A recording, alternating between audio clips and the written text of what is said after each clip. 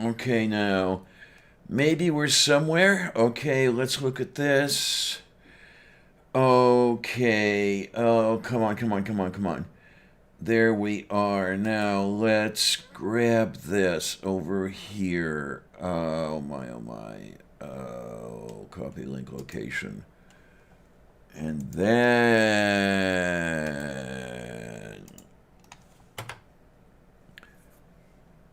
Okay, let's see if we're getting anywhere now.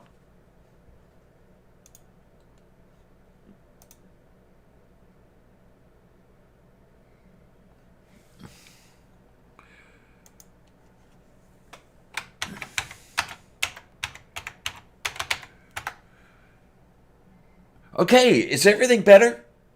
I certainly hope things are better.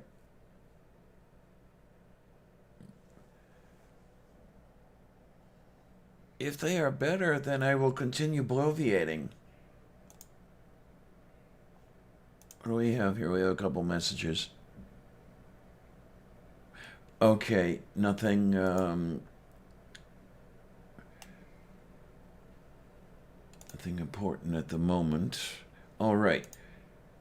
Okay, we can get. Oh no, I'm going to leave that up for the moment. Okay. All right, kids. There we are. So I'm going to have to do something. Yeah, I had the OBS running for quite a while before I started this stream, and that may have had something to do with it. So we're going to have to work things out with that, I guess. We'll see how it goes. It's still slightly off, but it's bearable. Okay. Oh boy, Shimoy, I've got to figure all this stuff out. That's just another thing I've got to figure out. Isn't that wonderful? Yeah, like I said, it's cold. Daylight savings time started. We've got a demented person as president, another one running for the office, and my live stream is giving me crap. Okay, yeah, indeed. I will do a clap. Okay, let's see here. Stand by.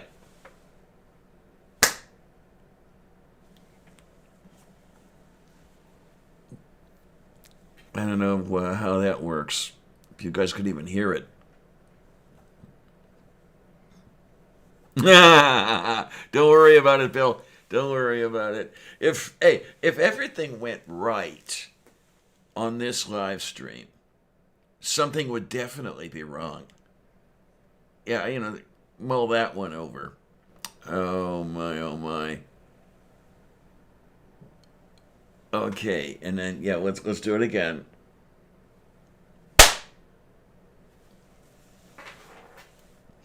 Somebody's playing around over there with something.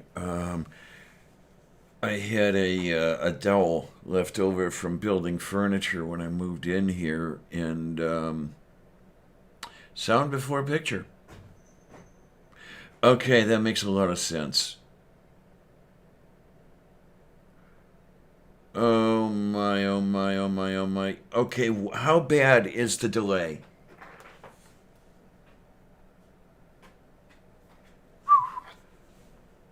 Okay, is it bearable? Because I really don't want to try again to restart it, although I will if I have to.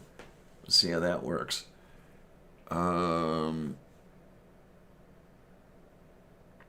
yeah, I did notice that there, even on my OBS, the video seems to be lagging slightly.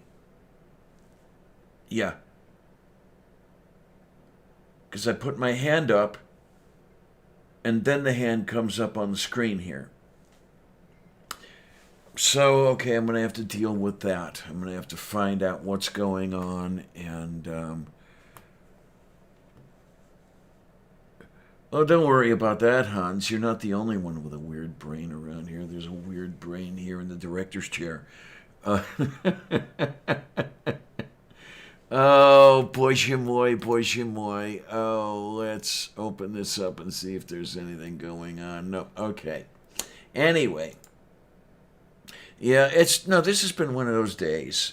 Um, okay, here in the U.S., daylight savings time started, and I had totally forgotten about that.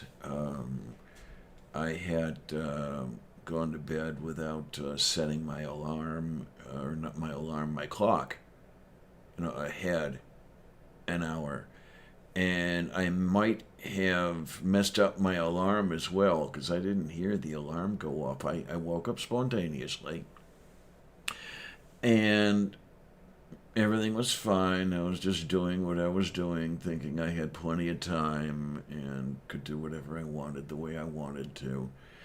But then I turned the machine on and I noticed it was an hour later than my clock was reading. And then it hit me, whap. Um, Daylight savings time. I was like, oh, holy hell. Well, at least that occurred at about 09:45. Um, so I had about an hour to get things taken care of and set up in here and everything. So that was no big deal. I didn't worry about it that much. I would have liked to have had that other hour, but I didn't. So I'm gonna, as I tweeted this morning, I'm running an hour behind, but at least I'm not an hour late. This is one thing I don't know. I like I like the meme I saw on Twitter this morning again. I mean, surely it's apocryphal, but there was an attribution of a story to an old Indian who supposedly said only the government could cut a foot off the top of a blanket, sew to the bottom, and think they had a longer blanket. Uh, and it's it's really the way it goes. The daylight savings time does weird things to me um, because okay, it does move the clock such that sunset occurs at a later clock time. Um, let's say that the sun was setting at 1830 hours or something like that. Yesterday. Now it's setting at 1930 hours. So that it seems when you're looking just at the evening, it seems like a longer day. But let's not forget that sunrise is also later. So when the sun would rise at 0500, now it's rising at 0600. So you've really not gained anything now anyway because the schedules now are not what they were when daylight savings time was instituted. Things are almost 24 hours a day anymore. Well, they essentially are. We run 24 hours a day every day. Even I do. Um, my nights tend to run late, and for some reason, as I'm getting older, I tend to wake earlier. And I don't know, maybe that's sundowner syndrome or something. But what are you gonna do? And I wake up early, and then I go back to bed. What's the song? I eat a big breakfast and go back to bed. Yeah, Pete Seeger. Um, yeah, there we go, Amiga Nuts. I like that. It works. Yeah, there are a bunch of grifters trying to line their pockets, and they're doing it incompetently. So, yeah, not weird at all. Um, I have absolutely no reason, for example, to suspect collusion among the candidates as far as who dropped out and when they dropped out. Well, I think I even remember Elizabeth Warren saying that she was staying in to siphon votes away from Sanders. I'd have to look that up and make sure that I had the what's the word for it? The citation. Yeah, yeah, that's another one for you. It's hard for me to forget Sunday because Sunday is coffee with coffee with lavender, and how can I forget that? I mean, you guys are out there, and I'm loving every minute of it. Thank you for coming by, every one of you. Um, and then there's the little one over there. Yeah, just be good, little one, would you? Um, and it's interesting as I looked at what they were doing, what they were saying, how the candidates seemed to be working together to get an establishment candidate elected. I know, I'm using words like establishment and everything else. I sound like one of the crazies, but I have to wonder how crazy the crazies are. Really. Hey, Beach, how you doing? Good afternoon, good afternoon, good afternoon. Yay! Yeah, and I mean, no matter what happens, okay? No matter what happens, we're screwed. It's been like that for a long time. My the horrible thing I was doing was I was trying to hold on to hope. And I have decided that I'm never going to do that again. As a matter of fact, that was my reply to a post that Seth Andrews put up. Let me get the link for you guys. I wish I could share more easily on the screen and everything, but that doesn't work too well. So I'm just gonna give that a shot here. Okay, no, not that one. Let's try this one. Yay! I'm gonna sort my screens out eventually. Okay, here's a Twitter post from the one, the only, the brilliant, the beautiful Seth Andrews.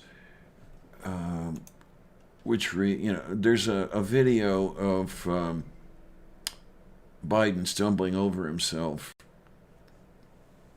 in a rally speech. He says, "This looks bad.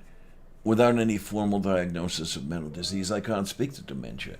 But a candidate taking on the forked tongue of Donald Trump should be, must be, sharp of mind, clear of speech, and not easily flustered. I grow more discouraged by the day." And I'm with you. I'm with you, Seth. It seems that the powers that be, if you want to put it that way, have a candidate in mind who is the wrong candidate. But I saw something else yesterday or the day before, which may be nothing more or less than conspiracy theory, but allegedly there are rumors that the DNC is pushing for Biden, and then once Biden has the nomination, they will somehow declare him unfit to be a candidate and pick whoever they want. Gods, if I could just remember where I saw that. It was a day or two ago. I have to start writing all these things down because as time goes on, more and more, I'm needing references. I'm needing citations for everything. And okay, if these rumors I think I saw, and I'm pretty sure I saw, are the case, then we have both sides jacking around with the game. As if that wasn't obvious before, and it might be now. And of course, they are all out to line their own pockets. They are all out to make their own existences more comfortable. I mean, if the Democrats aren't trying to flush themselves down the toilet, trying to get Donald Trump reelected, well, it must be because they are just as comfortable with him running the ship of state aground as they are with one of their own running the ship of state aground. And if that's the case, we're lost. I mean, if that's the case, it's over.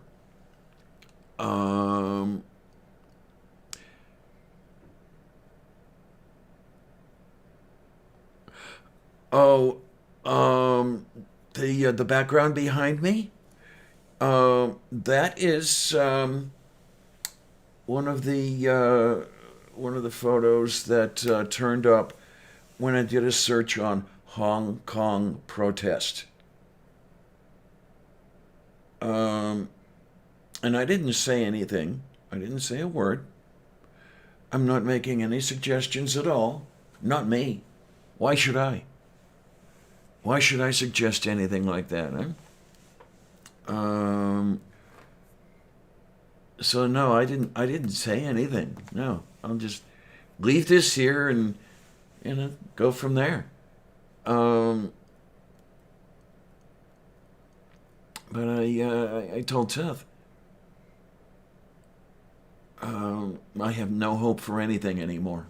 None. Not even a general protest. Not even a general strike. No hope for anything. I am simply happy that I have more life behind me than ahead of me.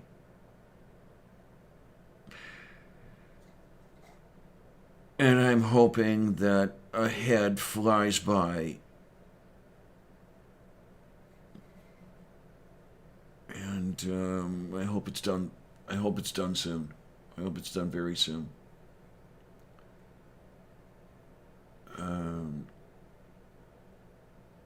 Because things that Trump has said on the record, he plans, for example, to go after Social Security and Medicare on the next budget. There are a lot of people who depend on that, kids. And even what they're getting isn't enough. I mean, I should know. I'm on Social Security.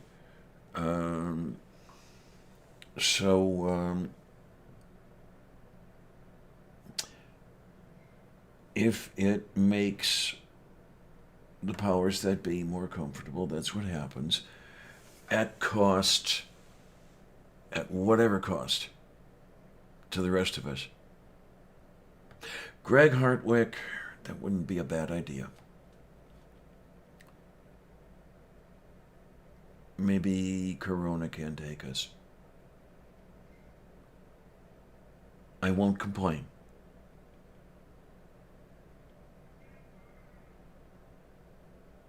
Beach, I know how it sounds, but I'll say it. I'll say it again. You say, well, I hope that it'll be blue come November and we'll vote for Biden if he's the candidate because T-Rump has to go. And I will say, red, blue, green, yellow, purple, orange, none of it makes any difference. That's my personal view. As far as I'm seeing it, it's all the same. It's done. As far as the editorial that appeared in the not Wall Street Journal. Why do I keep saying Wall Street Journal instead of Washington Post? I don't read the Wall Street Journal anymore. No, the editorial that appeared a little while back, it may have been back in 2019, but that wasn't that long ago. And the title of it read is American democracy dead? And my answer is yes. The U.S. is an oligarchy, and there are a couple of things we could do about it. One of them comes at significant risk, and the other one comes at not existing anymore. So, what the heck, right? Is it better to fight and be taken down, or die and have it over?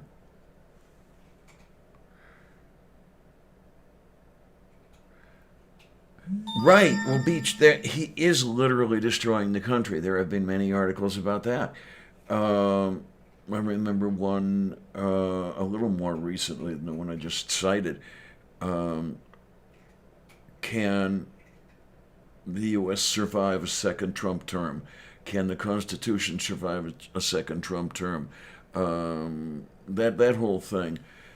I know he's killing the country, but he's not the only one. So is his opposition. Um, as I say, red, blue, orange, yellow, green, all of it is the same, literally.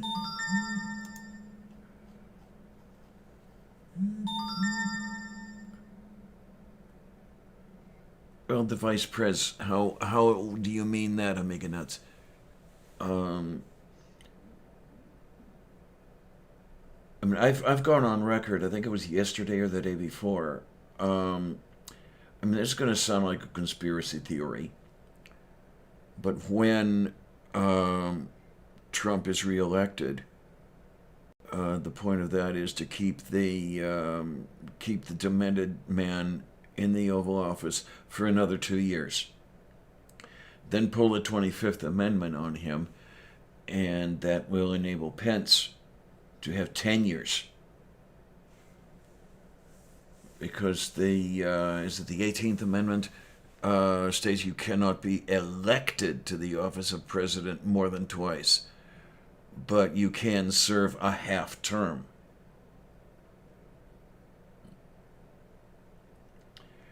So you can serve the remainder of someone else's term as long as it's 2 years or less, and then um, pick up two more terms.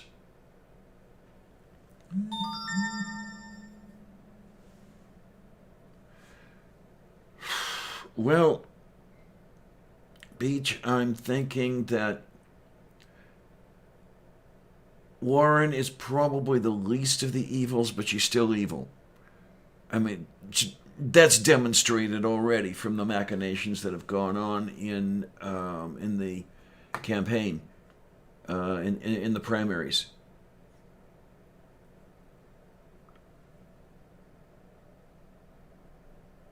Oh, okay, okay, okay. Yeah.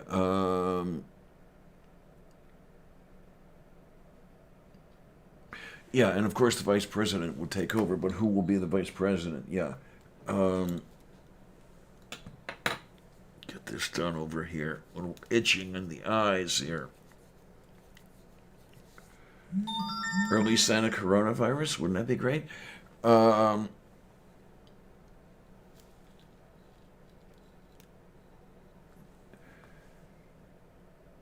I know of those who are saying they will that they will vote for Trump before they will vote for Biden, and crossovers, which I think was also what happened last time around. There were quite a few crossovers. It isn't the primary problem. Third party candidates, crossover voters, were nothing compared to the nearly half of the electorate who stayed home. I believe it was 47% or something like that who did not vote in 2016. And I see the same happening. I see the same happening this time around. And, well, here's the other thing. So much of emphasis is put on the occupant of the Oval Office. But remember that at least as far as the Constitution was written, I know nobody pays attention to it anymore, but as it was written, the president is not the entirety of the government. There is a Congress. There is a House of Representatives. There is a Senate. So even with the best president in the world in the Oval Office, House and Senate can still box everything up. The Turtle Man said last April that were Trump to lose a re-election, he would block everything. Were he to still be Senate Majority Leader. So there's something that's out of a president's hands. It is in the hands of the oligarchy. And when I say the oligarchy, I'm speaking of that part of the oligarchy that is the GOP, that is, in power now, that is, screwing everything up right now. But let's not forget, were they to disappear, were they to go away, you'd still have the other part of the oligarchy around screwing things up.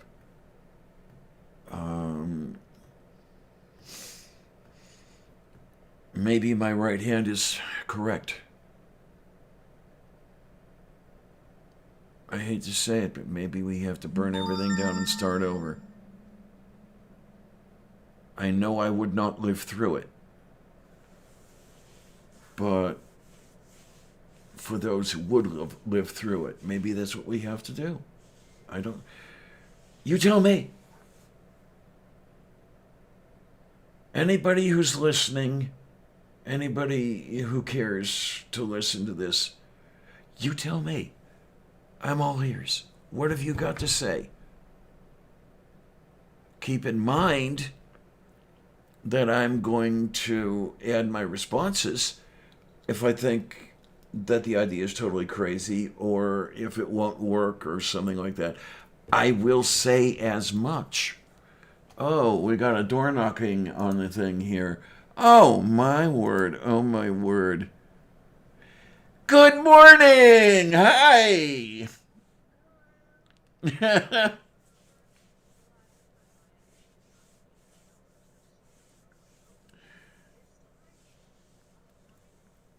Oh, my word. How? So am I. I'm glad you got the sleep you need. Do you need more? I mean,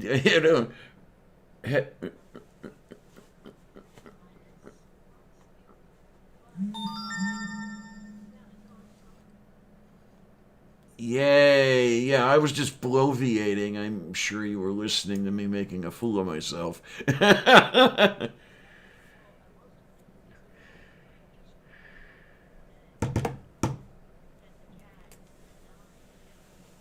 Well, I'm glad to have you here. Coffee always tastes better with Kate around.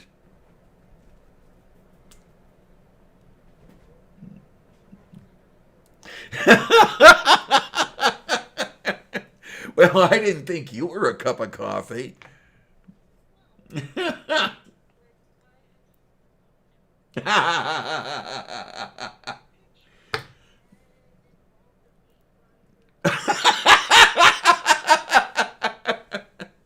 Ah, Scheiße, zu viel Scheiße.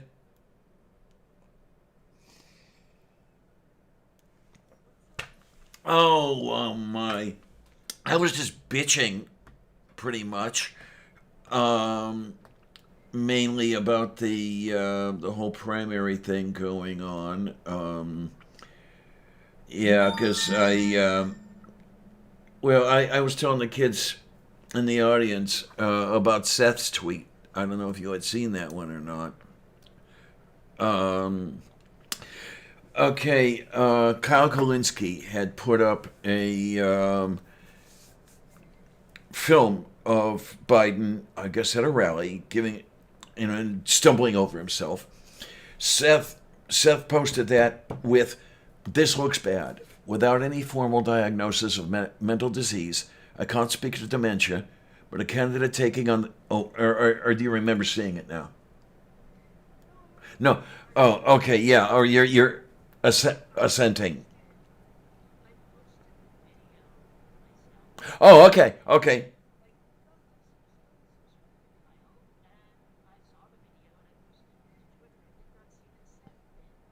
Yeah, he put it up at 0954 this morning. So that would be my time. Yeah, they adjust time zones. So yeah, so nine, not quite 10 a.m. And yeah, a candidate taking on the forked tongue of Donald Trump must be sharp of mind, clear of speech, not easily flustered. I grow more discouraged by the day. And my answer to him was, and is to you, it is to the audience, everything. I'm done. I hold no hope for the future. None. I refuse.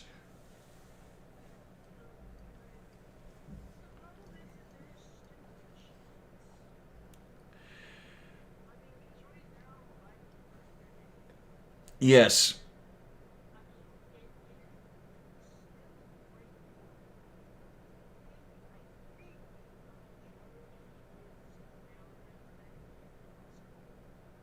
Yes, and now your convention is brokered.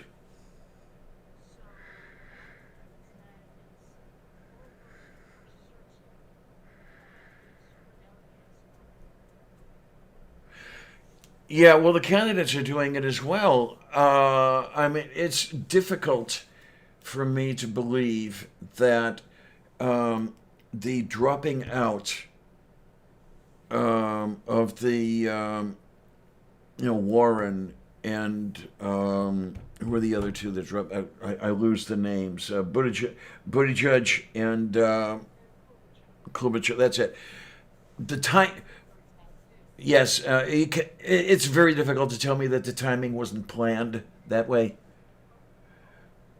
And of course, Warren said, "I'm just siphoning votes off of Bernie. I know I'm not going to get anywhere. I'm just taking votes from him." Um,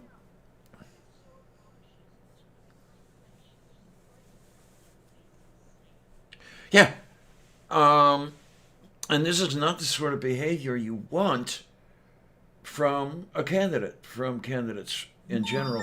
Um, and this is why I have totally lost hope, because no matter who occupies the Oval Office, we're screwed because none of them have clean hands at all.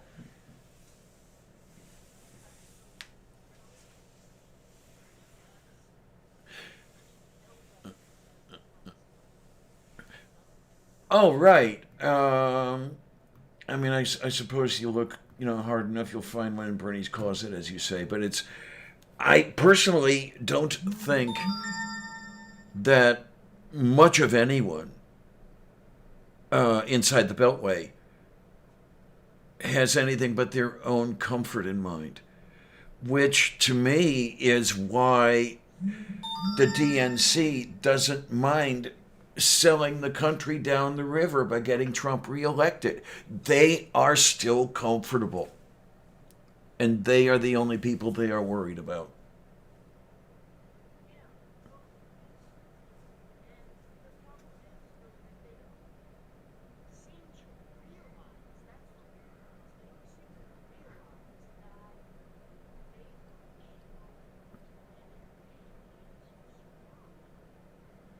Right.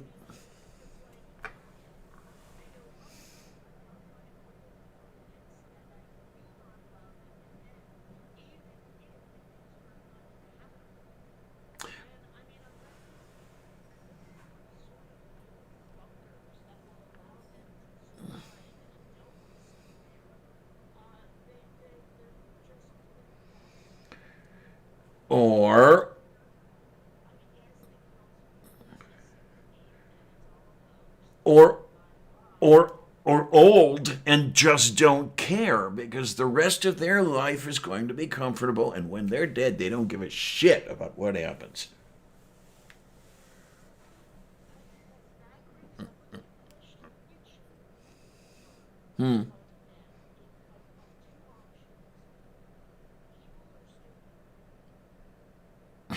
Wow. Don't pose questions like that this early in the morning. I mean, they are both. The,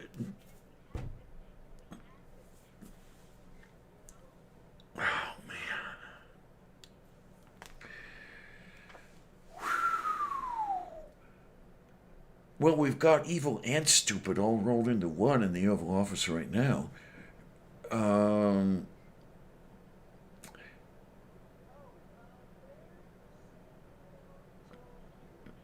oh no, oh my. Oh no. Okay. Let's go. Okay, let's do that. I thought that I had taken care of that. However, I restarted everything when I was having some major problems with lag.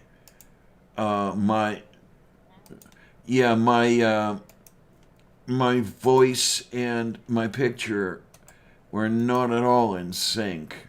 Um, okay, let's try this again. All right, kids, are we any better? Um,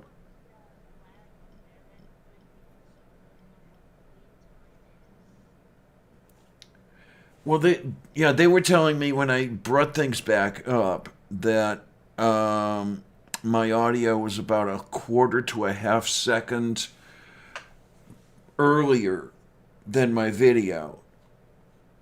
Um, Now, to me, that I'm just going to say it doesn't seem bad enough for me to try to restart everything again.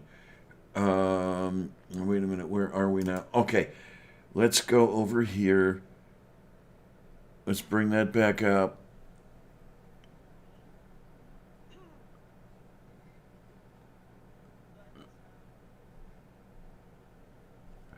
Okay, peoples, is it any better now? I am so sorry. I am so sorry.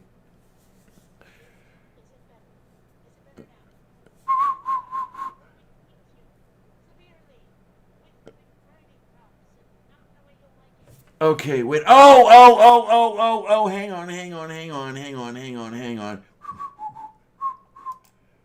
Let's try this. I.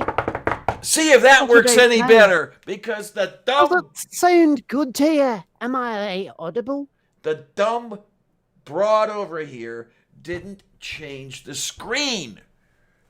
Oh, for fuck's sake. Damn it. I am so sorry, guys. I have to work on that because I was just taking from camera two because I was the only one around. And then when you came on, I was so surprised. I was so overjoyed that I forgot to change to camera one plus camera two. Now there we are. Okay, what were we saying? I'm trying to remember exactly. I was asking which would we prefer? If our politicians who are willing to screw over the planet in the name of their own profits, would we prefer that they are evil or stupid? Assuming we have to pick one. Yeah, and I'm thinking about this. Evil is set in its way. Evil wants what evil wants, and it's not going to change. However, I'm not sure I agree with that, but go on. stupid is impervious to reason and is not going to change. Well, I mean, that's the thing. Evil could be changed, but stupid is forever because it's physical. Yeah, I get where you're coming from here. I suppose. I suppose that evil would have to win out by a pubicle hair. Hmm. Now, Mega Nuts likes stupid. Hmm. Well, I mean, okay, granted though, now I think about it, unless they have expert handlers, I doubt anyone's winning an election if they're stupid. Like you look at Trump, he clearly had expert handlers, Oh, and yes, that's why yes. he's in the White House. Yeah. But most of the others probably don't quite have the same sort of support he did. And then, So, well, the other thing, too, is he had an entirely either evil, stupid, or both base voting him in. But, oh, well, yeah. so many of the things he did would have had any other candidate torched. That's the part that knocks me right the hell out. I mean, when he starts imitating that reporter who has Yes, whatever it was, cerebral that palsy, should if I have been the remember. end of it. Yeah, he was That doing should have this been the end thing. of it. Yeah. You know, you look at like oh, who was it? It was actually another dude from Vermont who isn't Bernie. When he did the scream, you know Oh, what I'm talking oh, about? oh. Yeah, I remember, and I can't pull up the name. Yeah, I keep forgetting his name too, which is weird because I think I've actually met him. But his But candidacy was not sunk. yeah. Well, on the basis of making a weird noise in a moment of zeal during a rally, that was it. Yes. And I do not know why I cannot remember his name for the life of me. My brain keeps saying Patrick Leahy, but I know But it's no, not. it's not. I No, know he's it's too old and too old and conservative for that. not. Um, What ah, candidacy ended by Scream. um, oh, Howard Dean. Dean. Yeah, yeah, There we yeah. are. There we are. Why can I never remember that name? I don't know. I don't know. And But gods, man, 15 years ago? I know, right? It seems like yesterday. But of course, man, so much has happened in my life since then. Mm-hmm. But yeah, I mean, um if that ends his campaign, how are all of the like weird ass things that Trump has done not ended his? Right. You know, I mean, grab them by the pussy. How does that not end a campaign? And the thing is, it would have ended a campaign if he'd been a Democrat. Yeah, absolutely. Well, a lot of what. Clearly, the stuff he did made Republicans go, "Oh yes, he's our bully. Mm-hmm. Well, He's our role model. We want to be a bully like him." let's not forget he's got the block vote of the U.S. evangelicals, who don't care what you do as long as you oppose abortion and want to kill all the queers. Hmm. It's true. Oh, did you hear about a guy who honestly said that he was being oppressed when drag queens read to children? It sounds vaguely familiar. Oh my gosh, I cannot remember the exact details because it was a while ago I saw the article, but this dude was just like, Republicans and religious people so often act like what other people do when they're not around is somehow oppressing them. Mm-hmm. Mm-hmm. Mm-hmm. You know, it's, oh no, people of the same sex are getting married. It's the end of marriage as we know it. They're going to destroy the family and this, that, and the other thing. And I'm thinking, how will straight people stop getting married and having children just because gays are doing it too? How does that happen? What has to be broken in somebody's brain to think that somebody else's marriage affects theirs or will change what straight people do in the future? Right, absolutely. I mean, there was that one couple in Australia, and I don't know if they ever followed through. They had, I think it was in Australia, they had threatened to divorce if marriage equality became a thing. And I'm sitting here thinking, oh, you do you, pal. I mean, if this is supposed to be a protest, it's only going to work on the people who already agree with you. The rest of us just think you're an idiot. Yeah, and then, well, here's one thing that I've always said, and I don't know, knock me around if you will, but if you're going to do an, if you're going to effectively protest, you've got to make it uncomfortable for Mm-hmm. your opposition. You cannot, for example, apply to the city of Pittsburgh and plead, would you please let us sit in the middle of a bridge for 10 minutes at half past midnight? Um, that sort of thing. Yeah. No, Well, you, did you hear about those like cities that enacted these laws saying you're only allowed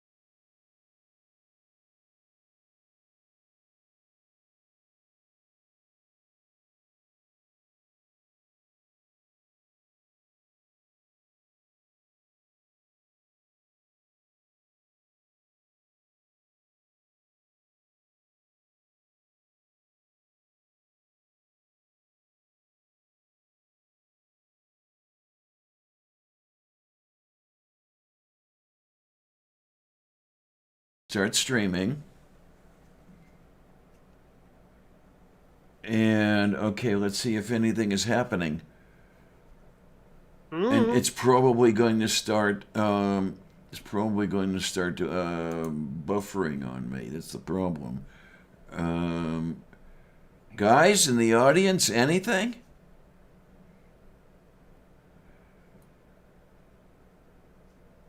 Hello. Well, your little circles were doing something. Oh, wait a minute. Amiga Nuts can hear. Oh, soundification. Hey! Yeah. I gotta think of seriously, something. I gotta what- think what- of changing what I'm doing. Yes, there. Yeah, I really do think that you're not using OBS in an optimal way.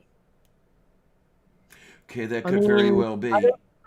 I really wish I could go over there and look at your setup and say, oh, yeah, it's that. Because I'm pretty sure it's that. I mean, if there's one thing I know, it's that William Shatner is evil. But Yes, if there's any other, the other thing. if there's any other thing I know, it's how to work with video and audio.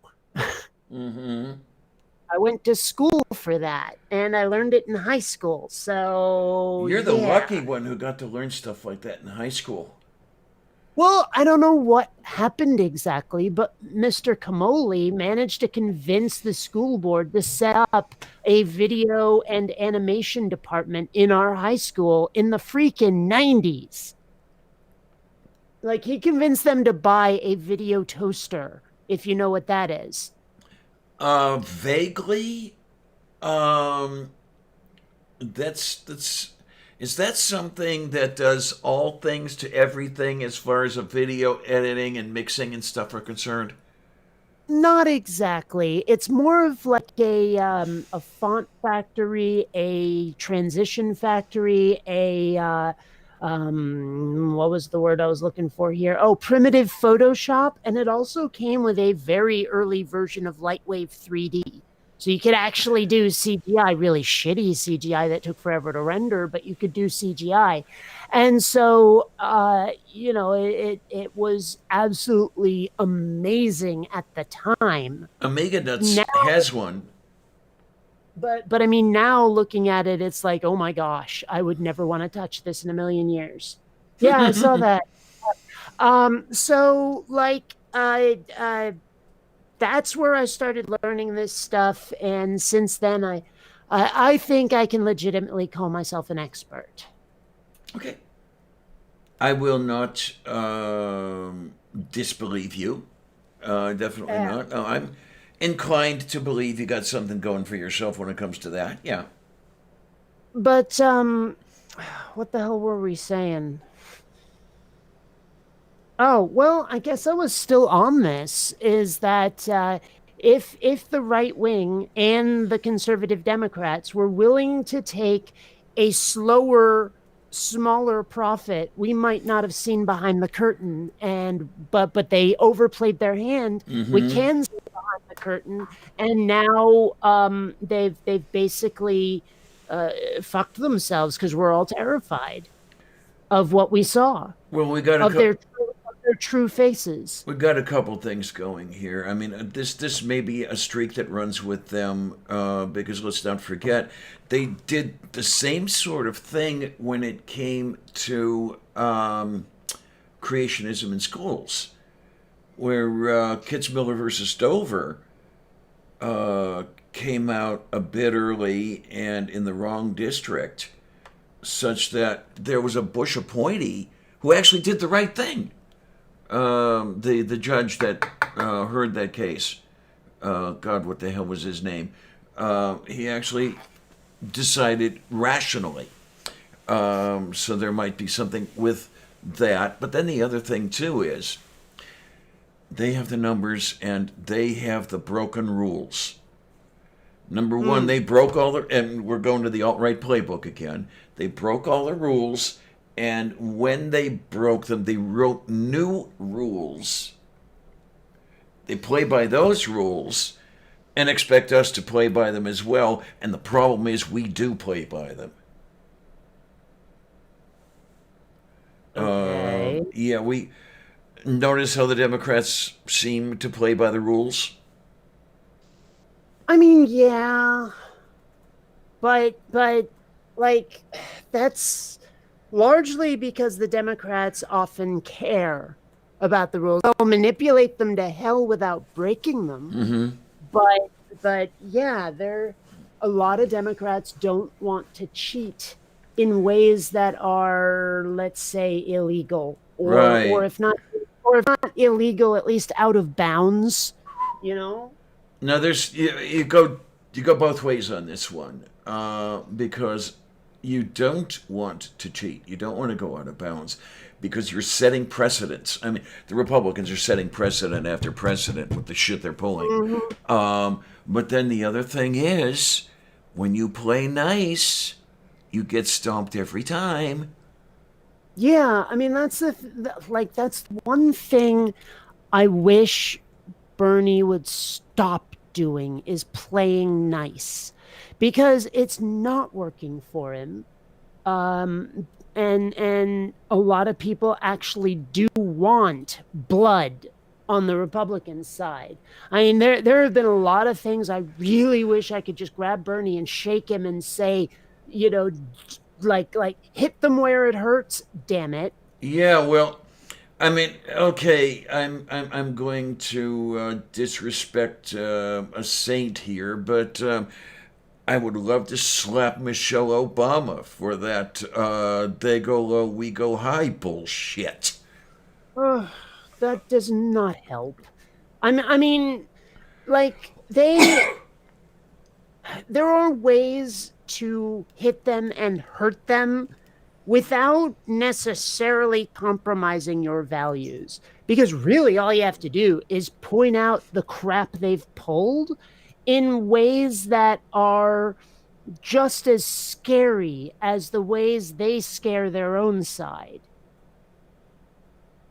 You know what Mm-hmm. I'm saying? Mm-hmm. Like they will they fearmonger about gays and about this, that, and the other thing, and we need to fearmonger about the crap they're pulling. But all Bernie's been willing to do is say how much better he is than them. Mm-hmm. Mm-hmm. Mm-hmm.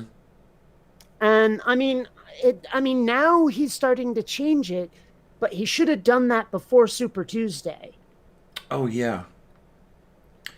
And then there are some people who are saying that Jesse Jackson should have endorsed him before South Carolina, but that's another story entirely. Mm.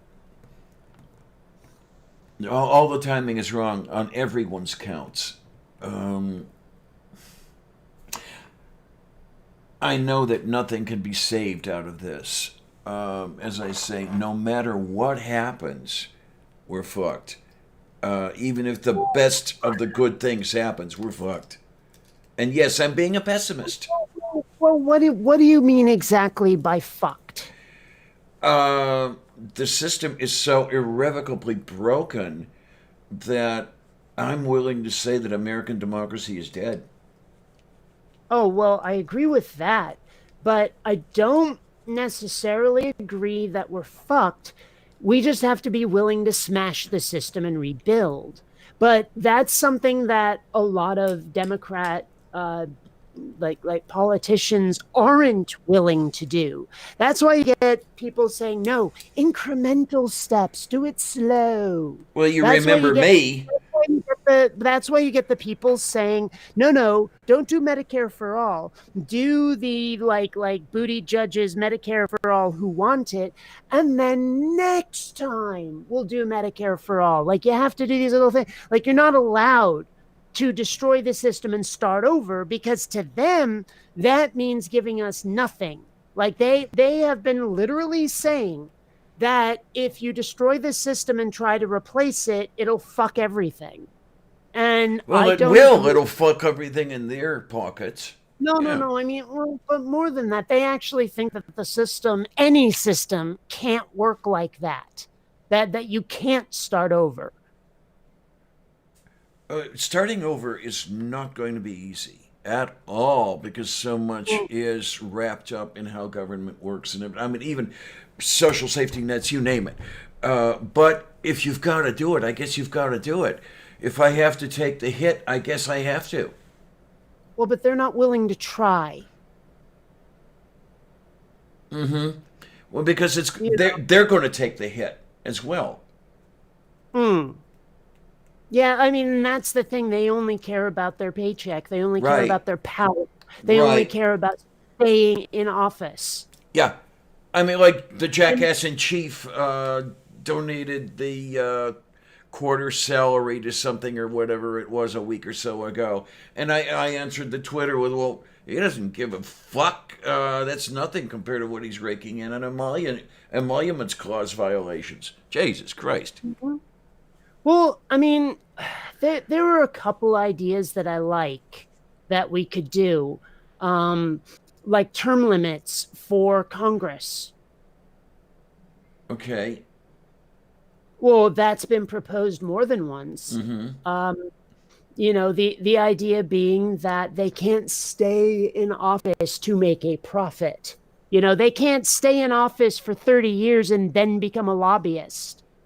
You know, like being a member of Congress won't be a way to get rich anymore. I'd have to work on that one because I don't know if these people are getting rich by being members of Congress Oh yeah. or are they being members of Congress while they are getting rich. Well, it doesn't really matter. I mean, What? because, well, let's put it this way. A lot of them go into Congress to get donations from big money donors. And then they're also there to build up a rep as being on the side of big business, so that like they will get a whole bunch of profit off of that because they're deeply embedded in those businesses. And then when they decide to stop being in Congress, those businesses that they were supporting as a Congress Muppet will then hire them as lobbyists at extraordinary salaries. Okay, that I get. Yeah, okay. So, and on top of that, I mean, the salary of a Congress Muppet is huge. It's like in the hundreds of thousands. So if you are a Congress monkey for life, you will be freaking rich. Well, there's the interesting thing is, I mean, I was looking into this stuff when I was seriously considering running, and unfortunately, just cannot afford it. That's the big thing. And when you get $175,000 a year, you're spending a lot of that on two residences, because you have your home, and then you have somewhere to live in the Beltway. Yeah. So, and then other things like that. Your costs do increase. So, a lot of that 175, or what does a representative make? I forget. Oh, it's Um, right here. I've got that for you.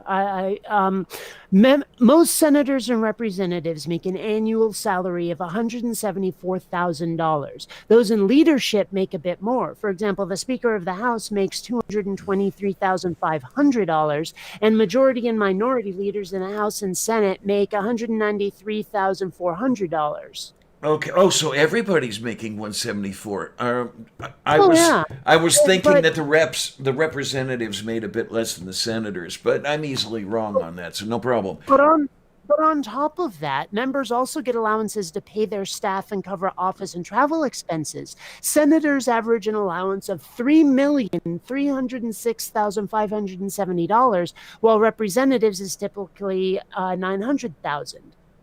And congressmen are able to deduct $3,000 a year for the living expenses they accrue while they're away from their home states or congressional districts. Okay, okay. So some of that I wasn't picking up on. I mean, I still can't afford to run anyway, but I was thinking I Well, I was mean, that's why politicians look to donors, is because they could not afford to start out a campaign on private funds, their own personal bank. Can't do it. That's why we have the like individual donors that Bernie looked for, or the corporate donors that everyone else looks for. Yeah, gone are the days. I mean, I remember John Glenn starting a Senate campaign out of his own pocket. This was quite a while ago. Yeah, you just can't do that anymore. Well, And I then, mean, these days people are gouged just for like TV ads.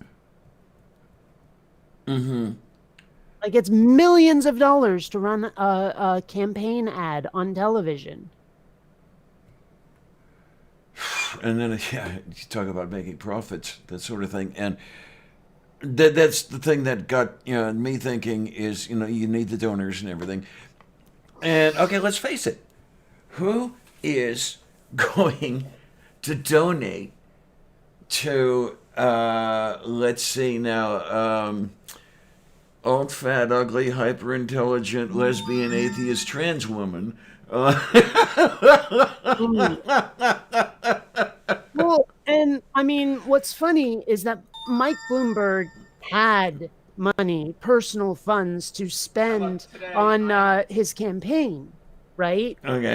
And it says here roughly 550 million in 3 months of campaigning just out of his own pocket. Now, granted, he's like a billionaire, Right.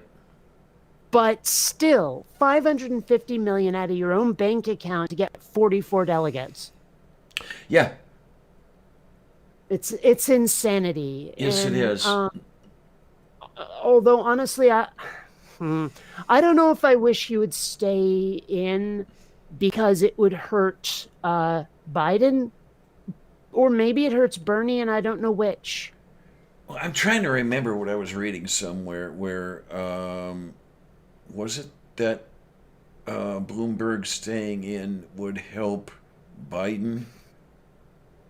I Well, that's the I'm thing. trying to remember. It depends on whose votes he's splitting. Because honestly, it's hard to imagine Bernie voters voting for Bloomberg, which means that he would be siphoning off Biden delegates rather than Bernie delegates. But at the same time, I don't know. Mm-hmm. I mean, that's the thing is like, I know Bernie pretty well and I know Vermont pretty well. The fact that he got, what was it, 59% of Vermont is bogglesome to me. Because Mm-hmm. most of it, like you ask your average Vermonter on the street and they'll be like, Bernie, Bernie, and so who the fuck in Vermont is voting for Joe Biden? Yeah, yeah. It's just so weird to me. Okay, well, be oh my word, Beach. Okay, you've said the Dems will run on the issues and T. Rump will run an anti-blue whoever campaign. Mm. Isn't that kind of what the Democrats are doing when they say vote blue no matter who?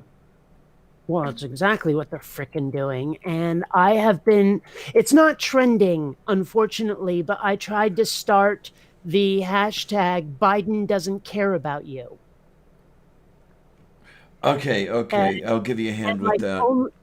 only one person retweeted it, unfortunately, but I mean, it's true. And people Mm-hmm. who are blue, no matter who, need to know it. I mean, the Trump derangement syndrome that's going on for people right now, where you get people saying the only thing that matters is ousting Trump. The only thing. And I'm like, but the next president is going to start doing stuff after Trump is out of office. Yeah, And the stuff they're going to do matters. But they don't care, yeah, you know? And I'm like, it just like you can't convince these people of it. And so I think the only tactic is to show them how horrible Joe Biden will be for them. I mean, okay. And also I I keep pointing out, I'm like, okay, if you're blue no matter who, then you should get behind Bernie because his voters are more intractable. His voters are often never Biden.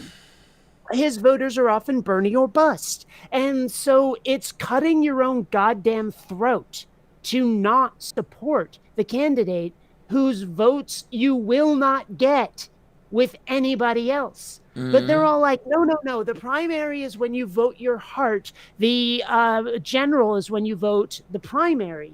And I'm saying, again, that's as stupid. That's as not taking the long view as saying blue no matter who, as not caring what the next president does in office.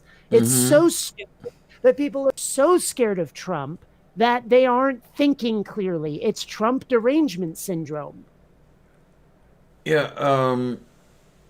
What am I thinking here? I lost it. It was something about who's going to come in and what are they going to do. I forget how I was going to put it, but yeah. Well, the status quo isn't doing us any favors. Right, absolutely not. But and I keep saying I will not accept a status quo candidate, another middle of the road, center right, milk toast candidate who will be barely better than a Republican. I will not accept or vote for a lesser of two evils candidate. And I get voter shamed for not rolling over. I guess part of it's coming back to me at this point. It's that tactic is going to hurt me. It will probably be the end of me, but I may have to support it because that's all that I can do. I'm willing at this point to continue the way things are simply is not worth it. You want it in words? I'll die over this. Well, here's the thing. Okay, there is a way to pull this out. And that is to make Biden drop out. And the way to do that is keep hammering on the fact that he clearly is senile, clearly has early onset dementia. And like with that Kyle Kalinske video, and to tell people he is a terrible candidate. If in the next several states Biden tanks and tanks hard, it might actually be over for him. I would hope it's over for him, definitely. We don't need to replace one demented White House occupant with another. No matter, no, it's not going to work. But of course, this is okay. I'm going to sound all conspiracy theory type person, but I'm going to do it. This is what the DNC wants because they want a demented president over whom they can pull the strings. I mean, you're probably right, but I don't know. And really, I mean, that is what's going with Trump right now because Trump is such an idiot. There's actually a thing going around where Republicans are saying, don't bring anything to Trump. Work behind the scenes around Trump. And this is what whoever is running the behind the curtain thing is going to do next term around. It's either Trump's people working behind the scenes or it's Biden's people working behind the scenes. It's the same thing, just different hats.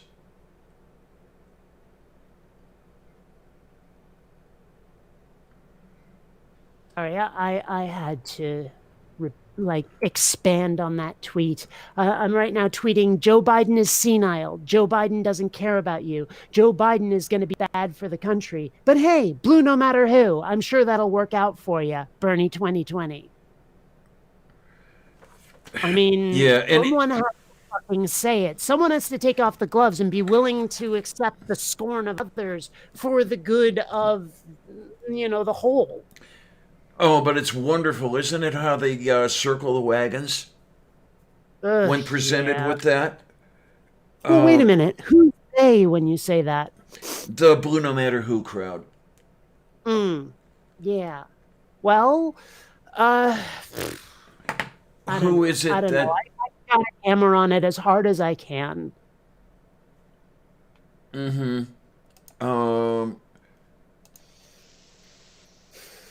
okay, somehow I lost the tweet that I was holding aside. Did you see the tweet with a rather young lady talking about we don't have to vote for Joe Biden, we don't have to vote for Joe Biden? That one? Well, I don't know who that is, and no. Well, I was marking the wagon closing going on around there. Uh, they all circled her like vultures. Uh, are you even old enough to vote? And oh well, that's where we're all going. And the one who said, "Oh well, that's where you want us to go. That's the hellhole you want us to go into," was a Democratic chairman, by the way. It's in his bio. Um,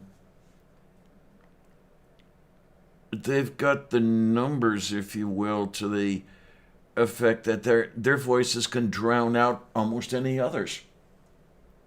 Okay, Amelia Nuts just said something in the chat that honestly I don't understand because I mean, I understand the quote. I just don't know who the hell William Mageer Tweed is. Never heard the name before. Doesn't sound familiar. Oh. So Shut the. I'm heading to the Googles. Well, apparently he is very, very dead because he was, what is this, April 3rd, 1823 to April 12th, 1878. Oh, So, yay. I mean, maybe the quote is relevant, but this dude, not so much. But the quote, for those of you not reading the chat, is I don't care who does the electing so long as I get to do the nominating. And, you know, I gotta tell you, that cuts both ways, that one. Yep. Because I want to do the nominating quite a bit. Well, I don't know. I kind of would just like to see the U.S. become an autocracy, with me as the autocrat. I don't, honestly. Autocrats tend to get assassinated. I would, I won't or bitch about that.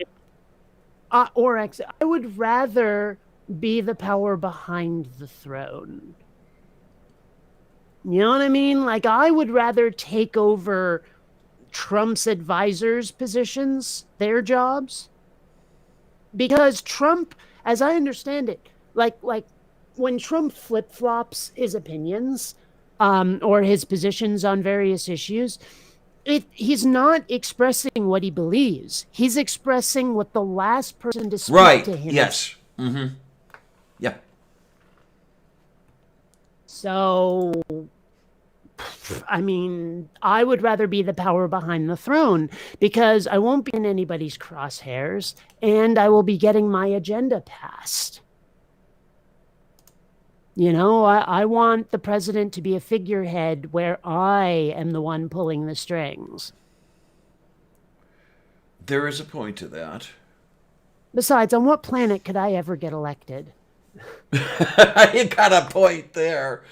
I mean, Yeah. you might have a slightly better chance than I would, but not by much. Sorry, but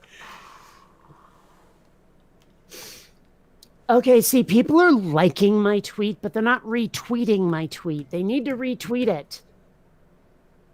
But at the same time, I very much object to being told to share or retweet or whatever. I hate it. And when I see please retweet, please share, I very pointedly don't do it, no matter how much I agree. mm-hmm. So we need to make this shit trend.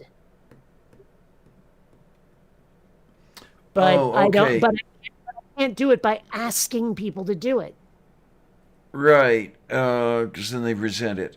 I see you've got the one up there with Chris Wallace as well. Okay. Chris Wallace? What did I do with Chris Wallace? Joe Biden's sharp cognitive decline. Please Well, that's share. Kyle's video. That's Kyle's video. Oh, okay, because you must have retweeted it. Because it's right below Oh, your no, Joe no, Biden is senile.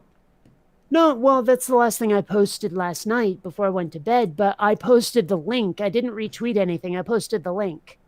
Oh, okay, okay, fine. Yeah, okay, I see the link up there, and it. Yeah, okay. I do actually have respect for Chris Wallace, even though he's on Fox Noise. Um, Yeah.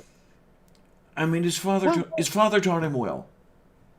what name did Joe Biden call him? Joe Wallace or something? He called him a different name, and he was like, not so much." Okay. you know. Now, okay, there was a mistake that Biden made recently where honestly, I think it was a genuine, like, I don't think it was his fault, where he's giving a speech and he said that his sister was his wife. Oh, But that the one thing, where somebody changed the two of them, their positions. right. And Yep. so he wasn't looking, he reached out and grabbed the first woman that he saw and spoke before he realized what he was doing. I'm quite certain anybody could have made that gaffe. Oh, So yeah, yeah, being fair, I can't fault him for that one, but that's one gaffe out of many. yeah, So yeah. He's becoming as well known for his gaffes as the jackass in chief. My dad is telling me I'm being an alarmist, but I still feel the need for an exit strategy. I I don't want to blame I want to you. move to another country. I don't blame you, and I wish that I could afford one. It's basically the way it works. I'm not even sure I could afford one without like support from my parents. Uh and the thing is, as much as I hate it when it's cold out, starting to wonder if Canada is a viable option. I would live in Vancouver if it didn't get cold. Okay. I mean, cold and I do not get along. My body doesn't heat itself. It just doesn't. I think I might be part lizard. Okay. Um, and so like because Canada is probably easier than some of the other places and a hell of a lot closer to people I know, Yeah. right? So Mm-hmm. I would so maybe Canada's a viable option, but part of me would really, really like to move to, say, New Zealand. Oh, yeah. And I'd consider the UK if it wasn't so goddamn Seattle out. The overcast, the constant overcast would kill me just the way it would have in Seattle. Mm-hmm. So, where would I go other than, say, Canada or New Zealand? I mean, I hear Australia. Australia seems nice, but I hear that their attitude toward LGBT folk is terrible. Yes, So, that's one of the things I've heard. It may simply be the current government, or I don't know if it's the populace in general. Um, I suppose that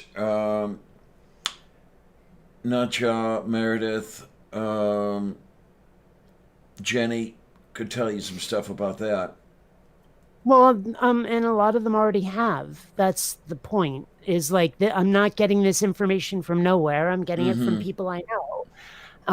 So yeah, I don't know. I mean, and maybe I am being an alarmist, but for a while I had so much hope about Bernie and did not see Biden on Super Tuesday coming. I mean, I just didn't. So, um, like I was pretty optimistic for a while, and then it all just crashed. And well, what I'm trying to figure out here with the Super Tuesday crash, how much influence could the party be expected to have? Um, I mean, is this really the will of the people, as I suspect it is not? In other words, Well, it is not the will of the people without outside influence. well, what exactly are you talking about? Because that could go so many ways. Yeah, did all these people decide on their own that Joe Biden was the man for them, Well, or I know was what you're there? saying. I'm asking the mechanism. Well, that's what I'm wondering. I mean, is there some mechanism that could accomplish that, or am I just pumping conspiracy theory here? Well, okay, here's the thing. As far as I can tell, there is really nothing that could happen beyond speeches and ads. So I mean, I have to ask again, what would change people's votes aside from their own idiocy? You know, from being pounded by ads that are often misleading or even outright lies. I mean, the only way that I can see would be actually literal voter fraud where votes are changed. And there were definitely people who were online for hours and hours to vote and then later turned away because it was too late. And okay, now that's something I thought you weren't supposed to be able to do. Well, they did it, and it disproportionately happened in Bernie friendly districts. Hmm. You know, like there just weren't enough polling places in, like, say, for example, neighborhoods populated by people of color. Hmm. Hmm. Hmm. And you know what? I really wish there was a less clunky term for that. I mean, obviously, colored people has a history. We can't use it. Uh, but, and also, it does include people who are not just black, you know, and I never heard anyone say colored people for Mexicans. So, even then, even without the racist connotations, you couldn't use colored people for people of color. But people of color is so damn clunky to say. Yeah, yeah. I mean, even, at least let us abbreviate it to POCs.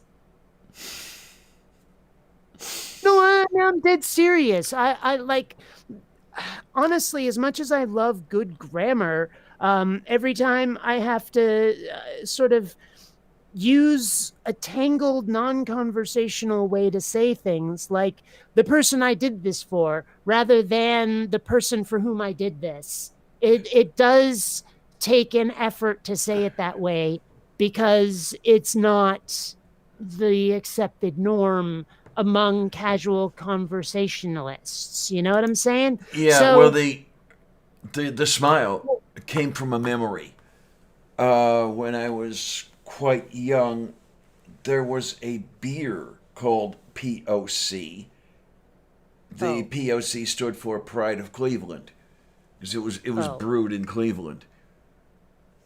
Well, I mean, but still, I just wish there was an easier way to say people of color because it's clunky as hell. But point being that in districts that are more primarily not white is where you found a lot of these problems with elections. So that may well be a mechanism of voter fraud. Uh, you know, but I don't know. Now, here's the thing. Is there anyone left in the race besides Bernie and Biden who hasn't dropped out? I know Tulsi hasn't, but I mean, the DNC changed the rules of what you need to be in the next debate, which means that she can't be in it. But she would have if they hadn't changed the rules. So, but even Okay, then, so I kind of do there. want her to drop out at this point because she would just split the Bernie vote. Mm-hmm. Um, Interesting how they changed the rules midstream too, isn't it? That's another story. Yeah, okay. I think it was just the three of them, if I remember correctly. Um, I mean, even if Biden drops out, all that means is Bernie wins. So I'm pretty sure that the establishment Dems won't let it happen no matter how bad Biden's numbers get. But I mean, the thing is, when people drop out, I tried to figure out what happens to their delegates. Now, as I understand it, delegates are not officially assigned until the convention. So the rule seems to be that when someone drops out, the delegates just go to the next, to the person who won the state, regardless of who the people voted for. Right? So even if their vote was for Bernie, but Bernie lost the state, when someone drops out, the delegates aren't given to Bernie if he didn't win the state. So if Biden were to drop out, Bernie would get so many new delegates. You know, even if there was a third person in the race, because like when Biden won, Bernie was a strong second. Like I'm trying to think, was there a state anywhere where even like say Bloomberg stomped Bernie, even if he didn't win against Biden? There might have been one, but I think it was rather inconsequential. And I'm trying to remember which one it was. Oh, it was American Samoa. That's what it was. Yeah. Okay.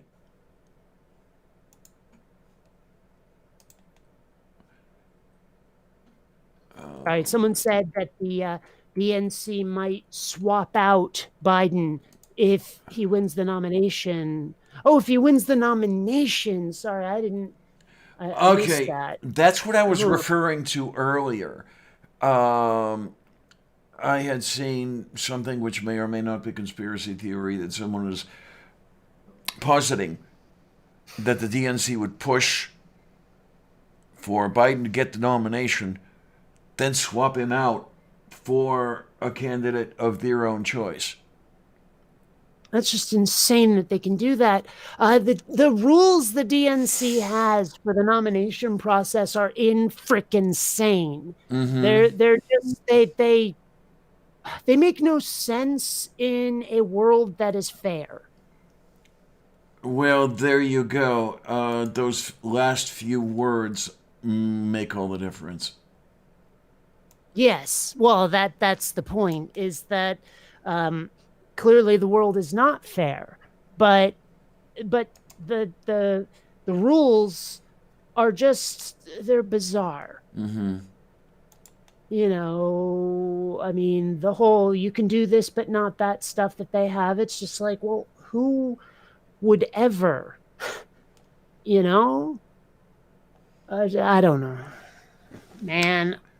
I'm so sick of it. I would love to just burn it to the ground and start over.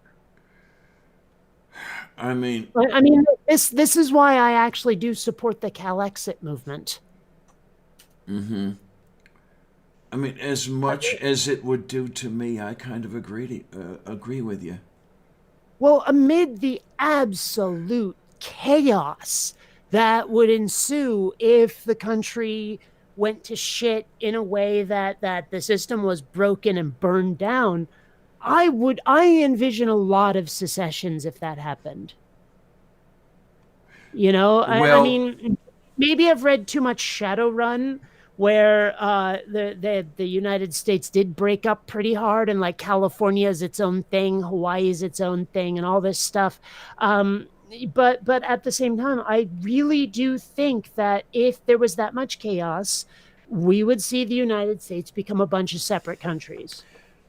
yeah. I was going to say, I didn't think that in a situation like that, I didn't think there would be a United States from which to secede. Yeah, it would just fall apart, basically. Well, here's the thing, though. I mean, I'm fairly certain that, wow, brain totally not work now. Uh, is Pittsburgh? Yeah, it's in Pennsylvania, isn't it? Yes, the I'm fairly, southwest corner. I'm fairly certain that Pennsylvania, or yeah, is going to be um, like basically Republicanville, Yes, right? yes. That it will be caught in that. But given what happened with Purple, you could probably start a GoFundMe. to move. If I had to, I guess I would. Yeah. Um, to where, I'm not sure, Well, but California. I'd need a whole hell of a lot of GoFundMe, wouldn't I? Because No, just to pay rent and buy groceries, man. it depends where. It depends where a lot. Because, obviously you won't be moving to LA or San Francisco or San Diego or anywhere like that. But there are a lot of smaller towns that are easier to live in. Because it is something I would consider, um, as long as I can afford to live there. Well, and I mean, if not California, I'm sure like Oregon or Washington State will have that. Or hell, if you want to move to New England, I'm sure New England would say, fuck this shit and leave. Well, I mean, come on. I was raised in New England. I know the people there. And a lot of them would welcome New England being its own country. I could imagine. So, I'm thinking especially some of the folks in Vermont and New Hampshire. well, I mean, that's the thing is like, uh, if we had the kind of burn it to the ground chaos that could happen, then we might be able to secede without a civil war. But if Trump is reelected and we say that's it, we're out, there will be war, I'm convinced. Because isn't it like treasonous to secede? Like there's no legal pathway to secession. Right, right. I don't think it's being settled, but I think that the general feeling is that secession is treason. I Yeah. remember that there was a voice post the first American Civil War that was talking about the secessioners being traitors. Yeah. Oh, I'm looking on Wikipedia right now, and they're not giving a straight answer on whether there is a legal pathway. There is no straight answer. Well, Even I mean, now, I mean, the biggest I thing is figure that, if it was explicitly forbidden, it would say somewhere. well, there's the thing. I don't think that the framers even considered that someone would want to secede. Um, Um, not sure I agree with that. Because like I'm seeing a quote here, is that like the whatever the intentions of the founders, threats of secession and disunion were constant in the political discourse of Americans preceding the Civil War. And so, I mean, I guess if it was not allowed, like explicitly not allowed, we would see something about it. But apparently, like we wouldn't see those people having discussions or threats. okay, then. Okay. So, I mean, it's clearly not like forbidden. Well, no, it's definitely not clearly forbidden. There are no words there that say "you shall not do this," and there are at the same time no words that say "this is how you do it." As you're saying, it's in a legal limbo. And the interesting thing is that there was a war fought on American soil, and it still didn't resolve the issue. Oh Lord! Well, it still knocks me out when like southern states will fly the Confederate flag as if that should be a source of pride when you guys lost. Yeah, But like it'd be like flying a Nazi flag and saying, "Look how freaking awesome we are." And it's like, yeah, but you lost that big war you tried to wage, right? I'm trying to remember. Wasn't there something about that specifically mentioned in the alt-right playbook that it was a a feeling of what's the word I'm looking for? A whole persecution complex thing, and we have our traditions and our virtues, and we are going to have them and hold them in the face of all opposition. I'll have to go through that video series again. And while I'm talking about it, let me look it up in case anybody out there wants to see it. Well, I actually see an article from 2016 where it's discussing the Calexit movement, and it says, "Is it possible for California to secede from the U.S.?" And oh wow, apparently there's a movement like it in Texas called Texit. Yes, But yes. let's see. I don't. Oh man, I really wish that people who write these articles would not feel the need to have a double wide buttload of preamble and history before giving an answer. It is so frustrating. You have to read their wall of text before you actually know what the hell they're trying to say. Oh, it's so frustrating. Okay, kids. I'm throwing a link in the side chat. Those of you who haven't already may wish to have a look at these things. It does explain a lot about how the fascists think. Okay, so oh, geez, fucking finally they give an answer. It says here there is no legal basis for a state to secede from the Union. The U.S. Constitution has a procedure for adding new states or subdividing existing states. Both require Congress to consent, but there is no procedure at all in the U.S. Constitution for a state to secede. In Texas versus White in 1869, the Supreme Court of the United States ruled that states cannot secede. Oh, for fuck's sake, it took like paragraph after paragraph to find that answer. Oh, I hate you wow. people who write articles. Ugh.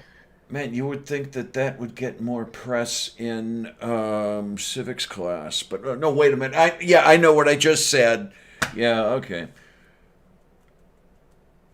Oh, so goddamn frustrating. I really wish that they would.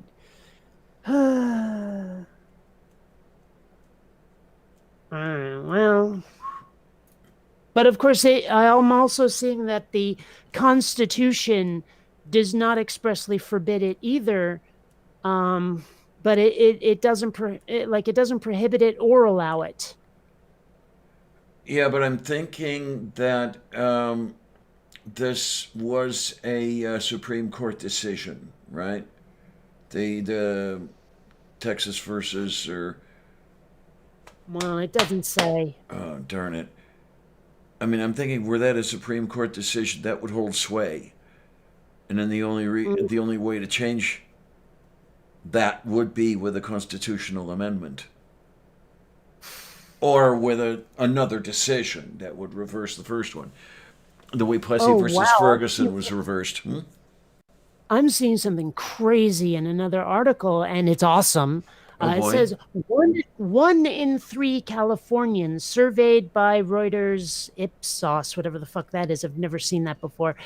In a recent poll, want the state to leave the U.S. Still, the event of a Brexit-like secession remains unlikely, but still, it's mildly popular, which surprises me, to be honest. But yeah. Yeah, I guess you would have to now look at which third of Californians is Well, supporting. Yeah. I mean, I don't know that it's regional. I mean, that would be a witch of the many witches that one could witch. What the fuck am I talking about? I don't know. Good, I don't either. Uh, But I'm seeing something here. It says that there are two paths, according to whoever this Nicoletti person is. You're gonna need a constitutional amendment, or you're gonna need a revolution.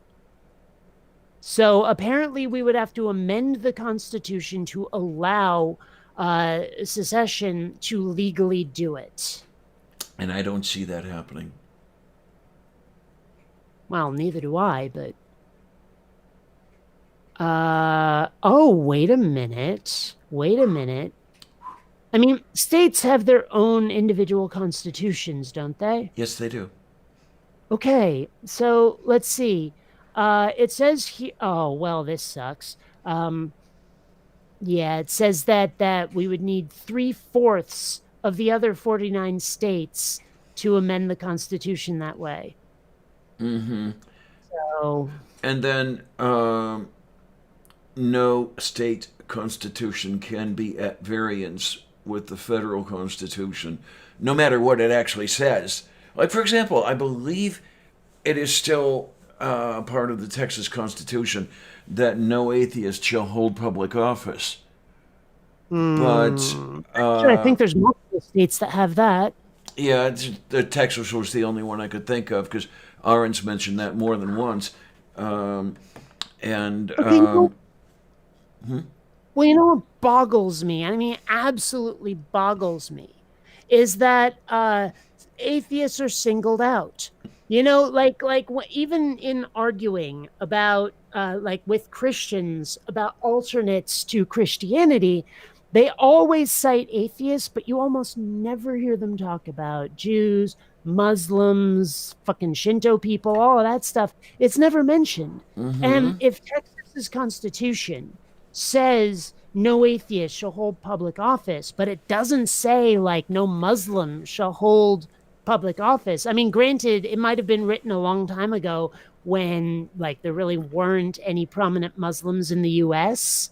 But even so, the fact that it singles out atheists and doesn't say something like only a Christian may, that surprises me. Yeah, what I'm thinking, I wish he were here that I could ask him.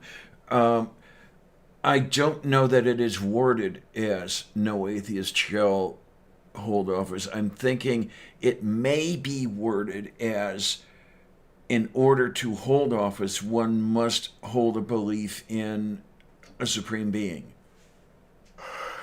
I'm not sure if that's the case or not, but there would be Oh, a slight legal difference between the two. so you know what actually kind of really frustrates me? Now, I don't have the details on this. I'm friends with David Silverman. Yes. I mean, we know each other rather well, not rather well, but we know each other. And he strikes me as a nice guy. Now I know that things behind closed doors, like I've heard, oh, someone might be in an abusive relationship with their spouse and no one will know it, and they seem like such a nice person, yada yada yada.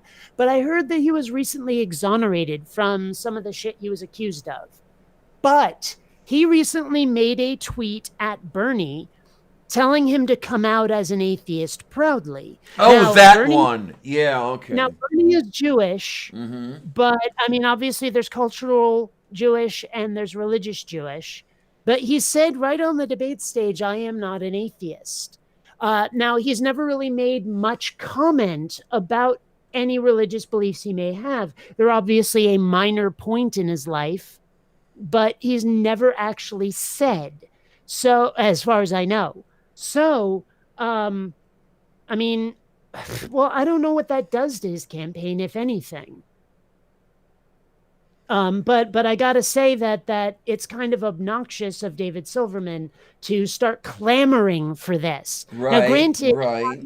I take issue with Neil deGrasse Tyson for not saying he's an atheist, but he's explicitly stated he has no God belief, and I think he's just afraid of the word and the stigma because he's a fucking Yeah. atheist. Well, just as Carl Sagan was. I mean, Yeah. we all know, the biggest open secret that's been around in a long time that Sagan was atheist. He just didn't want to call himself that. And I mean, that is something that irritates me because atheists do need to be normalized in the public eye. And people refusing to say it, refusing to be the pioneers in that field is frustrating. Mm-hmm. Mm-hmm. I mean, I wish people would pay more attention to me because I'm not shy about citing my atheism. But of course, I'm nobody. We need somebody who is somebody to do this. Well, and I mean, I'm doing my part, but I may be less of a nobody, but I'm still a nobody. Yeah, I get you. I get it. So, I don't know. I don't know. I mean, and it's hard to walk that line between turning off your audience by being too strident, but also being too meek and never getting noticed. I mean, Yeah. sometimes the people who make the biggest changes are the people who are the most bold, the most, or the least inhibited. I mean, you take a look at someone like Rosa Parks. She had to stick it right in their faces to get anything done. Mm-hmm. So, I mean, maybe an atheist has to be an asshole to get it normalized. I don't know. I mean, these are tactics that are like crapshoots as far as I'm concerned. You could as easily ruin yourself with, I am an atheist, as you could advance the cause. Yeah. Mm-hmm. So, I mean, what do you do? Mm-hmm. I think that maybe what you need is a two-pronged approach where you have the rabid and screaming assholes like me, and then you have the more moderate people who are like supporting people like me behind the scenes. You know what I mean? Where it's like, yeah, I mean, I'm not really part of that, but I agree with their message, if not their tactics. You know what I mean? Mm-hmm. That may be the only option. That may be the approach we need. I don't know if it'll ever be in my lifetime, to tell you the truth, but Well, I don't know if it'll be in mine. well, Of the course, I way also don't know how long I'm going to live, I but was just whatever. about to say, yeah, the way things are going, I don't know how long my lifetime is. Um, Well, I mean, that's the thing is I'm not that pessimistic. Like you're a bit more pessimistic than I. yes, But yes, but at the same time I do grok the doom and gloom. You know what I mean? yeah. It's only been getting worse. When I look at the difference over the last 50 years, there have been some bright spots, but on the whole, I have to say it looks like it's been getting worse. Mm, I don't know. I don't know. I mean, Especially in the last 10. honestly, well, I mean, given that all of this stuff we're saying is recorded, Mm-hmm. I figure at some point we are going to have the sort of like what's the word I'm looking for here? Like thought. Well, I mean, thought police is the essence of it, but there's some a ministry of truth kind of thing. Mm-hmm. And so all of this recorded and on record, and people show up at your door going, "We know what you said online, and it's not okay anymore. And so sorry, you're in jail now." I could see that happening, Yeah. but well, what can you do about it besides try to delete your channel and hope by doing it, it expunges the record? That's like the only way to not be labeled a traitor if it goes that far. Mm-hmm.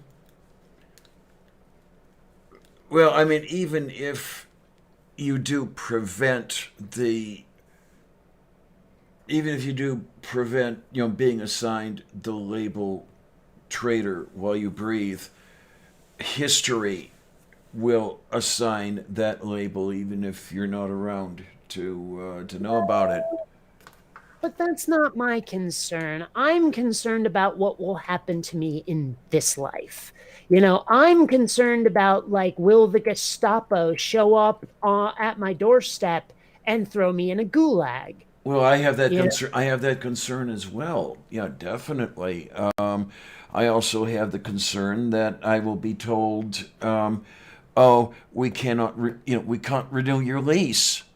Because the Ministry of Truth has told the Ministry of Housing that you're not desirable anymore. Yeah, one of those deals. The Ministry of Housing. Yeah, remember that I have a roof over my head, courtesy of Ben Carson's little thing. Sorry, be more specific. I don't really know what you I mean. live in Section 8 housing, Okay. and am therefore that much closer to government No, no, no. scrutiny. I get that part. It's the Ben Carson part I don't grok. Oh, he's Secretary of Housing and Urban Development that I thought I remembered. No, but be more specific about the situation. What did he say? I don't know. No, he didn't say anything. I was alluding to Housing and Urban Development by naming its secretary. Okay, so there isn't a specific thing that, like, he goes, if this, then that. Not yet, anyway. Right. Okay. Well, I guess you confused me by bringing up his name then. Okay. Okay. Sorry. Merciful Zeus, Chris, stop texting me. All right, there we go. Oh, okay. So that's sorry, that's your telephony. Okay. Yeah, well, I have a friend from Seattle who I'm not sure if he's here on business or if he wants to move or what, but he's been showing up in town. He's a really nice fella, but he has been texting me this morning, and I kind of would like him to stop because Okay. it's too much at once is all. But yeah, my text message, my incoming message is from Invader Zim, where like this communications Irkin alien invader dude, tells his bosses incoming transmission from Planet Microb, and I cropped out Planet Microb, and yeah. So I think it's an entertaining text message thing, but it does kind of get obnoxious after a while. Yeah, I noticed that Maya said all the southern states tried to succeed or tried to secede from the nation just before the Civil War. As far as I know, that has been the only president for secession. This is the interesting thing. I don't know offhand what would have happened had South Carolina troops not fired on Fort Sumter. Well, I mean, not to defend the South, but if they really wanted to secede, what options did they have? I mean, seriously, like if they won't legally let you do something about which you feel quite strongly, what do you do? You know, how do you tell them, well, tough shit, we're doing it anyway? Yeah, because my understanding, anyway, is they fired on the fort because of the Union troops' presence. Would they have been able to swallow it for some period and try for a less dramatic withdrawal of those Union troops? I don't know. I mean, knowing the way the Southern people I know are stubborn, worse than I ever was. So maybe not. I might have a monopoly on stubbornicity. Goodness knows there are some things about which I feel quite strong and will defend to the hilt. So, I mean, what can you do? It's like if people are going away I find distasteful and I'm not willing to change, I mean, what can you do? Mm-hmm.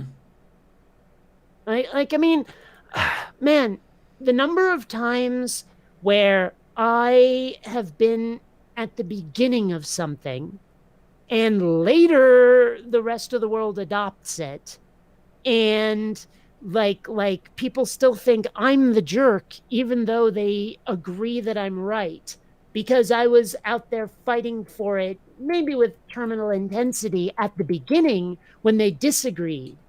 And now that they agree, it's like I get no credit. You know what I mean? Well, I mean, okay, as much as we both love Aaron Ra, and as much as he has corrected the record as much as he could, he's still credited by many people with creating the term apistivist. Yeah, okay. And no, he did not. I know the person who did. Hi there. Mm, And he was instrumental in popularizing it, yes. But yeah. that's not creation. Yeah. And as I say, he has done his best to give me the credit when it comes up. But it's hard to fight popular opinion. It's hard to fight rumor. It's hard to fight all of that stuff. So I mean, in no way do I blame him. And if it Oh, is right, right. well, if it's misconstrued in that fashion by anybody, fuck you. But I mean, still, it rankles a bit to not get that credit.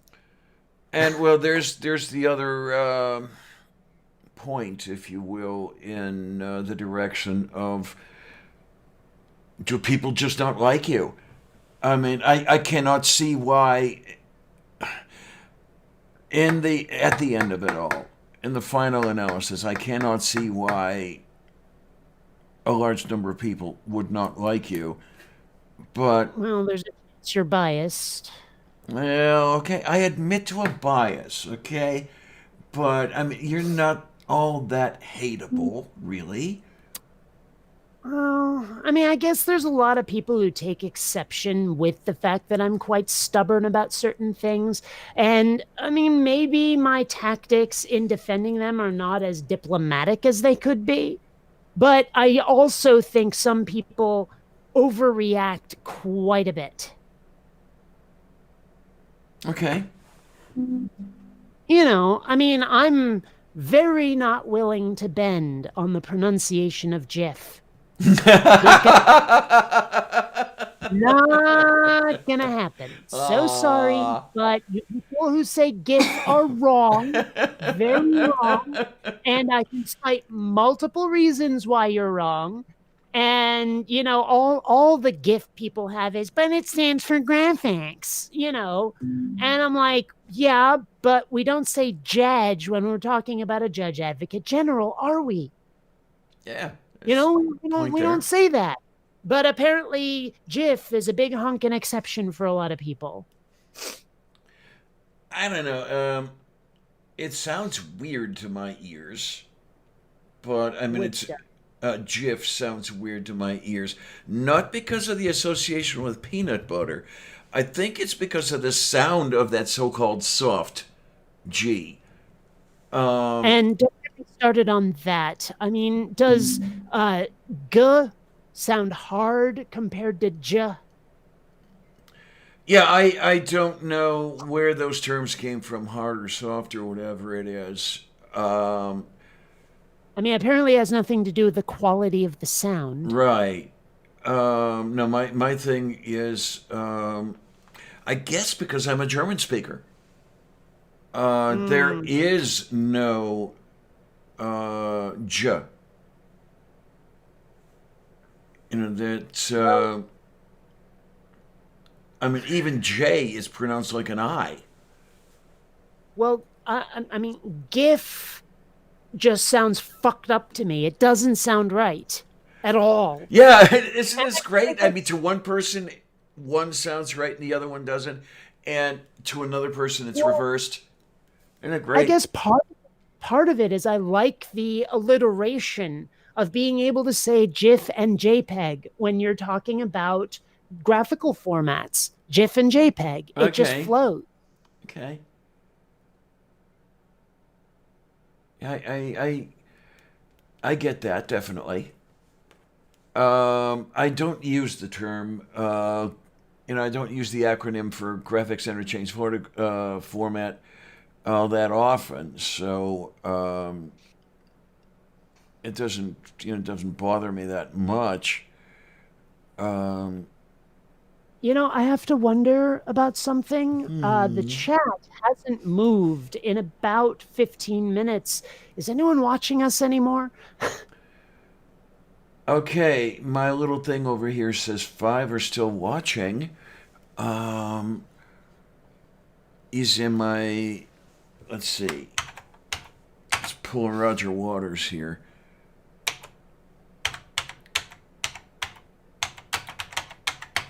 But I mean, I don't know. And of course, there's other things that I'm quite vehement about, and I guess some people just don't like it. Wouldn't have anything to do with Shatner now, would it? Well, there's but there's also, I'm pretty vehement about Star Wars versus Star Trek and Oxford commas and this, that, and the other thing, and yes, about like Bernie versus Biden and all that. Well, you and I are in Yes. the same corner when it comes to Oxford commas. Okay, so Well, there's. yes, but I mean the point being that I don't know. It's just it's a thing. Ah, this is interesting. Hans says, Tim, the GIF feels weird.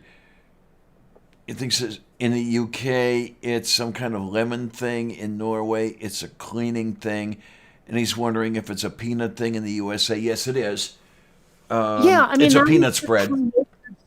well, I mean that was the creator's idea because the Jif peanut butter slogan was "Choosy moms choose Jif," and he said "Choosy developers choose Jif," and that is like the whole reason he named it that was to use the peanut butter slogan. And there's a lot of people out there who go, well, I don't want to talk about peanut butter. Jif is a peanut butter. And these are people who don't know the origin of the term.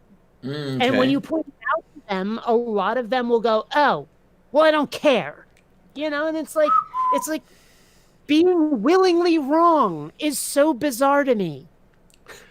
Well, there's the interesting thing. I ran into that a while back with. I'm trying to remember what it was now. Oh, I remember. Um, Somebody called Trump a dotard, and it was in print. So he's looking at it and saying, "Oh, that term is so objectionable." So, what do you mean? Well, the last letters are TARD, and Oh, you do realize, of course, that there is no contraction of retard in there, right? I don't care. And it's like, And we've had the discussion. okay.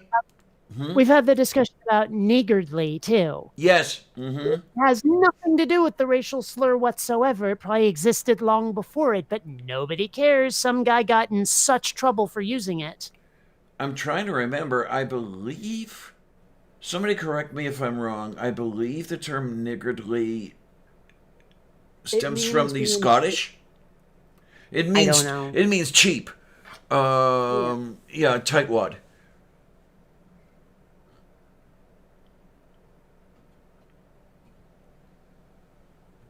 Sorry, someone's asking me a question about Patreon, and I have to answer it because he wants to give me money. Oh, well then, answer away. Yeah, you can donate in multiples of 1 million to this Right. address.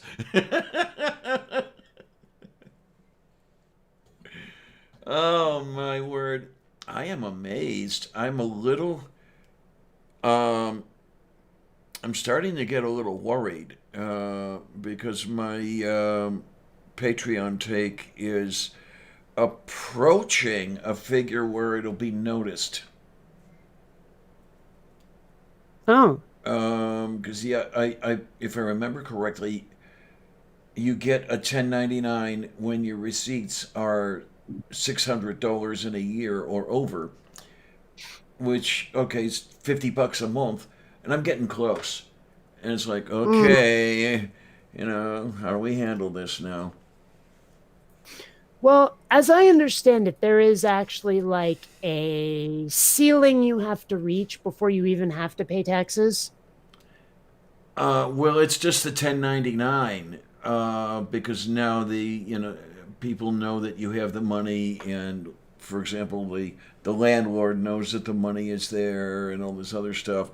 But what I don't know here, and I have to find out, I know that when I was applying, or when I was reapplying, you have to re-register every year for the Section 8 housing, and is there something for which you expect to receive money? And is there any money you have to spend in order to get that money? What I'm wondering is what I might be able to knock off of any Patreon receipts because I do have expenses. I mean, part of my Well, internet connection could be considered an expense. well, applying for my medical expenses required disclosing every last source of income, including donations and gifts. Mm-hmm. And I haven't crossed the threshold of not getting medical care. But if I just described my YouTube ad revenue, which is the only quote unquote earned income, not a donation or a gift, I would. Well, I mean, I'm making starvation wages even with Patreon. Right. So, Right. yeah, I just saw the worst dad joke. Oh boy. Was Whoever it from invented the knock Concordance? whoever invented the knock knock joke should get an award. The Nobel Prize. Oh god, that sounds like something Concordance would have posted. Well, this dude named Eric posts memes to my wall all the time, and this is one of his. It's got Okay. imagery. It's got imagery from a Captain America movie, so I don't know. Oh my. Oh, wait a minute. Oh, back to the GIF and GIF thing. Hans says he had originally said in the UK he thinks it's some kind of lemon thing. In Norway it's a cleaning thing, and a peanut thing in the US. And he says I think it was a cleaning thing in the UK at the same time it was a lemon thingy until someone put the wrong thing on their salad. I like that. Oh God, what was that? I think it was a Saturday Night Live thing where it's like it's a dessert topping and a floor cleaner. Like I forget what the product was called, but I could just see Ackroyd advertising it. actually I'm seeing Chevy Chase in the thumbnail here. Oh, okay. And there was also I want to say, oh God, what's her name? Not well, I don't think it was Gilda Radner, but she had very similar hair. It wasn't Jane Curtin, I know that. Okay. Um oh no, I guess it is Gilda Radner. But yeah. It's like wife, new shimmer is a floor wax. Husband, no, new shimmer is a dessert topping. It's a floor wax. It's a dessert topping. It's a floor wax, I'm telling you. It's a dessert topping, you cow. And the spokesman goes, and the spokesman goes, hey, calm down, you two. New shimmer is both a floor wax and a dessert topping. Here, I'll spray some on your mop and some on your butterscotch pudding.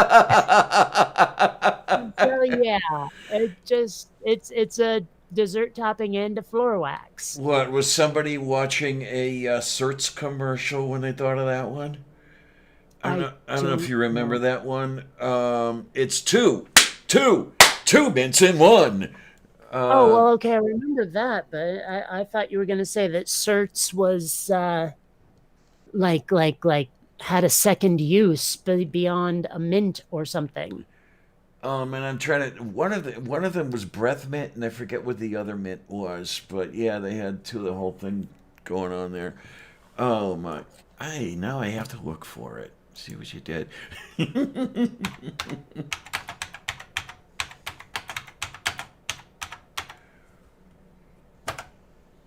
Oh my!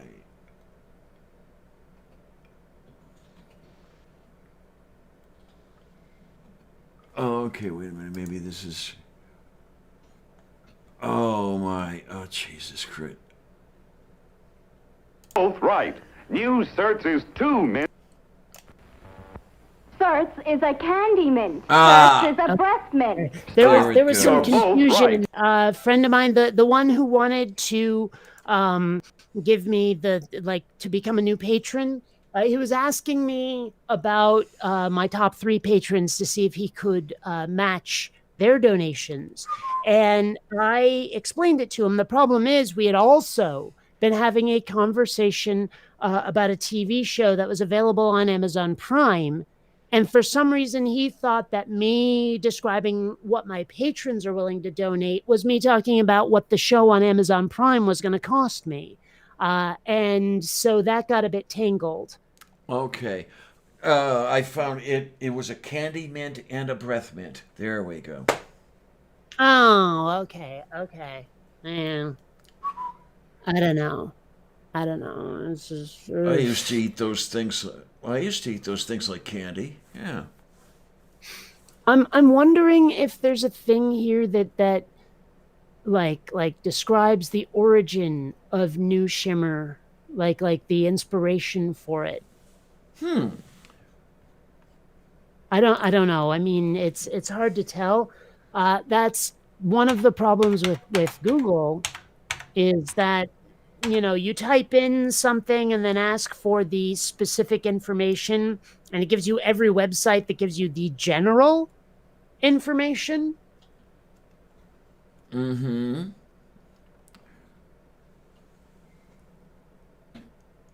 Let's see. And I'm seeing some pictures. And it doesn't help that there's something where it says best glitter, sparkle, and shine. Something actually called shimmer. Okay, wait a minute. We've got more about the Shimmer skit from Saturday Night Live from a website called Using Hydrogen Peroxide. I have no idea. Oh, it's what Shimmer has in common with hydrogen peroxide, a bizarrely wide range of uses. Okay. So I was hoping that there would be something about the history of the skit, but I guess not. Yeah, because I mean, I do seem to vaguely remember an ad that had nothing to do with breath mints or something had multiple uses, but I don't know what it was. Oh, why? Oh, please excuse me. Oh, my.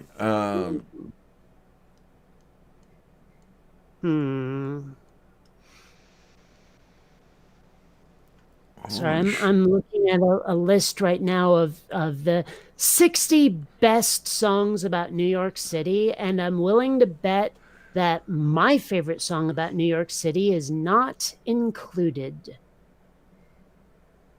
There was a song by a Canadian band called Cub that got covered by They Might Be Giants, and it's just called New York City, and it's really, really good, but like nobody but me seems to know the origin of it. It's kind of like what is it?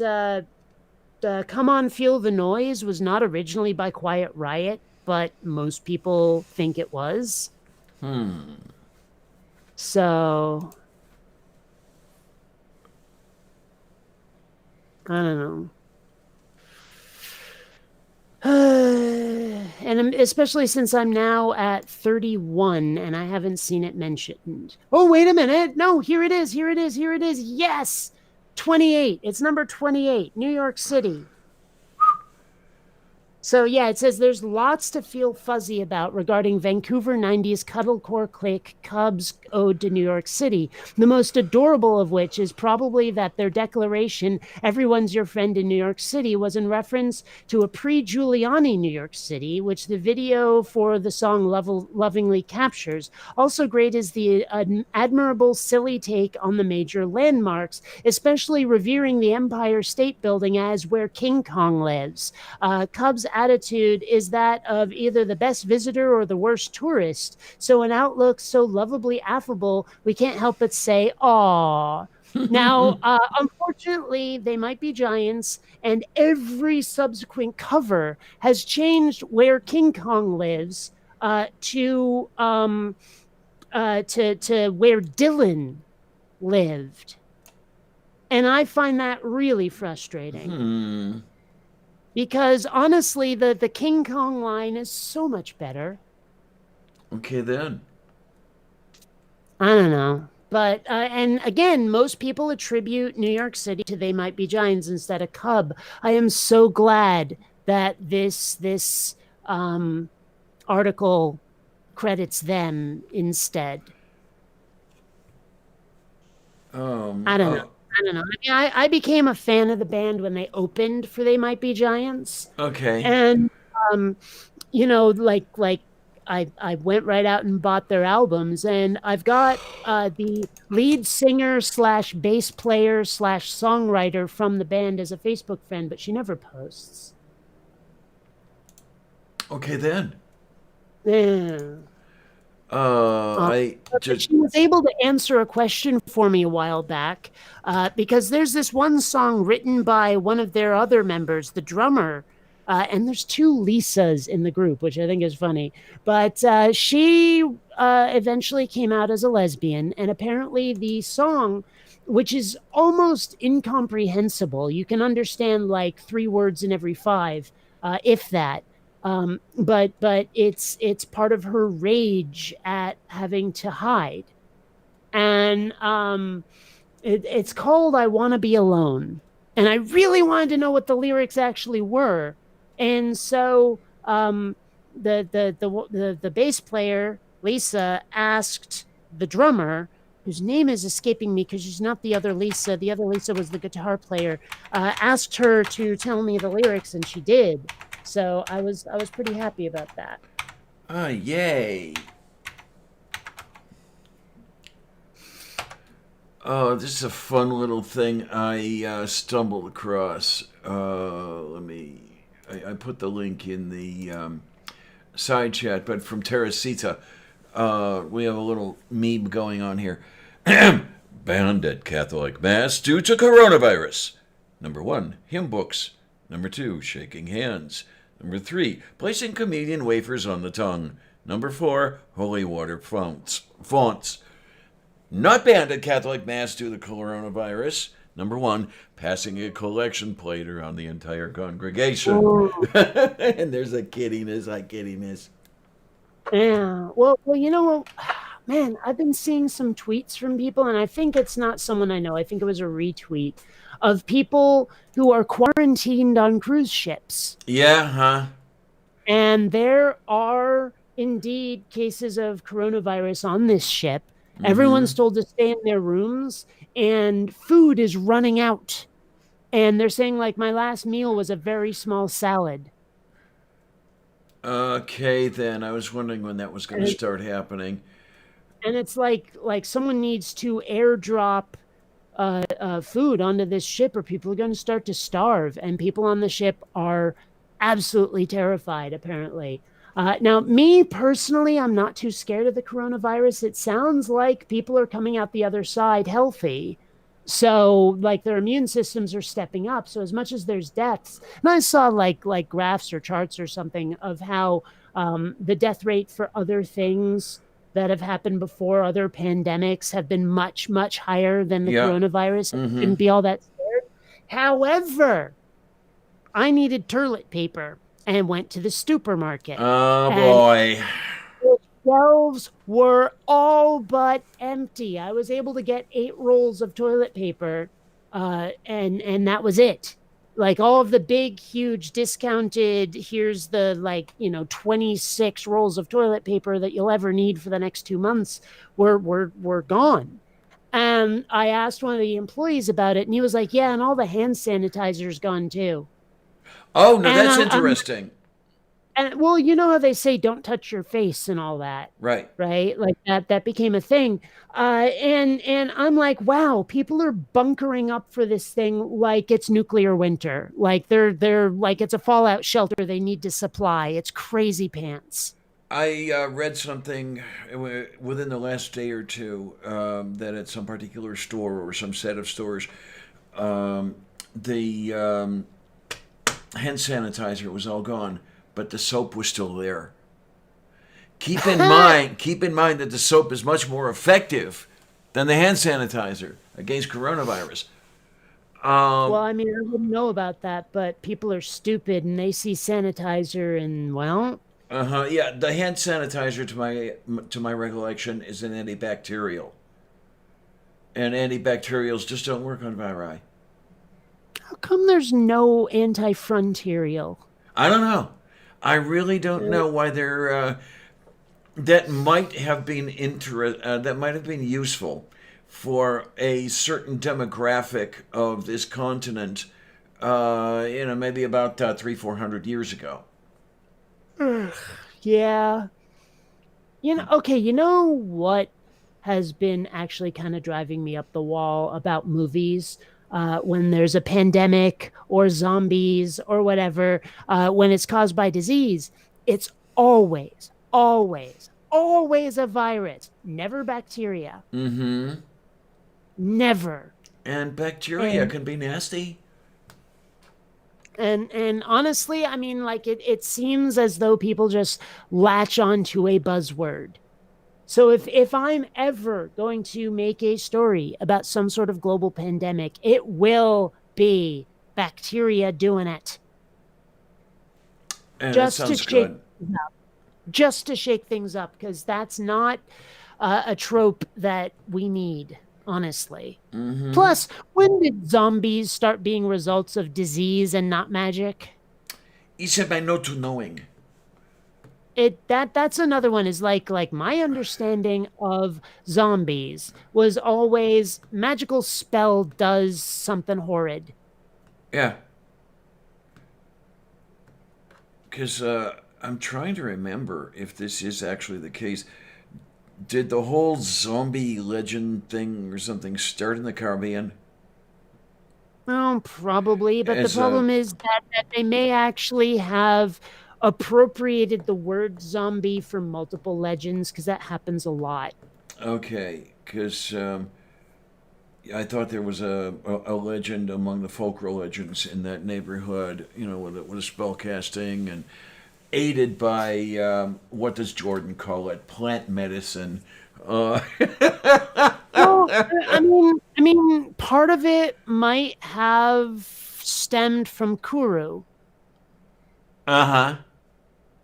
because it was people eating brains. That's where it came from. And zombies, brains is a thing. Yeah. Now, granted, apparently Kuru made people laugh, but like, or made them shake or something. But the point being that it probably stemmed from that, at least as far as the word is concerned. I'm not sure. Let's see. Well, I just checked the Wikipedia entry, and zombie is not mentioned anywhere. But let's see.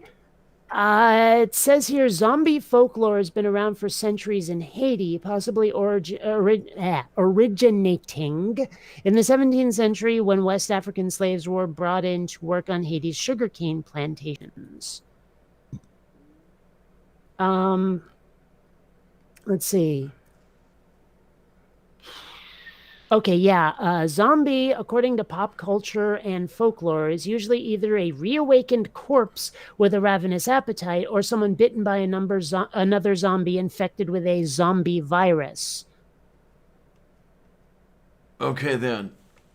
Let's see. Origin of zombies. The ancient Greeks may have been the first civilization terrorized by a fear of the undead. Archaeologists have unearthed many ancient graves, which contain skeletons pinned down by rocks or other heavy objects, assumedly to prevent the dead bodies from reanimating.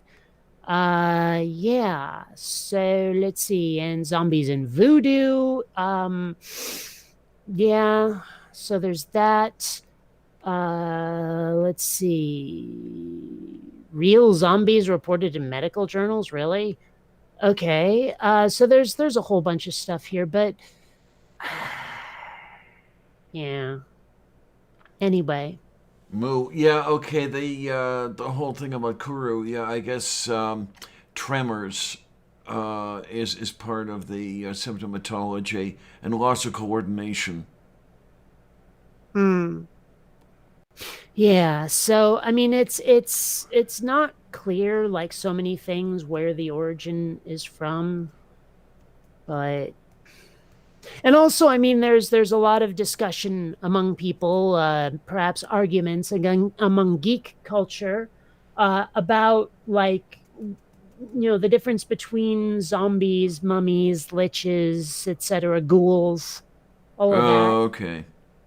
Yeah, Yeah, because it's I like there's guess a very popular meme out there about how Jesus was not a zombie, he was a lich. that's the one I was going to cite. Thank you. Yeah.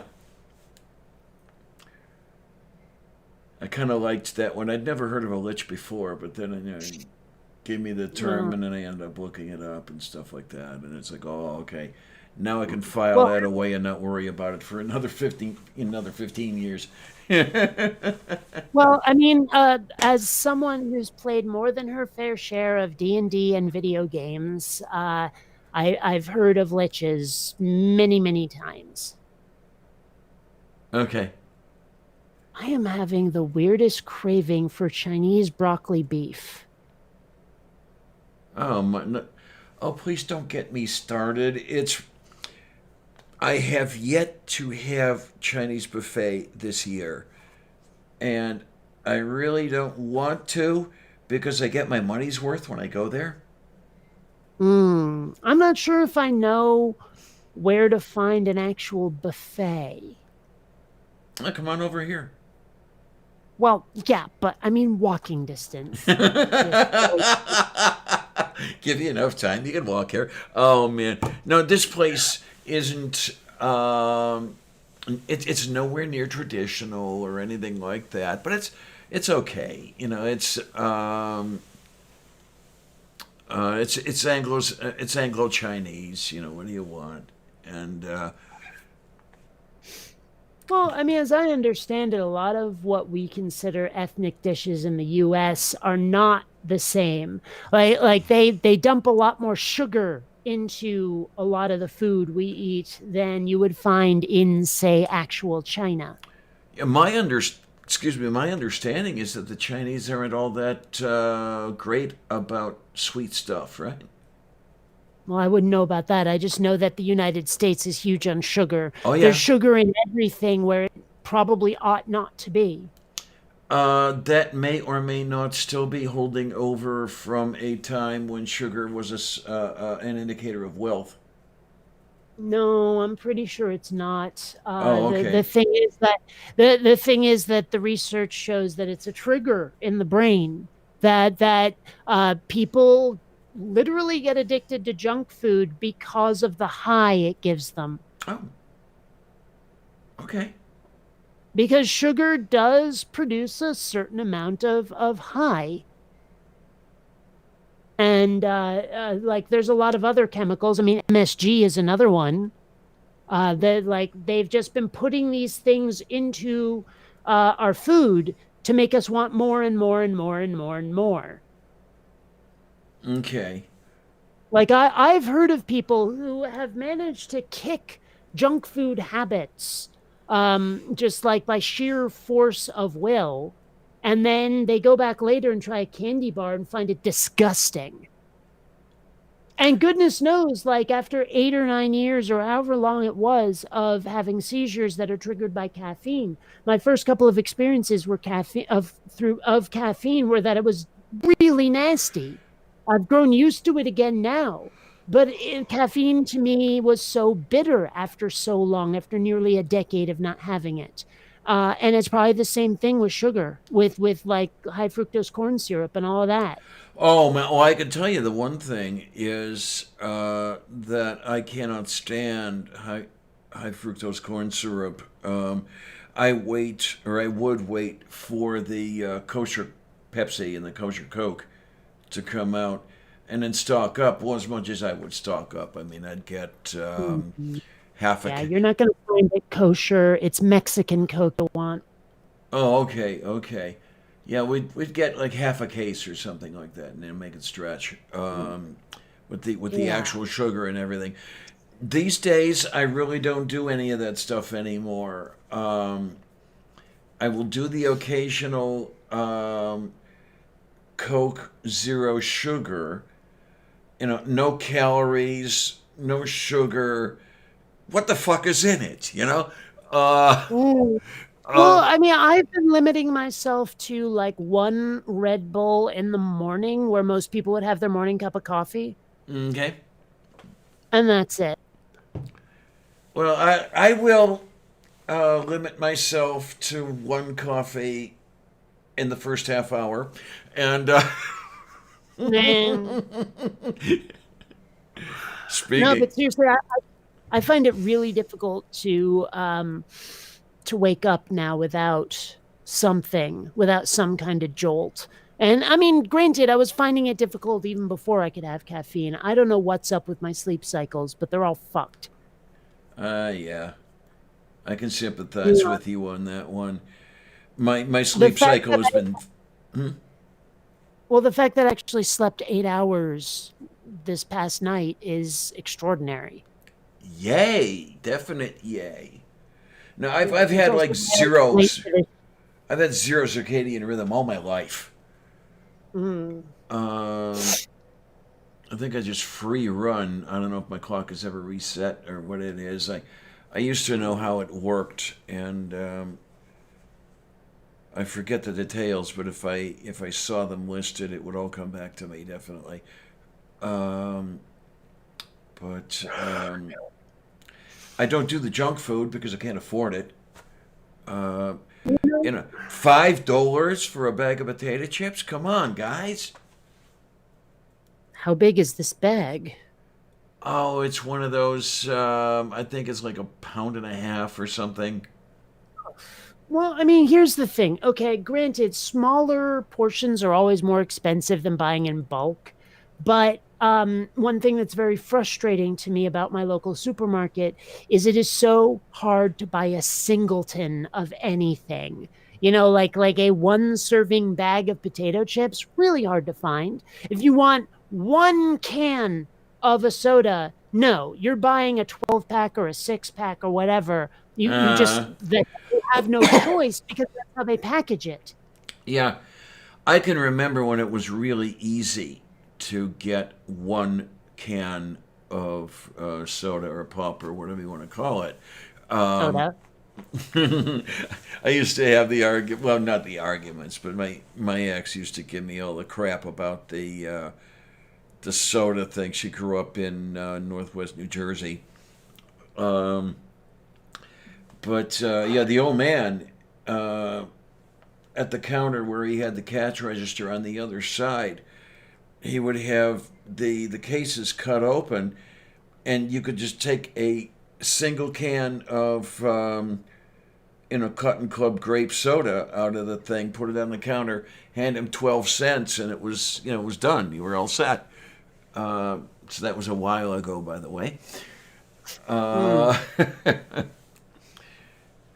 But yeah, no more. Can't do that crap anymore. Yeah. I I mean, it's actually, I mean, in a way, it might be a good thing because it's limiting my junk food intake. But Yeah, I remember when you could buy single cans of beer. And then one of the things that the old man would do is he would get the cases of canned Budweiser or whatever the fuck it was that didn't have the plastic things holding them together by sixes. the And dolphin choker, yeah, there you go. And then he would have the driver give him some, without charge, because that way he saved a dime on each of the cases. Literally a dime. It's like, come on, jeez. Because I'm the one who had to put the dolphin chokers on the damn can. God, what it would do to my thumbs. But what are you gonna do? Well, So to bring us back to politics, you know what? You know what started to drive me up the wall now is Elizabeth Warren supporters are screaming sexism. Yeah, Like I've, screaming sexism. And I'm like, no, because as much as I don't like Elizabeth Warren these days, and I don't, um, I would vote for Tulsi in a heartbeat. okay. But there are people out there who are like, oh, you can't vote for Bernie because he's got a dick. I'm like, well, if people hadn't forced Tulsi out of the race, I'd be voting for her. They're like, yeah, but Kamala Harris, I don't like her policies. Yeah, but she has a vagina. Yeah, but I don't like her policies. It's insane. Well, no, Like you cannot convince people that it was a principled stance based on politics because they're fucking bitter or whatever. well, you can't do that. You can't have that principled stance. The vagina is much more important, really. But you know what? The only people, or at least the only candidates who were making a big deal out of it were Amy Klobuchar and less so Elizabeth Warren. Like Tulsi never tried to weaponize her sex. Uh huh. Whereas Klobuchar, she harped on it hard. She's like, well, maybe it's time for a woman in office. And I'm like, I'd love a woman in office, but not because she's a woman. Yeah. I mean, granted, shattering any kind of glass ceiling would be great, but still, as a candidate, you have to make me like your policies. And the idea of like all these blue no matter who people who don't understand someone who is policies over party, who want to shame me into voting blue no matter who, even if I think the candidate's going to be bad for the country just at a slower rate than Trump. It's like, I can't talk to these people, can't talk to them at all. Right. Because honestly, they're kind of like G-Man, where my expression of my position doesn't matter. Yeah. It's what was I thinking here? Well, the one that the blue no matter who thing is they're basically telling you that they're all the same. They're not using Well, those I don't words, but think they are they are. saying. I don't think so at all. Because what they're really saying is, but Trump, we got to get rid of Trump. And that's all they're saying. Well, okay, so would you like to get rid of Hitler and replace him with Stalin? Well, no, and Yeah. I've made that argument many times too, but it doesn't matter to them. They don't hear it. All they hear is Trump, Trump, Trump, Trump, Trump. And I mean, I hate Trump as much as anybody, but this is so simplistic, so naive. Yes, it is So- very, Ugh. very simplistic. For example, get rid of Trump, but still have Mitch McConnell around. Where have you got? And that's just one example. Is not a good thing for that. And you mentioned, so I'll pick up and run with it. Are you working out with the speed bag and everything else for Wednesday's match? Well, fortunately, G-Man won't be waved at it. He will not be part. Oh, Yeah, I very specifically told S.J. Thomason, I will talk to you as long as G-Man ain't there. oh wow! Because when I first saw the mention of it, it sounded like that was the reason that he was going, for the whole thing, that he was going to be around. Because did you say or something that apparently G-Man doesn't think atheists exist? Well, that was his premise in the last video, but I don't even care. It's his Okay, attitude. okay. Well, he's a dick. I know.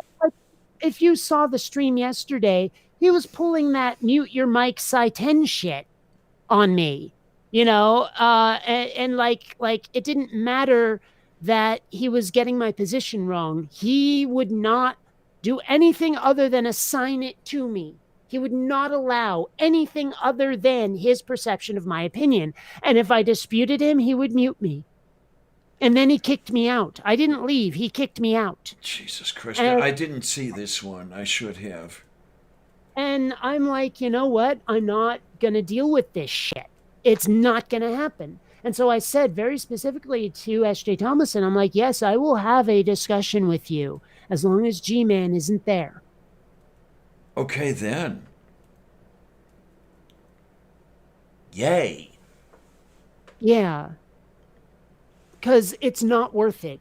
That is a brick wall against which I refuse to bash my head any longer.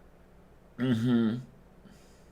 It's just not okay. And so he will not be part of any more discussions with me. I made that mistake once a long time ago. I made it again, and I've had enough.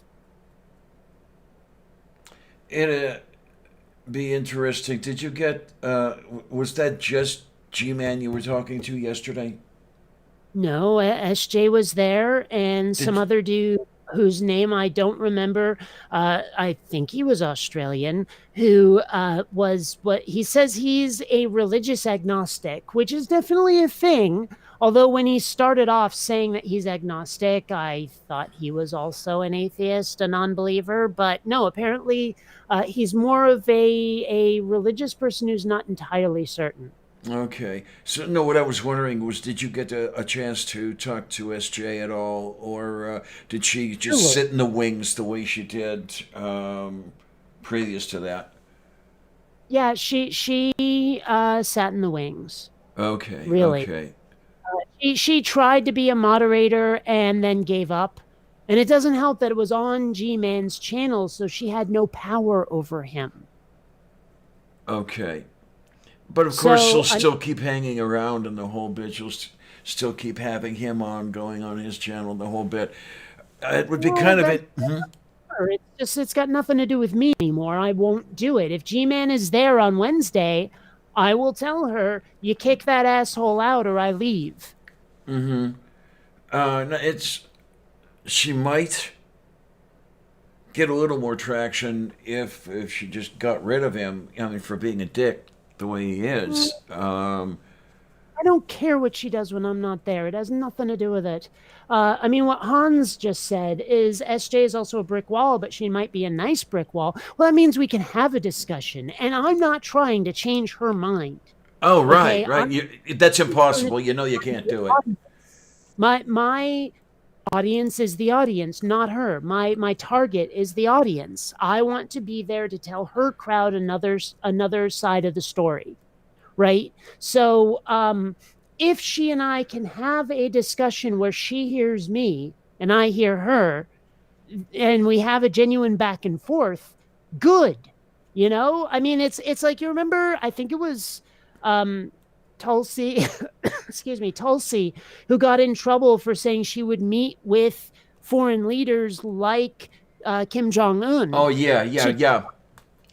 You know, and other people were like, well, I won't talk to them at all, and certainly not without like concessions to just be at the table, that they have to concede stuff to us just to be at the table. And they flipped out when she said, no, I will talk to them without preconditions, because we need to find a way to talk to people who are allegedly our enemies and try to work things out. And people lost it on her for it.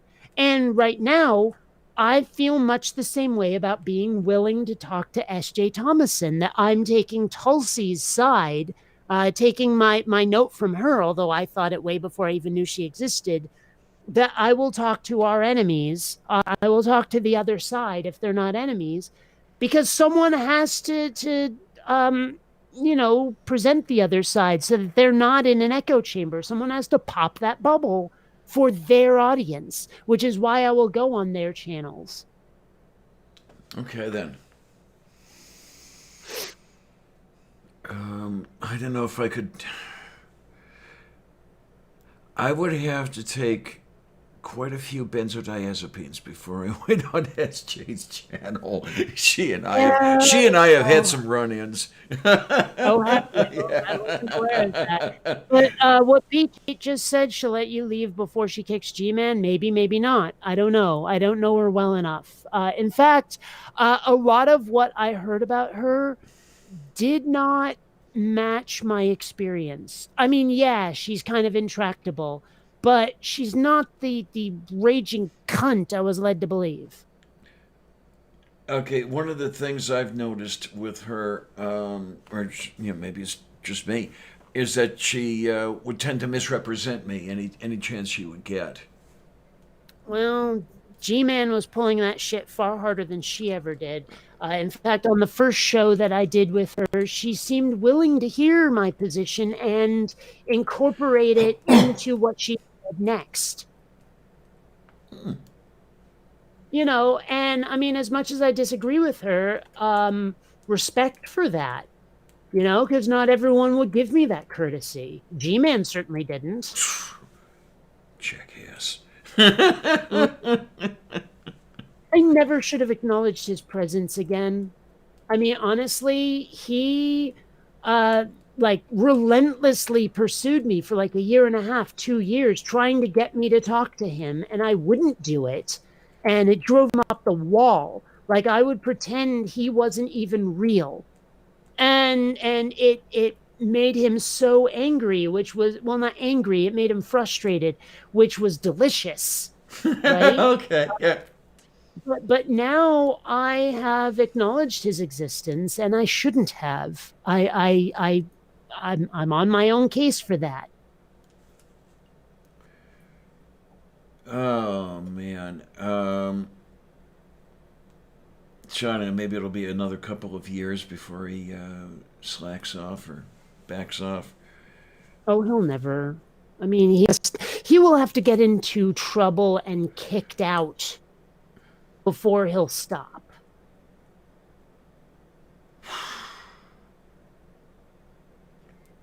Man, what I remember was that when he came on the show after I think it was Arn and Kent were debating, and G-Man comes on and he's just being G-Man, and the only thing I could think of was that poor cat, because he was foaming at the mouth about something, and it holds out G-Cat, and the look on that cat's face was like, help.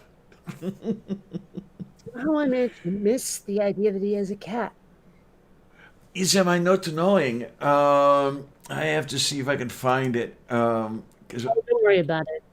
It's not important. I just didn't know. It's a factoid I did not have. oh man, because the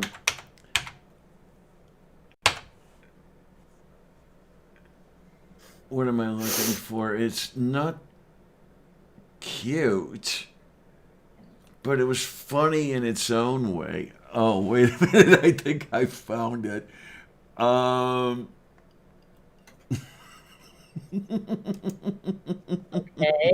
What? Oh, okay. Let me see if I can grab the copy link location. There we go. And it's probably going to put out a 9,000 character URL. Yep. Damn it. Well, you can always do what I do. If you have an image like program that'll display images, just copy paste it to that and share your screen. Yeah, my problem is I haven't figured out how to share the screen correctly. Because all anybody ever sees is the screen on my side that says, you are now sharing this. Yeah, you and your OBS thing.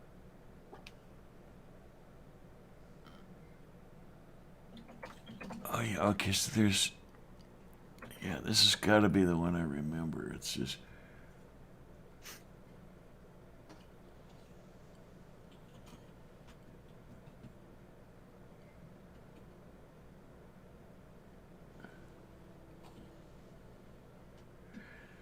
Oh, boy, moi. Okay, wait a minute. Oh, wait. Oh, okay. Wait a minute. I think I found a way to do it.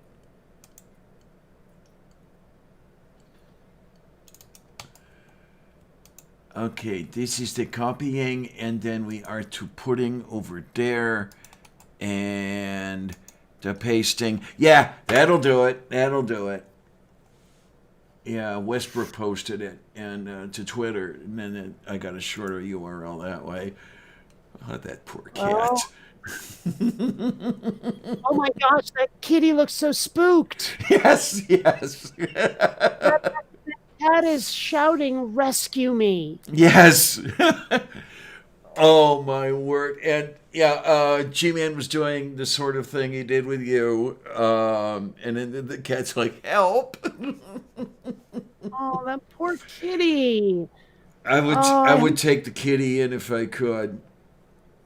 I hope that cat never gets Stockholm syndrome.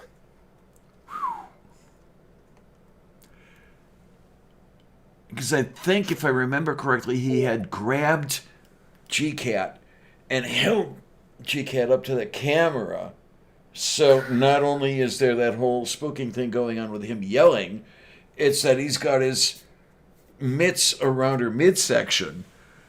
And I don't know. You see Aaron in the corner laughing his arse off. So, okay, here's a thing. Someone replied to my tweet about Joe Biden is senile, doesn't care about you, bad for the country, et cetera, et cetera. They said both Joe Biden and Bernie Sanders would be better presidents than Donald Trump. Lou, no matter who, is what America needs right now. I said, no, it really isn't. After Trump, the next president is going to be doing things. And those things won't be a net positive if Joe Biden is in the Oval Office. Don't give in to Trump derangement syndrome. Okay, then. And yeah, I have to delete that tweet because I found a spelling error. Oops. There is a... I hate what has happened to my ability to type. And it's not a matter of hitting the right keys or hitting the wrong keys accidentally. It's a matter of I will type the wrong exact word. Oh, my.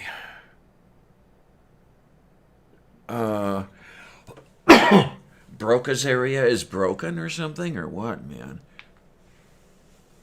The whole word selection thing or recognition thing. Well, the thing that's going to have to be done, if it can be done at all, I mean, once Trump is out, and once the Senate majority is broken, that has to be done as well. The first order of business has to be restoring the rule of law to the U.S. Yeah, well, good luck with that. I know. And, I mean, honestly, though, if Bernie Sanders ends up being the candidate, I suspect that down-ballot races will get a boost.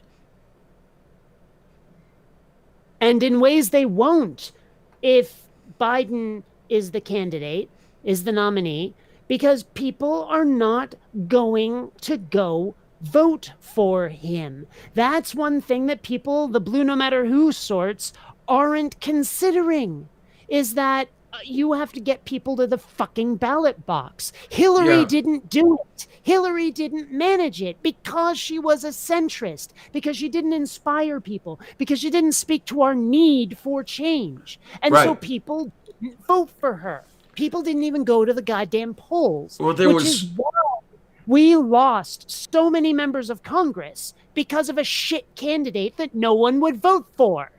What is it, almost half of the electorate stayed home? Or if they didn't stay home, they didn't vote for president anyway. I mean, it was like, what, 47%, some shit like that? I will not vote for Joe Biden. I will go out and vote, and I will write in Bernie Sanders. And fuck all y'all who don't understand this basic concept is you are being your own worst enemies by being blue no matter who. By supporting Joe Biden, you are supporting Trump. Mm-hmm. Oh, darn it. I wish I could remember who put the poll out. There was someone who put a poll out this morning. Do you agree or disagree? A vote for Biden is a vote for Trump. And like an idiot, I didn't note the URL so I could look it up again. It was. Is it on? It's on Twitter. It's on Twitter. It Okay. was 90% yes, with only 10 votes in when I answered the poll. Okay, well, typing that in, it did not come up. Let me see if I can do an advanced search, and it does not let you like filter for polls. God damn it. That is just so obnoxious.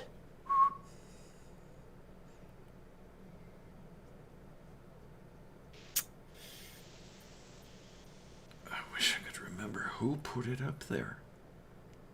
That would at least help. It's my fault for not writing it down.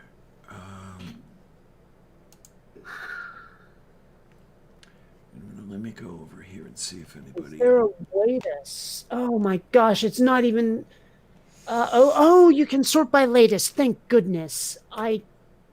Because it's only giving me the top ones at first, and that doesn't work.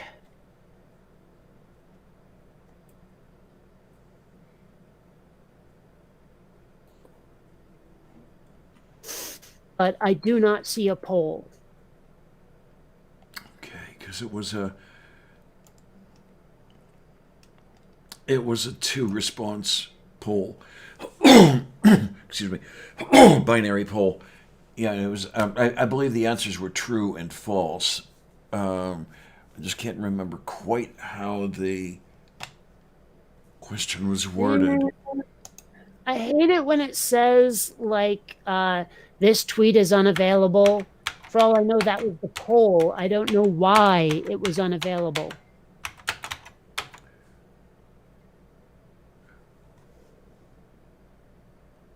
Oh my. Okay.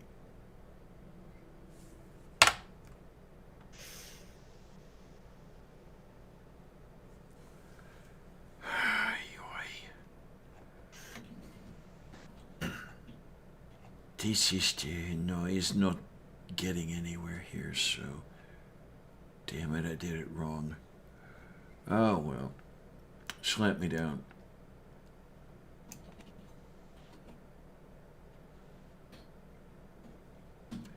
Oh, thank you for putting that up. What? The Know Your Biden. Yeah, well, I just found it. So like I was looking for that poll, couldn't find it. But I had to, yeah, and I see retweets. Oh yeah, well there's another one. So, yeah, and I had to put up a vote for Biden is a vote for Trump. Blue no matter who is a vote for Trump. So, Okay, yeah. then. And I honestly, it's hard to not be pissed off right now. I mean, it's really hard to not be pissed off right now because people are so fucking stupid, so blind, so short-sighted. I mean, you know, how many times do I have to say the next president, if it's not Trump, will be doing things, and those things matter. You know, and people aren't seeing it. People don't care. God, look at the length of that list.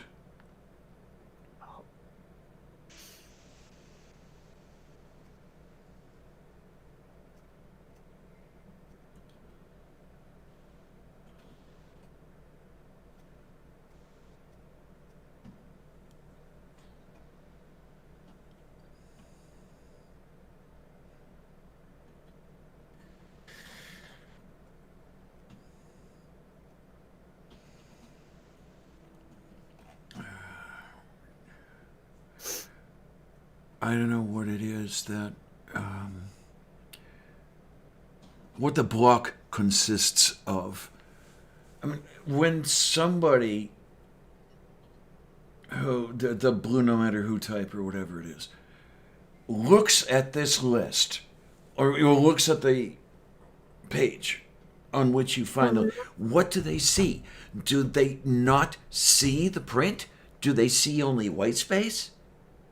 I don't know. I mean, I'm really and truly asking because I want to know. Or do they see the black squiggles, but they don't resolve into anything? I don't know. I Damn. really don't know. Oh, I wonder who liked this photo. Because I like S.J. Thomason posted something about being pro-life, so I had to post the like Serial Life magazine Life board game Okay. image. Yeah. I remember that one. It has, well, that's weird. It says 2 likes, but 3 people have apparently liked it. That's bizarre. But regardless, I had to post that at her. Well, it's very possible that someone took their like off. I don't think that would result in their name still coming up. Oh. Because I Okay. see the people who liked it. I can see the people who liked it. But it only has 2 hearts on the actual picture. Huh. So unless someone has decided, well, even then, keeping their like private shouldn't show their name when I click. I'm confused. Dazed and confused. Okay. No, I'm not dazed. I'm just confused. Let's get the Led Zeppelin playing here. Anyway. And the thing is, though, when I hear Dazed and Confused, I only know that movie from the 90s. I've never knowingly listened to Led Zeppelin. Okay. There's some Zeppelin I actually like. I mean, I like Kashmir. Whatever that is. That's one of the songs on the. Not an album. It's the song. The album is Physical Graffiti. Okay. No, I just the facts, man. There you go. It's. I mean, based on what I hear, and based on the timeline they come from, I can almost guarantee that theirs is a kind of music I won't listen to anyway. Yeah, I can see that. It's some crazy stuff. No, it's just like they're too 70s. Mm-hmm. I connect with so little 70s music. So little. I mean, like, I don't listen to the Rolling Stones or Pink Floyd. Not my thing. But you're all over John Denver. No. Please. like I'm pretty sure Weird Al has done a John Denver parody, but that's like it. Was John who did American Pie? Was that John Denver? No, that was Don McLean. Okay. Wait a minute. This can't be. Oh, I tried to Google the song, and what came up was the movie. Oh, Fufu. Because I'm trying to figure out, excuse me, when the hell that was new. Here we go, 71. Found it. Yeah. Mm-hmm. Yeah, I mean, because what I remember from that is, the Weird Al song about Anakin Skywalker from The Phantom Menace. You know, my, this here Anakin guy, maybe Vader someday. You know, that one. So it's kind of like the Spider-Man song that he did. And I'm trying to remember. Wow, I am so blanking on what the actual song is. And I should know because Piano Man, that's it. Billy Joel, Piano Man. Okay. You know, sling us a web, you're Yep. the Spider-Man. Sling us a web tonight. That. Yep. So, yeah. And but I mean, unless it's that style where it's a parody, I usually don't listen to that kind of music.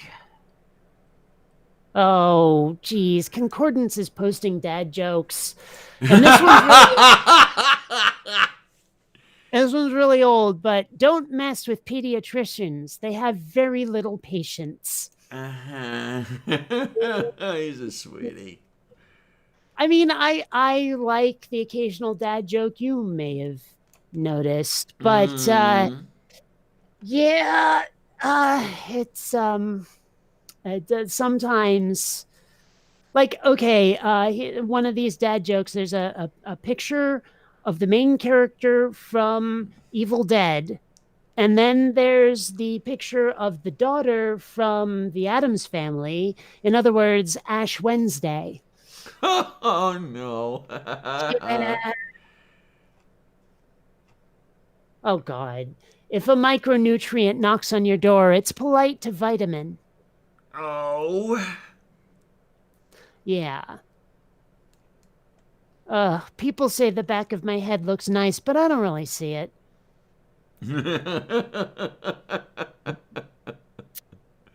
Yeah. Oy. Oh no. Oh no. Mary, wow, you brought us some gold and frankincense? Wise man number 3. But wait, there's myrrh.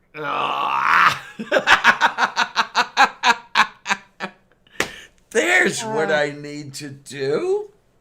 Need to invite him on the show and we can have an hour of dad jokes. Oh God. Oh God. Oh God. This is so bad. Oh boy. What do Australian teens say when they miss a call from one of their parents? Oh no, my boomerang. Oh. Oh. Oh. Oh, oh, oh, oh. Mega Rome is screaming. So is Amiga Nuts and Beats. If you ever open your own business, try selling stoves. You'll offer a range of hot products.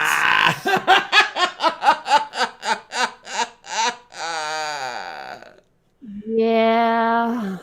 Oh, boy, boy. Well, this one's an old one. The only thing flat earthers fear is fear itself. Okay. Yeah. So. Oh. A man goes to a funeral and asks the widow if he can say a word. She says, please do. He clears his throat and says, bargain. The widow replies, thanks. That means a great deal. Oh. Yeah. Oh my gosh.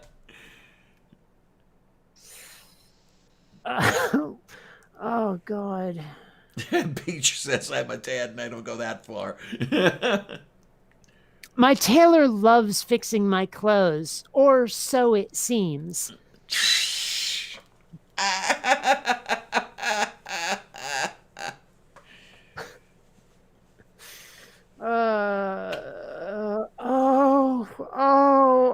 This is so painful.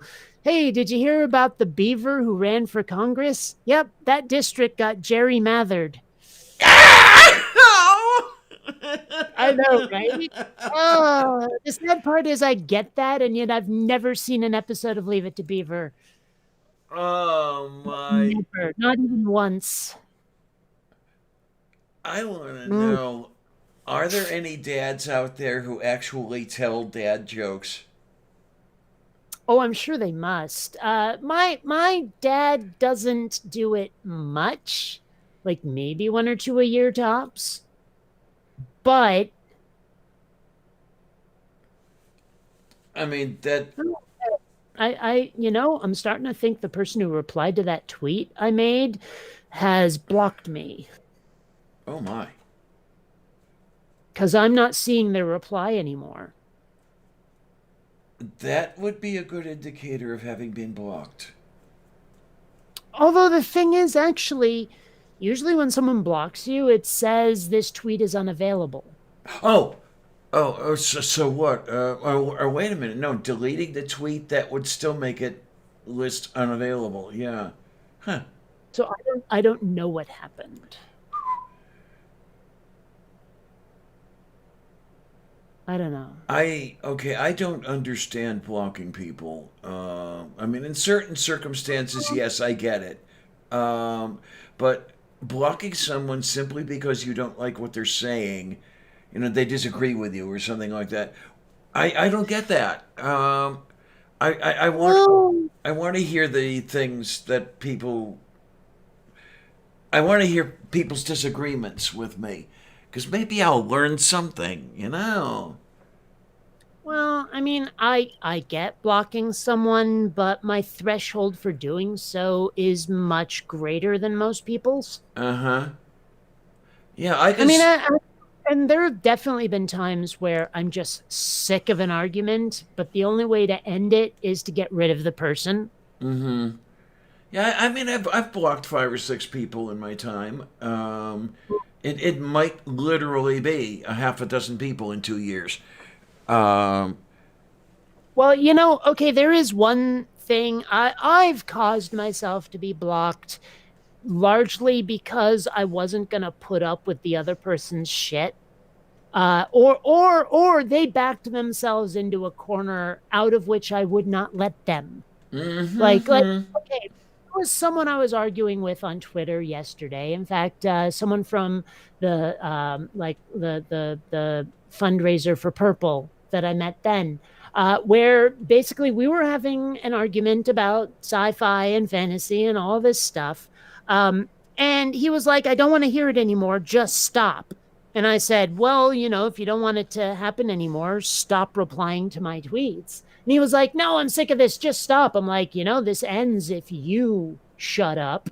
And apparently, getting the conversation to end wasn't enough. It had to end on his terms. He needed the last Mm, word. And at that point, I decided, no, no, I will get the last word because it's so important to you, because you can't let it go.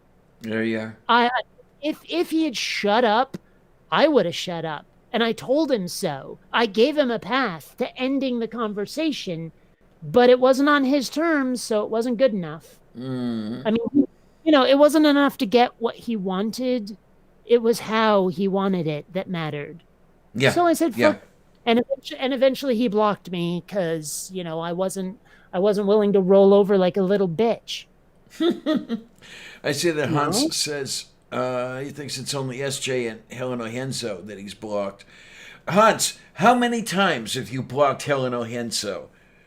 Who's Helena Henzo? Okay, he is a rabid anti-queer person, a real homophobe, transphobe, you name it.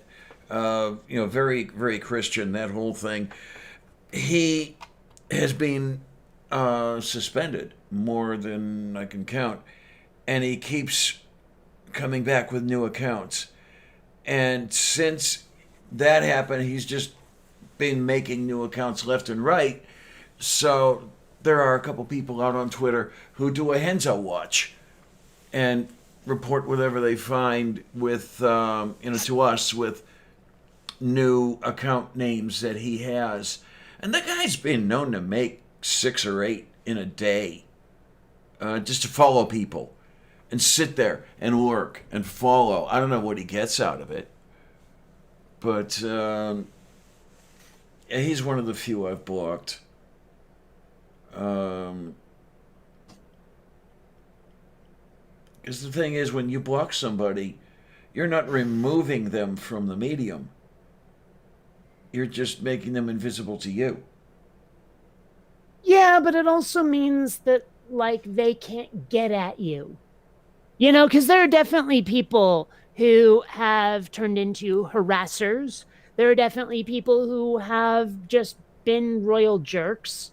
Oh There are yeah, yeah. definitely people. There are definitely people who misconstrue all of your posts, and so you don't want them to see them, so they don't have that ammo against you, however false it may be, because other people will believe it. Yeah, well, there's a situation, for example, the one you just named, where I can see definitely blocking somebody. Um, excuse me. The harassing, okay, when it finally gets on my nerves, which takes a while. Um, but after a while, I suppose you can do that, just to save your own sanity. Um, but it doesn't happen very often with me, as I say. I've blocked a few people, but not that many. I've been Mm. blocked by more than I've blocked. That like okay on YouTube, for example, the only people I block are the ones who are personally insulting. You know, like, oh, you're so ugly. Oh, look at your hair. Oh, this, that, and the other Oh, thing. And I get rid of those people.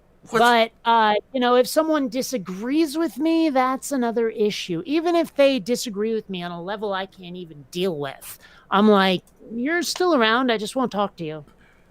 Okay, now this is something I cannot understand. What do they get out of that? Oh, look at your hair. You're so ugly. Well, first of all, um, Venus de Milo can't hold a candle to you. Okay, that's one thing. Eh, But but the other thing is that's so childish. Well, yeah, but that's the thing. I mean, you remember the right wing at least loves their bullies. And it's Yeah. an even bet, at least in the US, that if someone's religious, there's a good chance they're right wing. I mean, I know that's not universal, so don't anyone get on me about that. I know it's not universal. I'm talking about a trend, not a Mm-hmm. rule. Okay. I know there's some people out there who are going to take that and run with it in a direction I never intended. So shut the fuck up if that's you. But I mean, like they love there is something about the power of being able to rip into someone without consequence that really affects you. I mean, being blocked by somebody is no big deal on the internet usually. So, not slugging someone in the face after they've made a hurtful remark is something these people are counting on. My. So, Oh, I mean, speaking that, of religious, but not obnoxious, at least in that way. Hi, Tornado.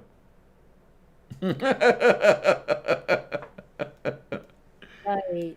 So, I mean, that's probably it. It's kind of like how, someone cuts you off in traffic and you shout that you're hungering for their brutal and protracted demise. They'll never hear that. They'll never be able to react to that. They'll never be able to do anything about it. But, you can still, yeah.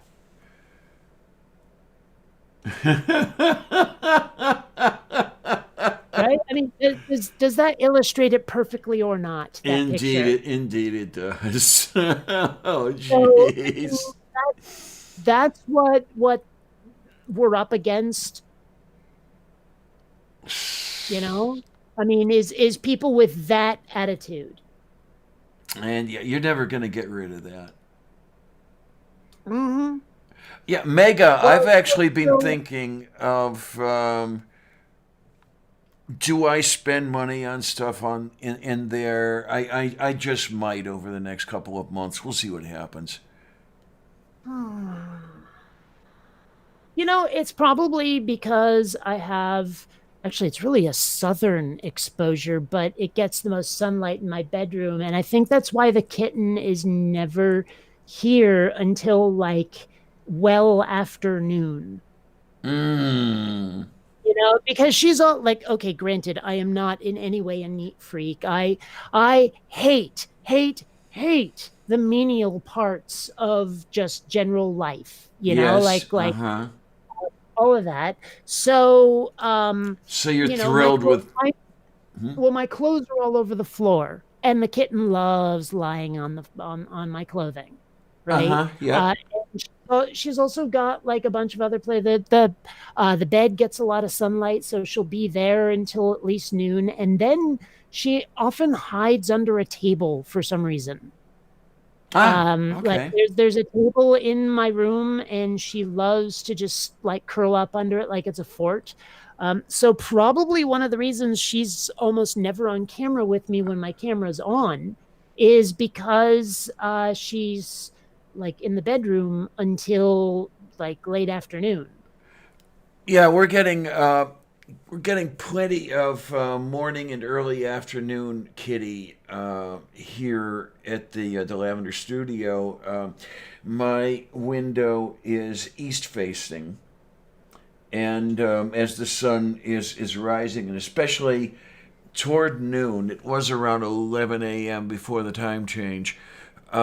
It comes in very strong through the window, and she's always in that sun ray area where it's noticeably warm.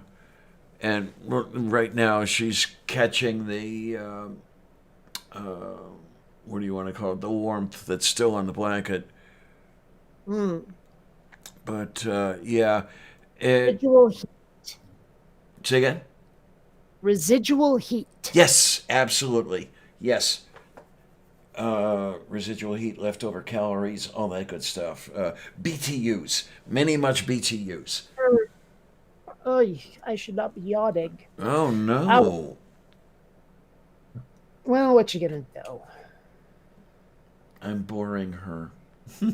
No, I think those, what was it, like 8.5 hours I got last night are wearing off. And you know what? I really would like to know exactly where it's coming from, this sudden pronunciation of things New Yorky that I've started. Hmm. You know, I don't just say something's awesome, I say it's awesome.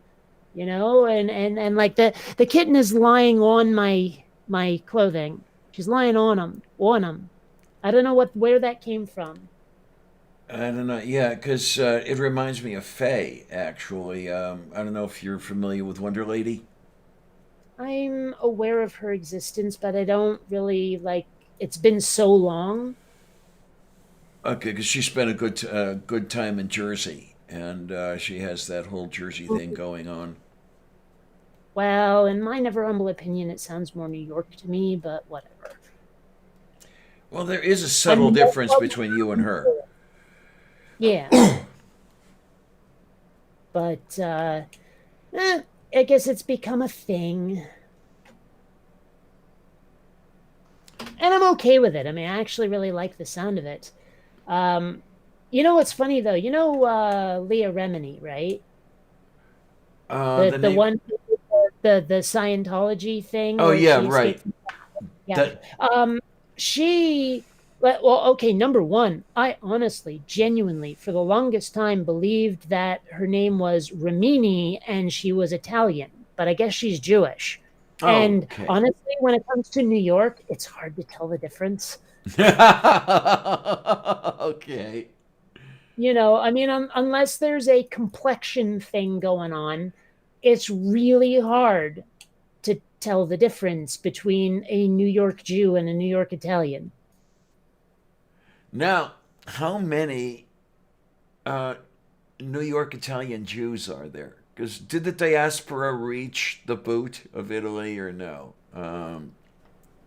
What? I mean, let's I have remember. no idea what you just said to me. I know what the boot of Italy is, but honestly, the rest of it seemed unrelated to all of it. No, the whole did the diaspora reach that area? You know, the dispersion of the Jews from their native Palestine throughout the world. Um, so this is how you find Jews in Morocco or in Iberia, the Iberian Peninsula, that sort of thing. So I have to wonder how many Jews there are of Italian extraction.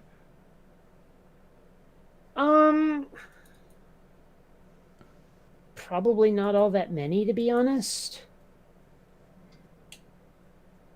Okay, I then. mean, I mean, in my never humble opinion, in my experience, I gather that a lot of Italians tend toward Catholicism. Yes, that is true. And I suspect that very few of them would have been swayed to Judaism by Jews showing up in Italy. And I also further suspect that Jews in Italy would have been such a minority as to be negligible. Yay. Okay, then. Yeah, Now, because that's. mind you, I freely admit this is me talking out of my ass. I don't have any data to back that up. It's just a suspicion. Mm-hmm.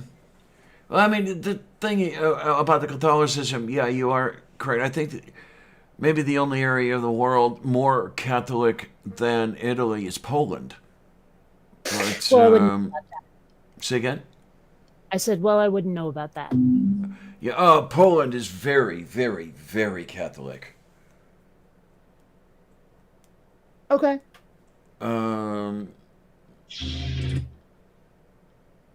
That's an interesting sound. I had to reply to a video, and obviously it auto plays. Yeah, I as well wish it didn't do that. I mean, if you go to your page to reply to something, it also screws up your view count, And with a view count as low as mine, it does make a difference. Oh, wait a minute. What do you mean it screws up your view count? It sounds to me like it could only be a benefit. Well, that's the thing is if I go there, it registers me as viewing it, and now my view count is too high. So it's like, okay, did I really have 32 views, or how many of them are me? Well, I've actually often wondered about that. Do repeat viewers up your view count? I've never been able to definitively know. I've never had anyone tell me in as many words whether they do or not. I suspect that they might if the views are spaced far enough apart. If I'm making sense when I say that. I mean, I guess. I don't know. Ever since Google started dipping their toes into the water, their filthy, diseased toes into the water, I don't understand how YouTube works anymore as far as the algorithm or any of that stuff. It's utterly nonsensical now. Mm-hmm. Because I know that there was a while that I was going to my own page to, I think it was share the video out, and I would be the first view. It would register me as having viewed it. Now, whether 5 views in an hour registers as 5, from the same person, registers as 5 or 1, I suspect it is 1, but I'm not sure. 5 views in 5 months may register as 5. If you have a view in January and then one in March and one in April and that sort of thing. Well, and I'm also not sure, like, if you're doing a live stream, what, like, those viewers count as versus people who look at it after the fact. Well, what's really interesting is I'll turn this off when the time comes, and there will be much more views than the greatest number of viewers I've had. So it's as if people are coming in and leaving, coming in and leaving. Because, okay, if I have 15 viewers is the largest number at any one time, I might have 45 views after the thing is over. You know, it's like, okay. I'm looking at the video page right now for this stream, and all it lists is the number of people watching. Right. So it does not say jack or shit about view numbers. As soon as this gets turned off, it will change. Yeah. Yeah, Mega Beach 8. Yeah, I don't know if he's got the thing going. Yeah, it's Long Island. Yeah, Long Island. Yeah. Yeah. I don't know. I don't know. Someday I'd like to get up to Flushing because I'm made to understand that they've got the largest Chinatown in the U.S. And you know, I know the Chinatown across from Soho was pretty impressive to me. Well, you know, okay, here's something, and I realize it's a little nitpicky, but it bothers me, is in Seattle, there is a quote-unquote Chinatown. But the thing is that when I moved there, people just called it the International District. It's primarily Asian, I'd almost say exclusively Asian, but primarily Japanese. rather Yeah. And yet people call it Chinatown now. Yeah, I don't know if it's the they're all the same to me syndrome or what is it? But the problem is that it changed. You know, it used to just be the International District. Chinatown got added a few years before I left, but it was not originally in any way called Chinatown. And now it Okay. is. Moo. You know what's funny? Like for a very long time, and even now still, MOO was an acronym that meant Master of Orion, which was a video game series that honestly went seriously downhill after the second one. But yeah. You know, and I'm thinking of this. You know, Pittsburgh has no Chinatown per se. Neither does San Diego. There are some concentrations of East Asian folk. I lived in one of them. The Homewood neighborhood where I had lived previous to being here had a reasonable East Asian population. One thing that San Diego has is a Little Italy. Cleveland had one of those. Oh yeah, that was yeah. It was like being in well, Cleveland's Little Italy was like being in Sicily.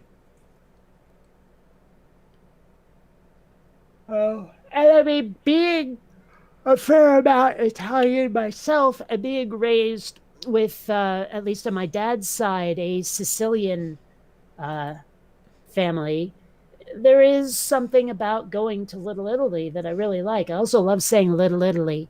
Mm-hmm. Yeah, it's because got it just that. sounds good.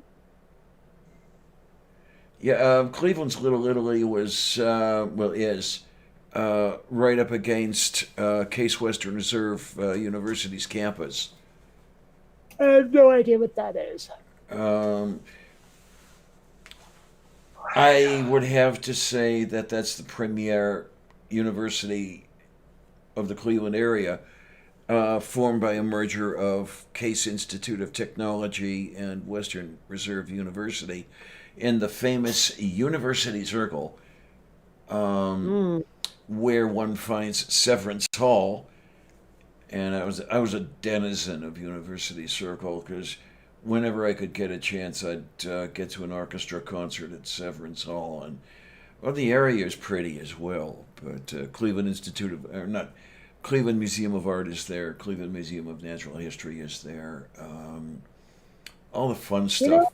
know, Seattle has a sci-fi museum, which I would really love to call the Museum of Unnatural History. I mean, although I suppose a museum dedicated to things like witchcraft would be better for that, but still. I wonder, does anybody have a museum of witchcraft? Oh, yeah, definitely. Okay. Isn't there some like Madame So and So's like Museum of Curiosities or some shit like somewhere near New Orleans or something? Wait a minute. I swear that's a thing. The only madam, and I can't remember the name, is the Wax Museum that I remember. Maybe that's the one I'm thinking of. Madame Tussauds or That's something. that's the one I am thinking. Yeah. Yeah, Tussaud, Tussaud, Tussaud, yeah. pronounce that Frenchy shit. So a needle pulling I have thread. things about French. It's an ugly language. Even if I find the people worth liking, that language is so goddamn ugly. Oh, I don't speak French because I can't speak French because I don't try to talk with my mouth full of stuff that doesn't belong there. Yeah, I was gonna make a really horrible joke out of that, but cooler heads. Yes, cooler heads prevail, definitely. Yeah, guide to pronouncing French. Okay, if you see French written, note all the letters that are there. Pronounce everything else. Mm-hmm. I mean, I'm sorry, but if a word ends in X and doesn't have a CKS sound, you're doing it wrong. I mean, there is no way that Devereaux isn't Deverox. Yeah, okay, yeah. Oh, boy, you. Oh, it's just one of those things. Ay. And it really is an ugly language, especially when spoken by Canadians, because they hit on the pound of phlegm in your throat aspect of French hard. Okay, okay. Yeah. It's like you ever hear Yiddish spoken? Yes. Well, it's like that, only amplified by a fact. And I'm sorry, but blah, blah, blah, blah, blah.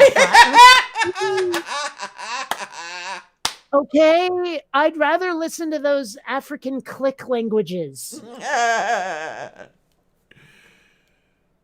Oh my, and then from Megarome, I'm a black Creole from Minnesota. Okay.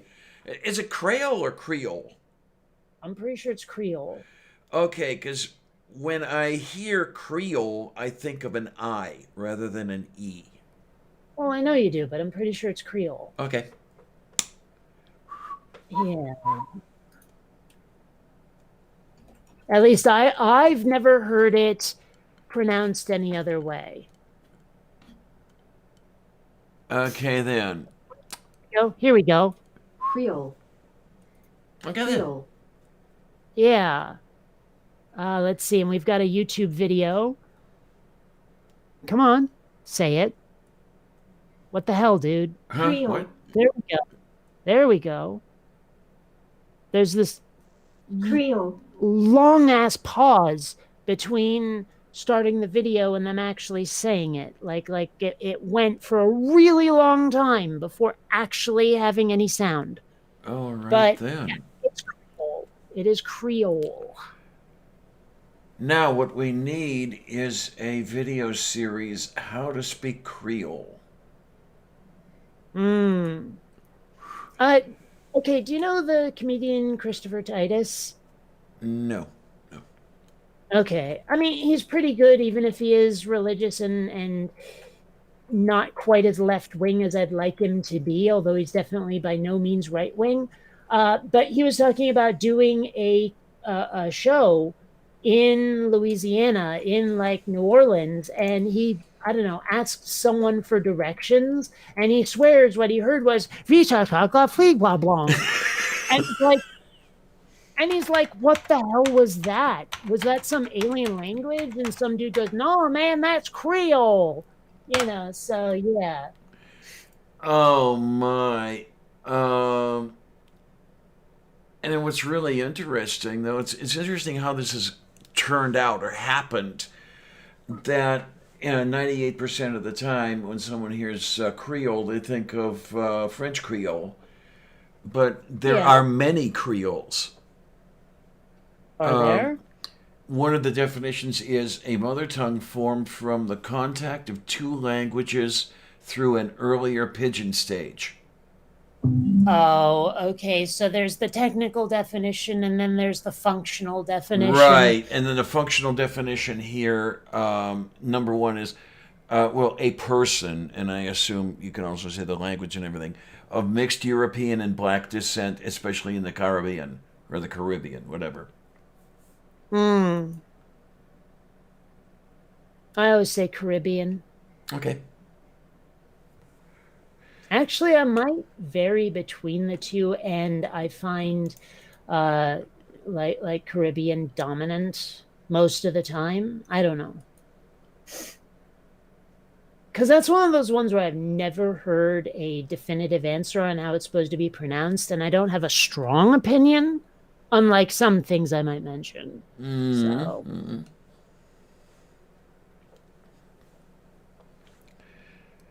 And there's the other one for you. It was the longest time before I knew how to spell pigeon. and now I have that song in my head. Oh no.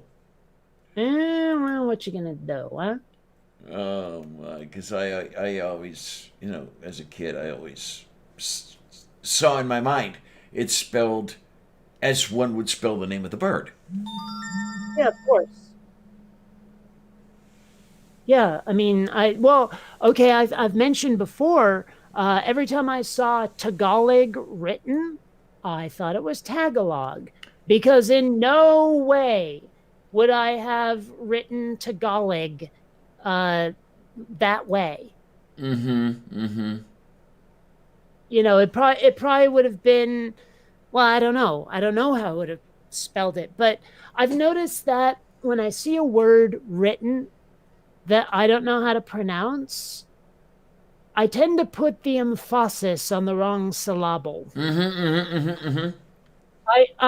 I tend to hit the first syllable really hard, where a lot of words expect you to emphasize the second. I'm gonna have to really look this up someday. When I've got nothing better to do, which is never, um, and see if my suspicion is correct about American English putting a lot of emphasis on the first syllable, the primary syllable. Nope, nope, Nope, nope, nope. Okay. nope. I'm pretty sure most of English does not default that way. I do. Ah. Okay. Well, like, okay, take for example, and of course, there's probably a difference between American and Englandian English, but I've mentioned before the Harry Potter books. I read certain words in my head ways that they are definitely not pronounced in the movie. For example, my first thought was patronus, not patronus, patronus. Okay. Okay. And the other things like that. I'm trying to remember though. There's this word that a lot of Americans say that oh yes, I know. Insurance versus insurance. Oh my. That's regional. Yeah. Because the maternal grandmother would say insurance. Mm. Um, There's another one. Drives me up the absolute wall. Okay, the word is clitoris, not clitoris. yeah. Okay Now then. here's- Good morning, Mom NATO. No, good afternoon. Well, I guess technically, considering I just woke up, it is good morning. But yeah, when I hear someone say Apparently, the, clitoris, the second shipping question you shared. I mean, seriously, it Later. is so cringy when someone says clitoris. I hate it so fucking much. You have no idea. Like you know, if it's possible to be offended by a pronunciation, that one comes close. Okay, then I'm trying to remember if I do remember a something of a war between clitoris speakers and clitoris speakers in my younger days, but the only thing that comes to mind is a war where they're going, "No, it's potato. No, it's not. You twit. It's potato." it's And- pomme de terre. I was only only recently did it come to my attention that apparently in the UK, oregano is pronounced oregano. Yes. Okay, That is yeah. so bizarre to me. Oregano.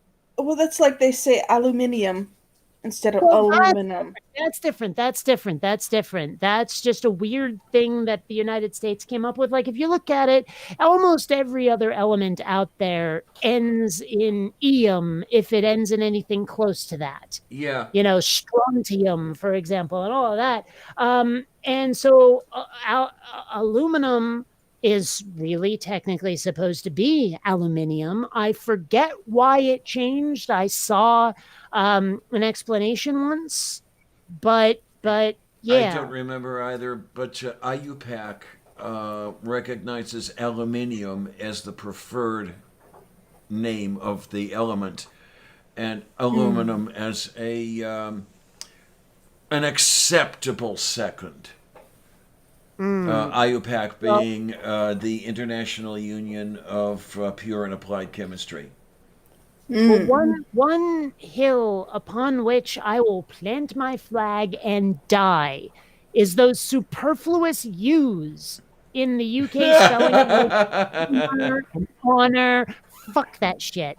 I'm What? sorry, but those U's do not add anything to the word. It does not change the pronunciation. It doesn't help in any way. So I'm sorry if you throw a U in there. No, you're wrong.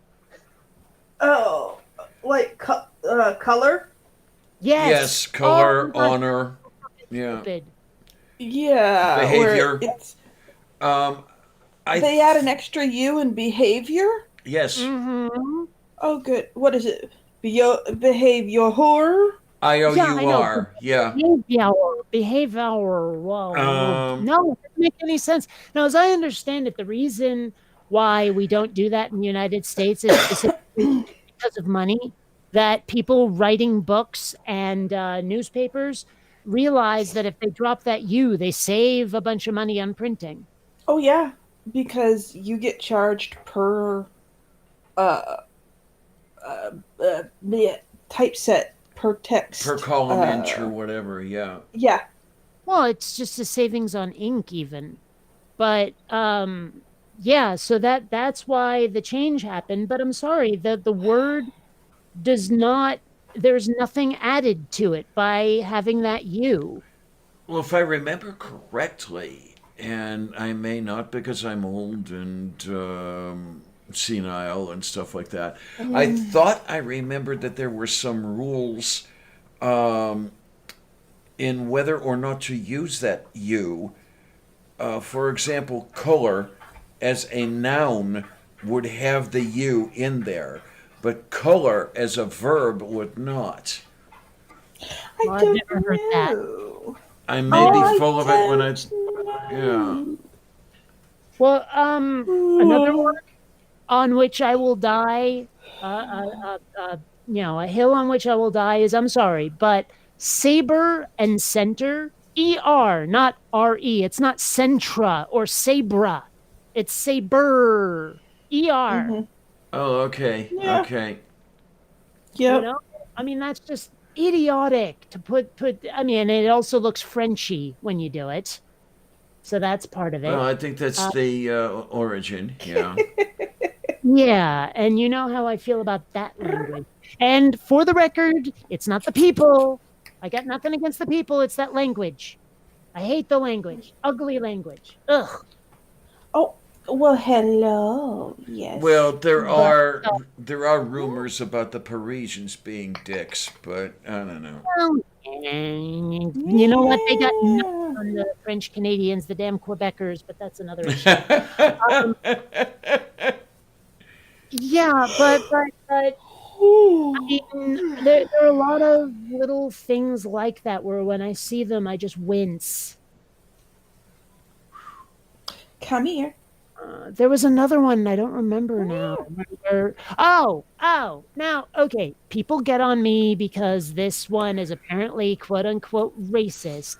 But if you say axe instead of ask, you're just fucking wrong. I'm sorry, Yeah. but Oh ASK, yeah. AS, not AXE. It's ask. Not ACT. Wait. Yeah. Oh, are you referring to the one I hear around here? Mm-hmm. Because I thought it was confined to the Pittsburgh area, but maybe it's not. Can I ask you a question? Oh. Uh-huh. That's all. That's the only way they know how to say it.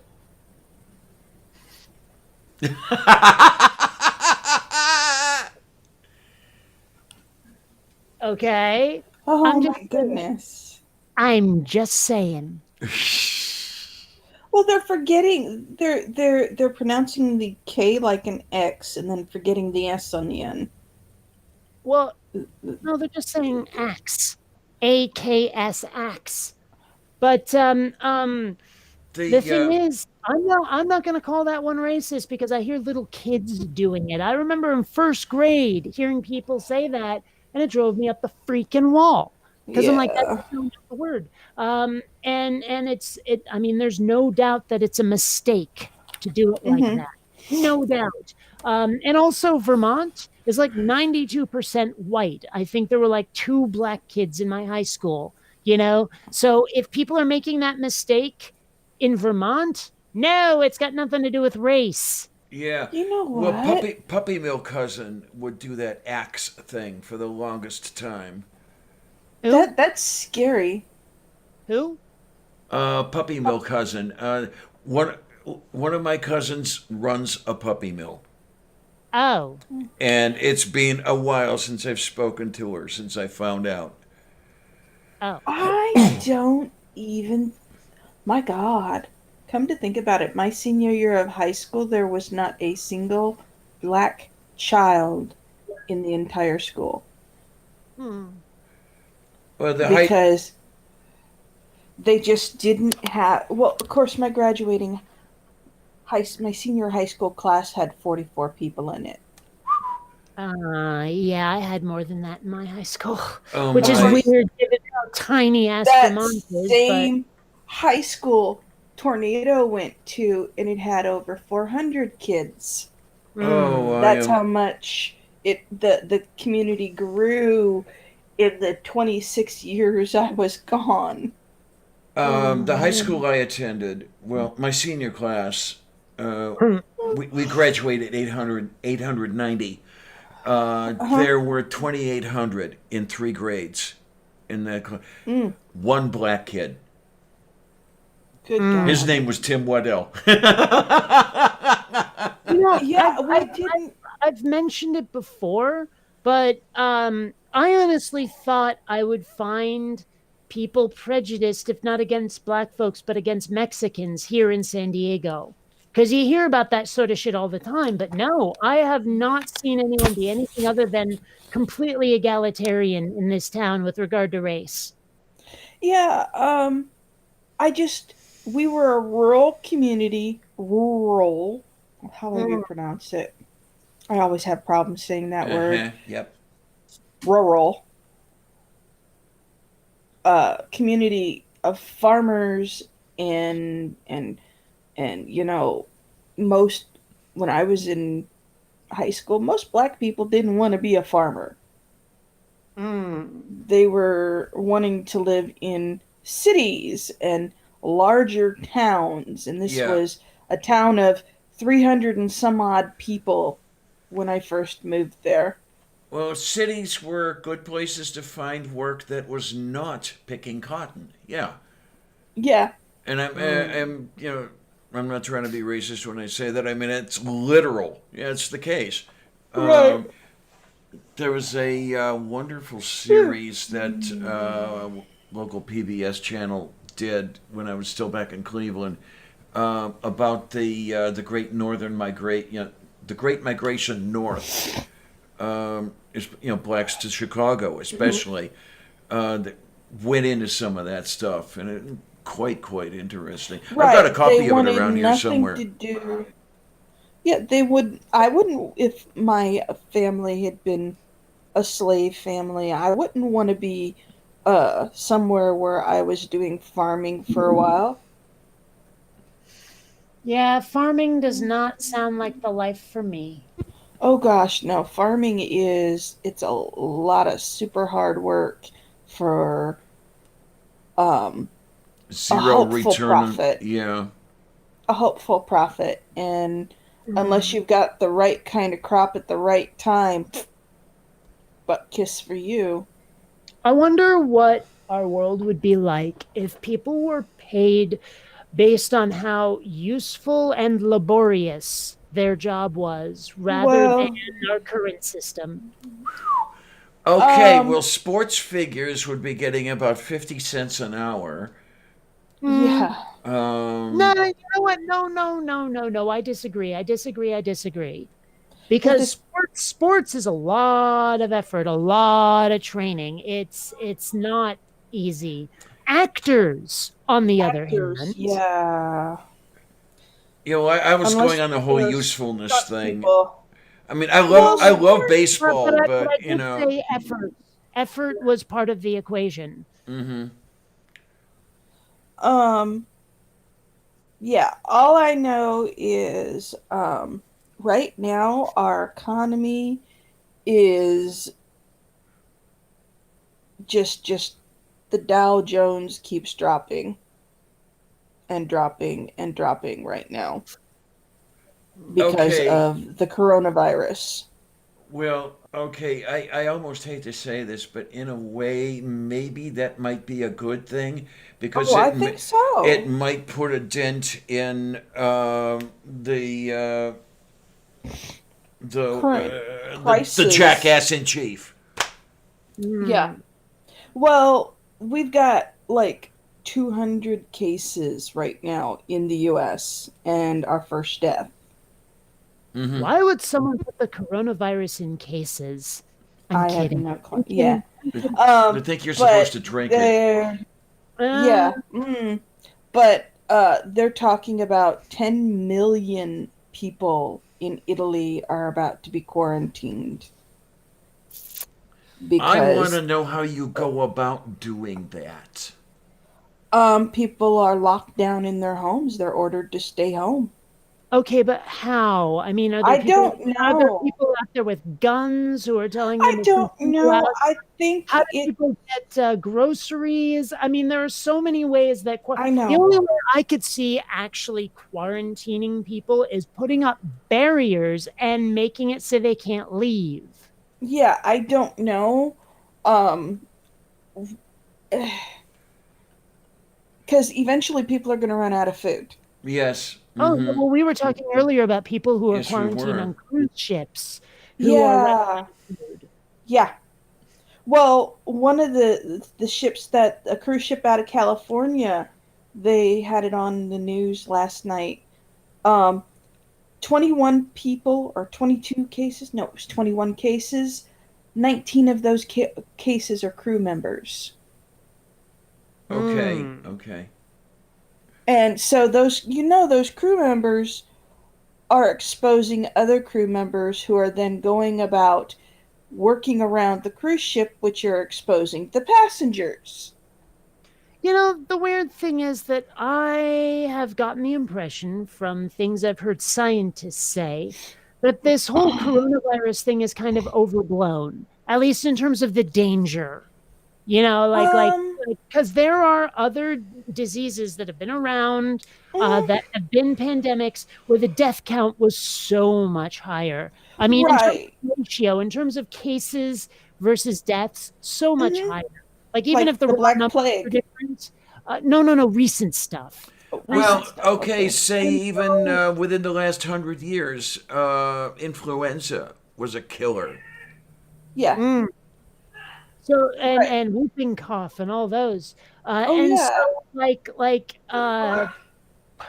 I don't know. It's just damn it, I lost my train of Okay, thought. so But oh right, it's overblown, I I think. need to say something I'm not about worried Trump. about it. I'm I not scared. can't hear you, sweetie. If it's about Trump, tell me later.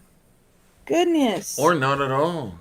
Save the nerves. Yes. Yes, really. But But but seriously, like I think that it's way overblown. I'm not scared of it, and I think that quarantining people on a fucking cruise ship is a bad idea. If nothing yeah. else, we should get like the CDC in there and get them into a quarantine facility rather than Right. leaving them on the ship. Right. Put them somewhere where they are at least able to be on dry land, not risking dying, not risking getting worse because of substandard care. Yeah, I mean, they need access to proper medical attention. Right. But, Um good luck getting that in today's political climate. oh, I And with all of the know. fear mongering, where people are like, oh my gosh, it's the Black Death. Run around and be afraid. Ah, I mean, that's not, it doesn't work. It's like attack, attack, run away. It's the Vorpal bunny. No, not like that. No, it's more everybody panic, run around. I fully expect someone to walk around with a sign saying the end is nigh. And Oh you god, know they've been doing that. those movies where a Mhm. disaster happens and everyone's just running aimlessly in the street for no good reason. Yeah. That's the mental image I get far more than any kind of Vorpal bunny. Uh, Oh man, Okay, you got me agree. thinking now. When you have those panic scenes in the films, who choreographs those?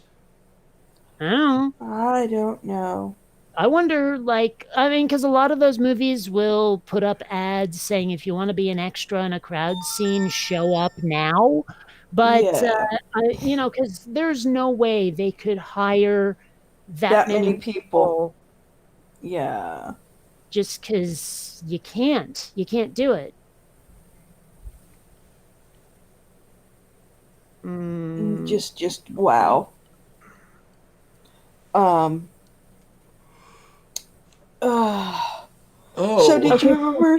Here's the thing. Do you mind if I get some food and eat it No. while we're No. talking? Because it may make weird noises, but I am so fucking hungry, and the only other options are I leave. I should mind why. Well, I I'm don't know. tempted to go heat up some spaghetti and eat it on this show. Some people probably don't want to hear the munching and slurping. I don't know. Oh. So I'm gonna get Well, some food because I have not eaten since I woke up. All I've had today is a Red Bull. To I operatie per haven't colleghi. eaten since last night. Yeah, because I just woke up. I couldn't Oh. tell. Yeah, my hair is a disaster. Actually, what I need to do is Did you remember to eventually. change your clocks? No. No? Is that why you're on so late? Well, I tweeted that I was running an hour. I was running an hour behind, but happily I was not an hour late. For some Right. reason, my alarm didn't go off either. I woke Uh-huh. up, I looked at the clock, and it's showing like 8 o'clock, and okay, fine, lay down for a little bit, and then okay, I wake up, and okay, it's maybe about 9:15, no problem. Come over here, turn on the machine, it says 9:45. And it's like, oh, fuck.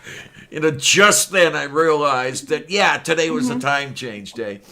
Yeah. Well, all of my clocks do it automatically.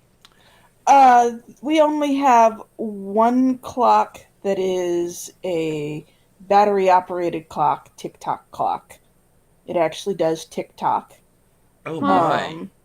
My only clocks Yes. are my computers and my phone anyway, so. And then we have the stove and the microwave, which we have to reset.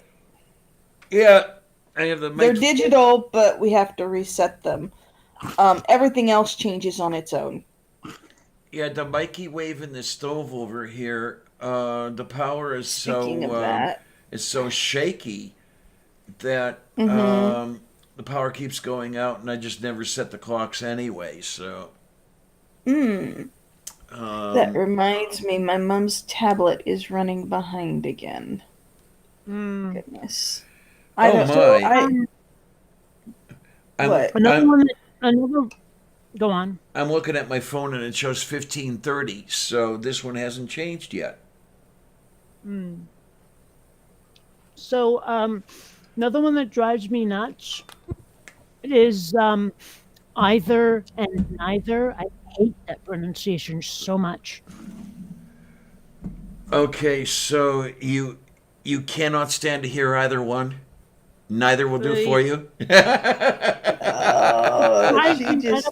sounds so wrong to my ears. She just twisting the screw, isn't she? Oh my! I guess it's my. German, German yes. speaking. Yes, where you see that and you hear it immediately. Yeah. Now this one is fine. The smartphone says, well, the smartphone doesn't do it right. The smartphone says 4:27 p.m. What the fuck is that? You can set it to the military time. I'll have to look for the setting. Yeah, because it's to the point where I can tell you how to get there. um, Go into your. It should have a little gear on it, or 3 lines up at the top that you slide down. let's see what we've got here. I recently got a new computer, and finding a way to change the settings, not just a 24-hour time, but to also list certain things like as much as military time doesn't need AM or PM, not having it is weird to my eyes. Like, I know it's not necessary, but it still seems weird. Now, most of my computers are still Windows 8.1 rather than 10, and they give you the ability to do whatever the hell you like. But apparently 10 doesn't, and and it's bugging me. Do you have 3 little lines up at the top? On the left top right-hand corner? Okay, at the right-hand corner is the time. Left-hand corner, there's a square. Okay. Let's see what else we got here. Go to that square and drag your thumb. Is it at the top left? Yeah. Drag it downward. Let's see here. Got that. Hmm. Okay, so now You know, we got this whole little thing going on over there. Yeah, we I don't got. actually know what ASMR stands Does it show a gear anywhere on there? Oh, here we go. Okay. Yeah, Press the gear. okay, okay, the display, and yeah, that's the other one I would Yes. always hear. Sound storage, security, users, accessibility, Google system. Is there one that says just Okay, display? date and time, date and time? That's where you want to go. and use 24-hour format. There you go. Hello, thank you. And then we are to go on for to into. By that is on there for you. Yes, it's Yeah. now for to 16:30, so it's good for Yeah. that. Da. And then, okay, so this is good. Yeah. I See, guess that was the a only little way less that painful. ASMR affects me is the sound of rain. All the other examples I'm seeing, not so much. That's the one where you're affected by the climate? ASMR is that whispering that's supposed to send chills up your spine. Well, here, let me just Really? read. ASMR, which stands for Autonomous Sensory Meridian Response, is still a relatively new creation. It creates a feeling of euphoric tingling and relaxation that can come over someone when he or she watches certain videos or hears certain sounds. What kind of visual or audio clips can create such a lovely feeling? It might surprise you, but the videos are of people doing incredibly simple, quiet, calming tasks such as folding towels, brushing their hair, or flipping magazine pages. You might hear someone's voice speaking in the background of the video, but not always. The audio clips often consist of voices whispering nice things like "you are appreciated" or contain the sound of tapping, scratching, or rain. Rain, definitely. Yeah, well, that's what I'm saying. Is rain seems to be the only one on the list that's ever affected me. Yeah, well, not so much anymore for me because, we get these torrential showers here. Rain is not quite the pleasant sound it used to be.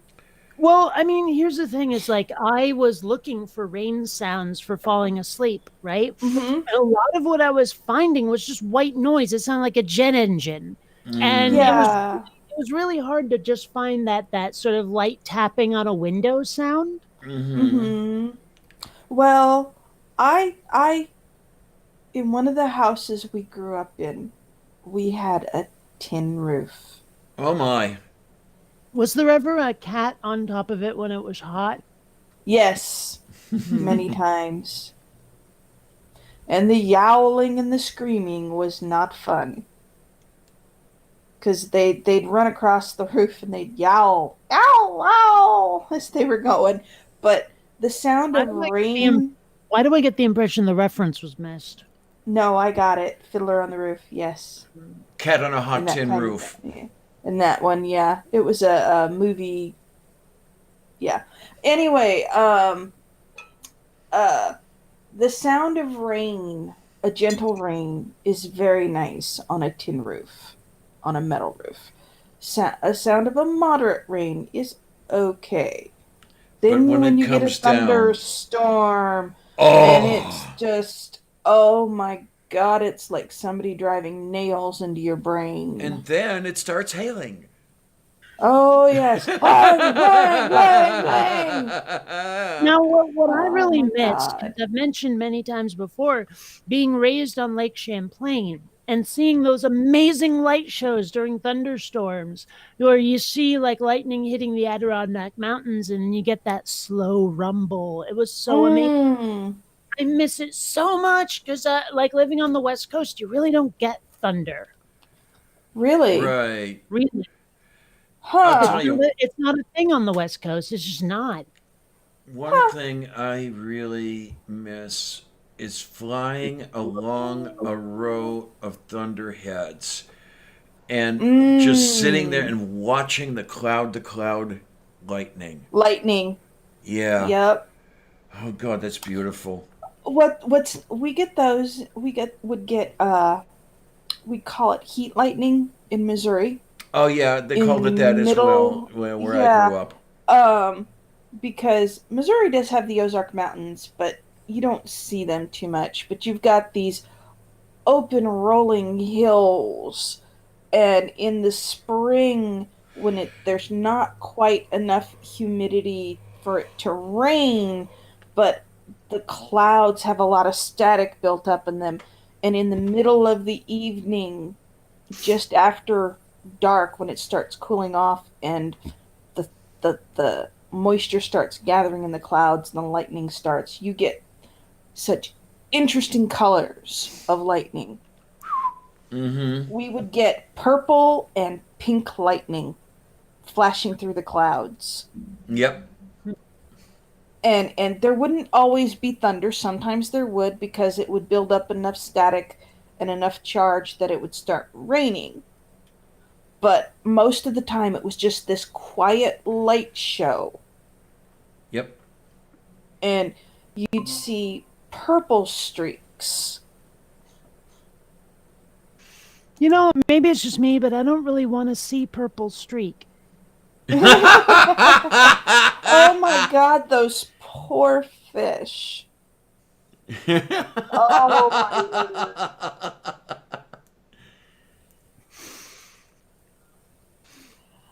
Sorry, I love that picture. The first time I saw that picture, I laughed for at least 10 minutes. And I think if it had just said, fuck these 6 fish, it wouldn't have been that funny. But the in particular just makes it hilarious. And I don't know why. Moo. Yeah. Oh, itchy foot. Oh. I could curl up and go back to sleep. You know, one tweet I tweeted yesterday was that I'm of the opinion that there are different kinds of cold. Like there's cold that just is painful and hurts. There's cold that's actually like appropriate for some reason. But then there's the cold that just makes you want to curl up in bed with a book. Mm-hmm. Oh, yes. And definitely. I don't know how to define the differences between them, like why they're different. I just know that cold comes in flavors. That's just all. Like there's a huge difference between it's winter outside and I'm like in a room with air conditioning. And then there's the cold where if you have to get out from under the 5 blankets, you're still fully dressed and in your trench coat and everything when you get out, but it's still so cold that it hurts. Part of it might just be that there's like it's a matter of moisture in the air, how humid it is when it's cold, that kind of thing. Okay. Yes. You know, like because apparently some of the most biting cold there is when it's actually not humid outside in any way. Dry cold is worse. Yeah, but at the same time, like wet cold will cling to you. Yes. So it's actually uncomfortable in a different way.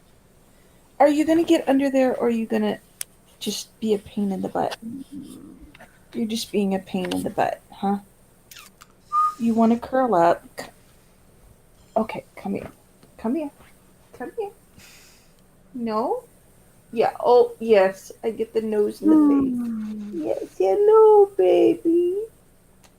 I feel like I should be doing something more productive with my day. Yes. Making something or some, I don't know. I feel like I should be doing something else. No, I don't need to see your butthole. I mean, I don't Thank you. want to leave, but at the same time, like, I just sort of feel like the day needs to be spent being productive in some fashion. I don't know. Yes. I know the feeling. I will eventually be productive. I filmed chicken barley soup yesterday, and I have to edit that film and then upload it. But happily, Well, I mean, go on. happily, it won't be that bad. I was able to record large blocks. So there's not that much to put together.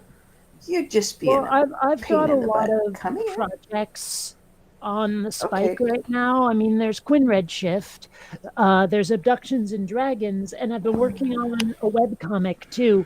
The webcomic, though, is going to be very simple. More like a comic strip rather than narrative fiction, because I have noticed that humor tends to sell better, you know, that like as webcomics.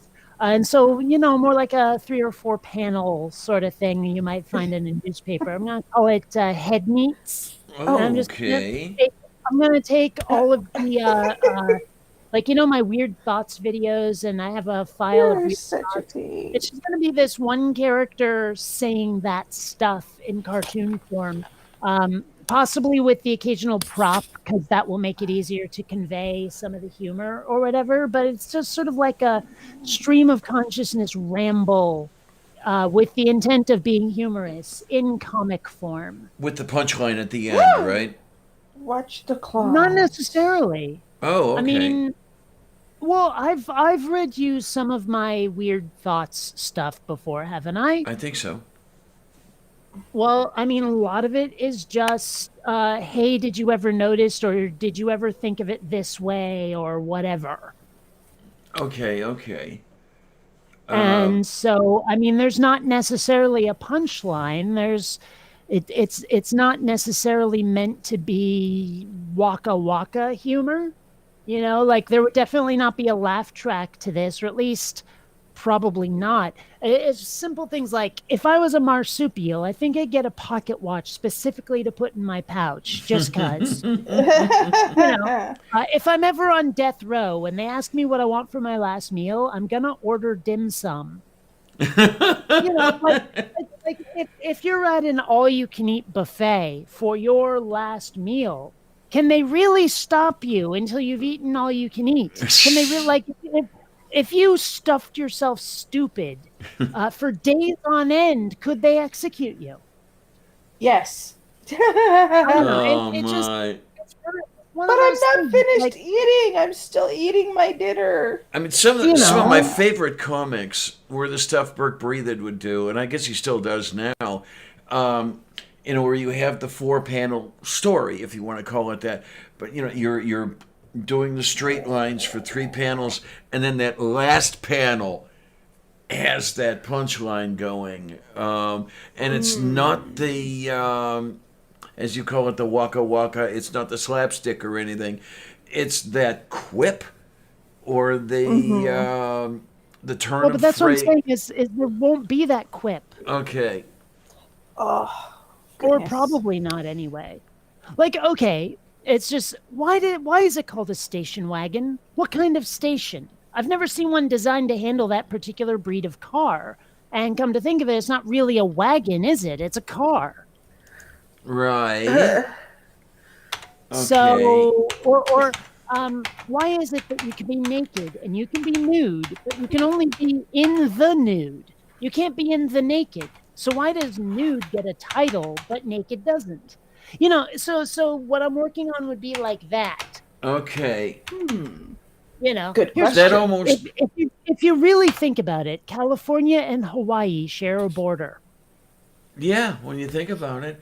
That would, to my mind, it sounds like a really great single-panel comic. Kinda. I mean, it does have sort of a Far-Sighty feel to it, I Yes, guess. yeah.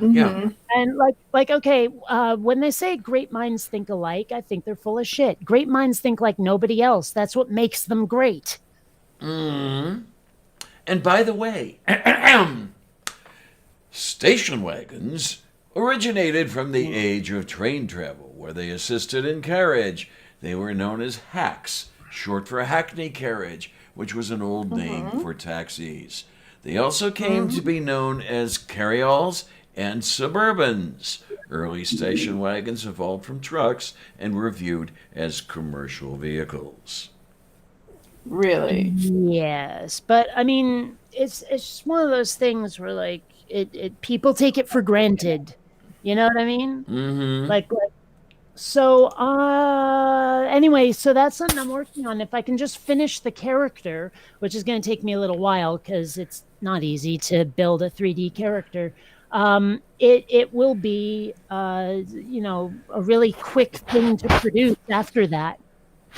Is it going to be a guy kind of slouched over with his hand in his pocket? No. Okay. That was the Why would first. it be? That was the first thing that came to my mind with somebody asking questions like that. I don't know why, but it's the first visual that came to my mind. Well, the character is supposed to be closer to me, even though she looks nothing like me, really. It's supposed to be, I mean, it's called Head Meats because this is what goes on in my head meats, you see, in my brain. In fact, if I have like a logo or an icon for this thing, it's going to have to be a brain of sorts. Right? Okay. So that's what head meats mean. It's the meat in my head. Yes. So, yeah, that's where I'm going with this. But anyway, so what I have so far for the character, I'm hoping that people don't necessarily know that this is CGI. I'm hoping people think it's hand drawn, because it could be. Yeah, could be. I mean, that is what I've got so far. I don't have hands or legs on her yet, but you know, this has a lot of possibility, and it's simple. So many of the projects I start get away from me, you know, where it's like Yeah. it started out simple, and the next thing I know, I need Pixar and ILM to produce them. So I'm trying to keep Head Meets simple, dirt ass simple, with one character. Maybe someday I'll add a second, you know, to act as like a foil for her. Mhm. And I haven't even named this character, by the way. She doesn't have a name yet. I may name her in someday, but it won't be necessary. She's only talking to herself, will it? But that's the other project I'm working on. So if I were to do something more productive with my day, it would be something along these lines. Yay. That's all I'm saying. Yay. It's a very yay. Yeah. Or I could just play a couple of video games or something. Well, that too. I mean, hell, while we're talking, I could be playing Cities Skylines or something. Blarg. Blarg. Definite blarg. Cities Skylines is a weirdly addictive game. It's basically Sim City on steroids. But and I don't know why I enjoy it as much as I do, but I do. Okay, then. Yeah, sounds reasonable. We can do this. But you talk about games. Lately, I've got to the point where I like to call it binge watch or whatever. Gray Still Plays. If you know What is that? The channel is called Gray Still Plays. And I don't know what it is. this guy plays games. And, Oh, and he okay. does it in some of the weirdest ways possible. Many of the games he just sets out to break. Oh, yeah, I've done that.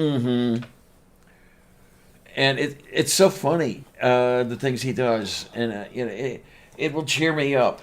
So you know, it's not a total waste of time. Okay, Mega Rome G here says, I vote for a version of Samara? I don't know. I've never heard of that. I don't know what it is.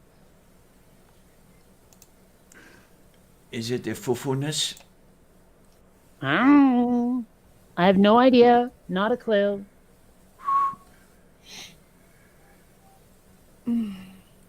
Hey, Robert. Hi. We're becoming famous. Oh, Apparently what? it's a city in Russia, and it's also a fruit. I have no idea what is meant by Samara here, or Samara, or what. I don't know. Apparently there's also a music video, or a music person who does this on YouTube. Songs. I don't know. So There's we're Too becoming many famous. things this could mean. Way too many things this could mean right now. Ah, don't be playing it. Stupid YouTube. I go to their channel, and instead of just seeing their channel, it starts playing shit. I'm looking at this game now, like on Steam, called Yes, Your Grace. And it's basically like there's all these petitioners coming to you in your castle with weird ass petty matters and potential war and all this. Is weird looking. I don't know. My. That sounds a little bit like a game I was watching Gray play a couple days ago called Pray, where you are a deity answering prayers. Well, when you say answering prayers, exactly how do you mean it? Well, the game presents you with silly prayers please deity, have my mom and dad stop arguing. And if you're a good deity, then you'll answer like, okay, they kiss and make up. And if you're an evil deity, you'll answer with your mom and dad just got a divorce. The game holds the answers. You just decide whether you're going to answer the prayer in a good or an evil way. Yeah. Why, yes, your mother and father will stop arguing because they're dead. Yes, that sort of thing. You've got it. And I mean, if you've had enough grass, it can be funny. Well, I can supply. Oh, yay! But been I don't know. I mean, there are a lot of games out there that have like you are a deity as the theme, but usually it's more a matter of managing resources where you could easily be like an emperor instead. Okay. I wonder if that's available on Steam, this game. Wow, I typed it in and there's a game called Don't Pray to Satan. I like it. There's another game called Pray for Death, but I do not see it as just a game called Pray. I don't suppose it's spelled the other way. I'm trying to remember. I will have to look at the egg thing over here because it may be the og thing if it's not the egg thing. And no, I don't know what I'm talking about. Really, I What don't. are you talking about? I am so boggled by the words you just used. They don't make any sense in context. That was the point. They're not supposed to make any sense. Yeah, okay. Oh, my, oh, my, oh, my. Okay, wait a minute. Well, let's see here. I'm just typing it into not Chihuahua. That was my fault. I typed it in the wrong way. Did you broke it? No, don't show results for that version of Apparently, there's a Thoughts and Prayers, the game. Ack. What the hell is going on? Well, the game appears to be a web game. Oh boy. And you can type T to think and P to Oh. pray. Ow! Okay. Loud. Wow, I found. Okay, the game is spelled Papa Romeo Alpha Yankee Romeo. Prayer. Yeah, no E in there. Oh, hi, Loki. Okay. No, Hi, Loki. don't I hate cat. Google trying to predict what the hell you're thinking. Okay. Yeah, make up your mind. Okay. Okay, No, as soon as I typed it in, wait a minute. Oh, it looks like you can just play it for free. How, Kitty, you are like pretty.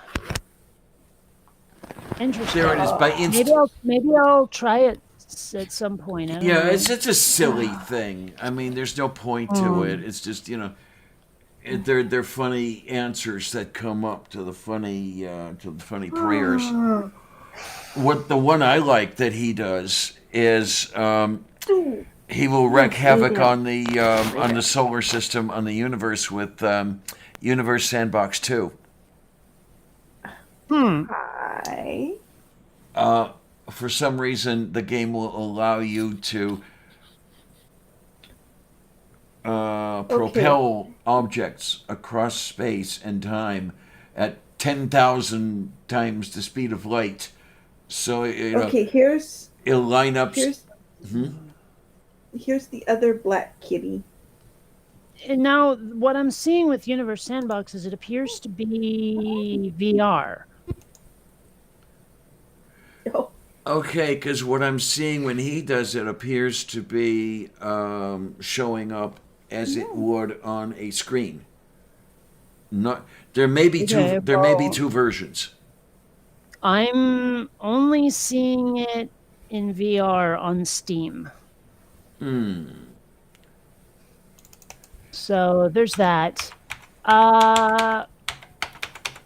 I mean, it looks like fun, but I don't want to blow $30 on it. Yeah, I know. It is fun to watch him do it, but I don't know that I would want to buy it to do any of that stuff. Okay, Universe Sandbox on. Well, I want to play it, but also my VR controllers are dead at the moment, and Oculus is being a bunch of fucking bitches about replacing it.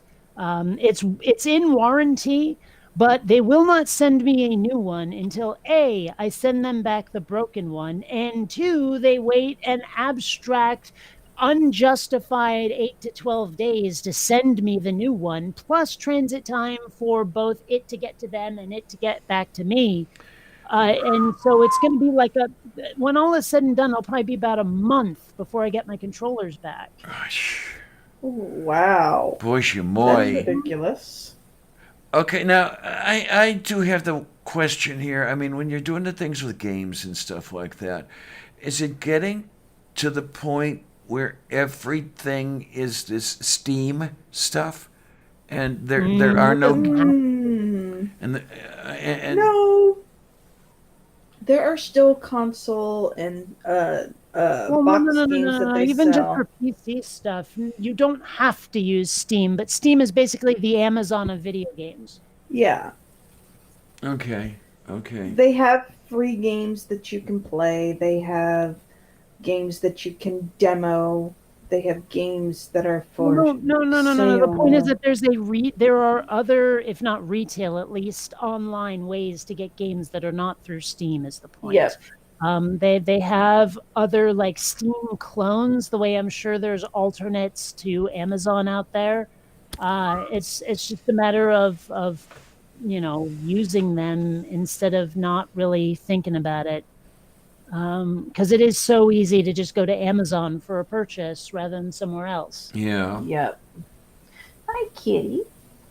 So I don't know, but no, Steam is not the be-all end-all of getting video games online. This is my noisy kitty. Okay, that's a good thing. Wow, I'm looking at someone playing this, where you just watch them swiping their VR controller across another planet, using a moon to bash it to shit. Like they're holding on to this moon and just smacking a planet down with it. Oh my goodness. Yeah. I can probably share my screen, my Steam screen, to show it to you. Let's see. Present now, Winder, and Steam, and share. Okay. So, can you see it? Yep. Okay, so it's going to be a couple. Here, watch this. Bam, bam, bam, and they're just bashing the hell out of this planet with a moon. That looks like some of the stuff that Gray does. Yeah. I don't know. I think that's pretty funny, personally. And being a Spark player, which is all about throwing a ball at someone else, like dodgeball meets racquetball, being able to do it with planets sounds like a blast. Of course, unlike Spark, there won't be walls. Although I suppose you could try to build a wall of planets and then see what happens if you chuck them. That sounds grayish. Like build a huge wall of planets and then throw one planet at them and see what happens. Maybe set them all with different levels of gravity. I don't know. And then there's another one I like watching, but I would never spend the money to buy because there's not much of a point to it. It's called Disassemble 3D or something like this. You're presented with objects, say an electric toothbrush or a Formula One car or an International Space Station. And you disassemble these things piece by piece until you finally have all the parts disassembled, and then you can get bombs and then go back and then drop the bombs on this thing instead of taking it apart piece by piece. It sounds like a shitload of fun, doesn't it?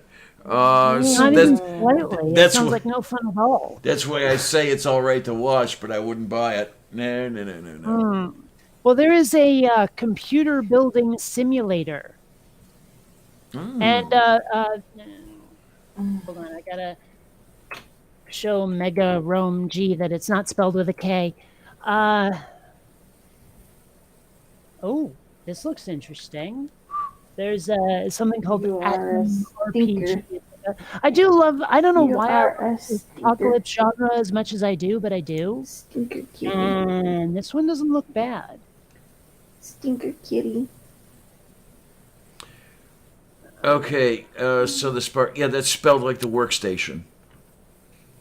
Yeah, but you know, it's not related to it in any way. This But- is Yeah, it really is like a cross between dodgeball, racquetball, and it has a visual style that looks like Tron. It is so good, you have no idea how unusual and this it's a is. shit ton of exercise too. It's like you can burn a lot of calories in an hour. I have pictures of me after playing Spark where I'm drenched in my own filth. I saw, And- yeah, I remember you posted at least one of them. Yeah, so it's just a really cool. What? Yeah, no, Loki does not normally lay with me.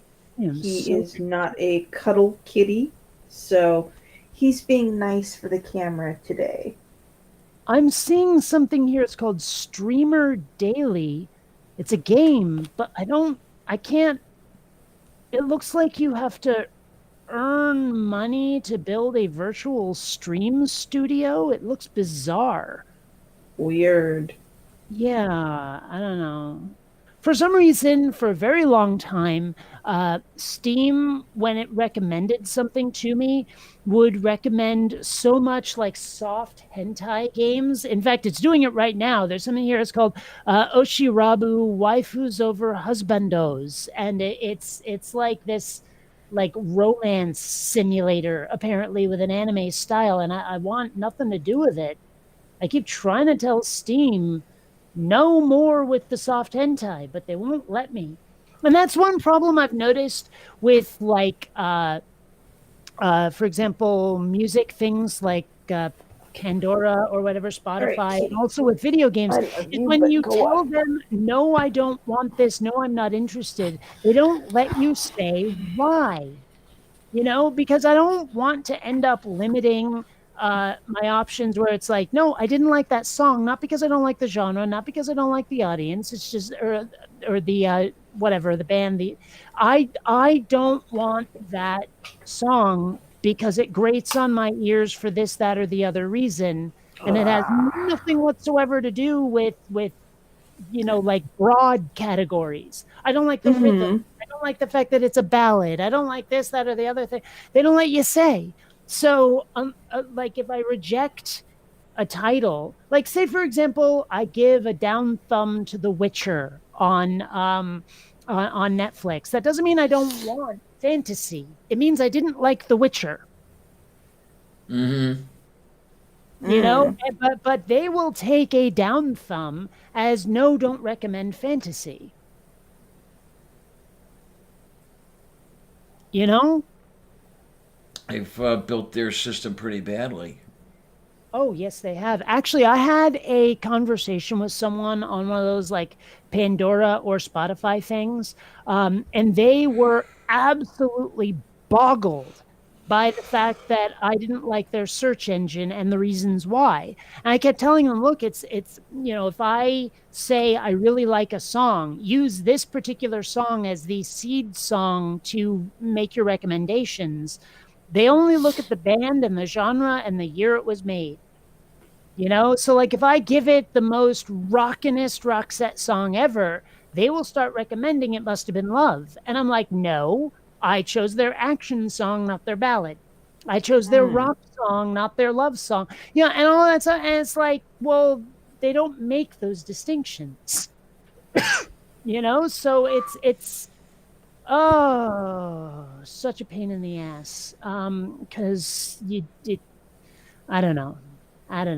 It's kind of like I've mentioned before how difficult it is for me to get music recommendations because communicating to people what I'm looking for and what I'm not looking for never lands. It's like they don't understand what I'm saying to them, or they'll hear one criterion and not realize that I'm looking for more of the Venn diagram thing. So they'll say, here's something that totally fits what you're looking for. And I'm like, you ticked one box out of 20. No, this isn't what I'm after. Or worse, if I tell them I'm after X, and X happens to have multiple definitions, or we interpret it differently, and I say that's not what I meant, they go, yeah, or that's what you said, or something. I'm like, yeah, but you misinterpreted it. Too late. I already am stuck with the misinterpretation, and I will defend it to the hilt. And I'm like, well, you're not helping anymore, are you? It's such a pain in the ass. But I need new music to listen to. And I can't get good recs. And by the way, thank you for criterion. Well, duh. How many people are there out there who state the singular as criteria? Yeah, I There's know. this It's criteria. it's like the people who say dice when they mean die. Uh-huh. Oh.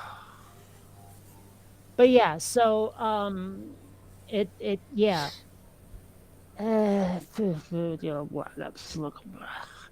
Daprożnie.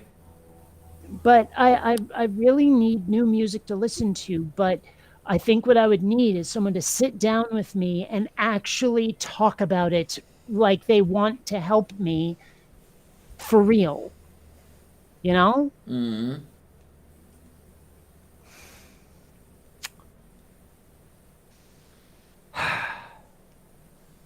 Moo. Yeah, well,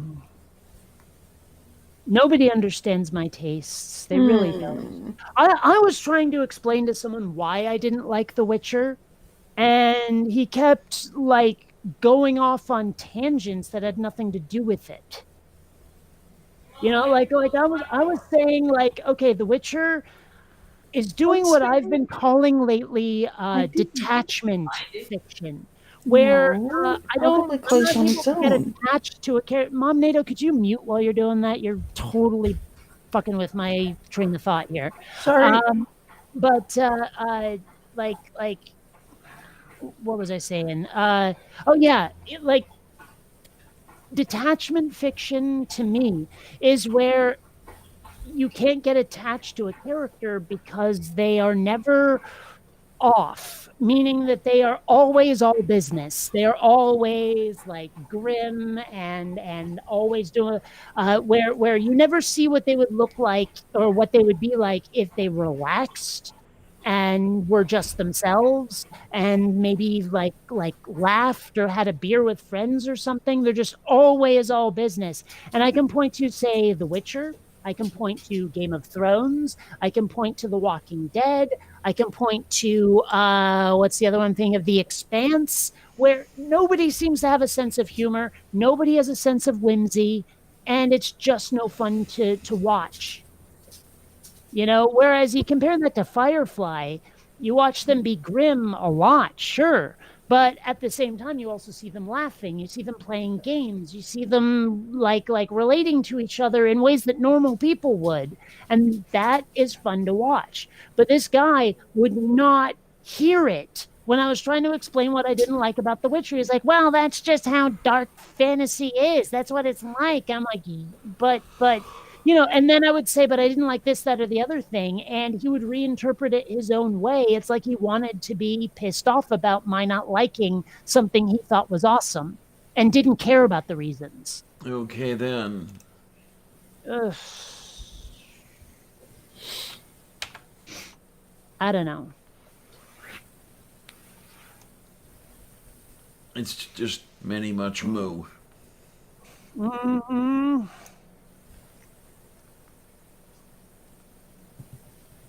Okay, that's just a weird game. I'm seeing something here called East Shade, where apparently you're playing a painter. I'm not sure how that works.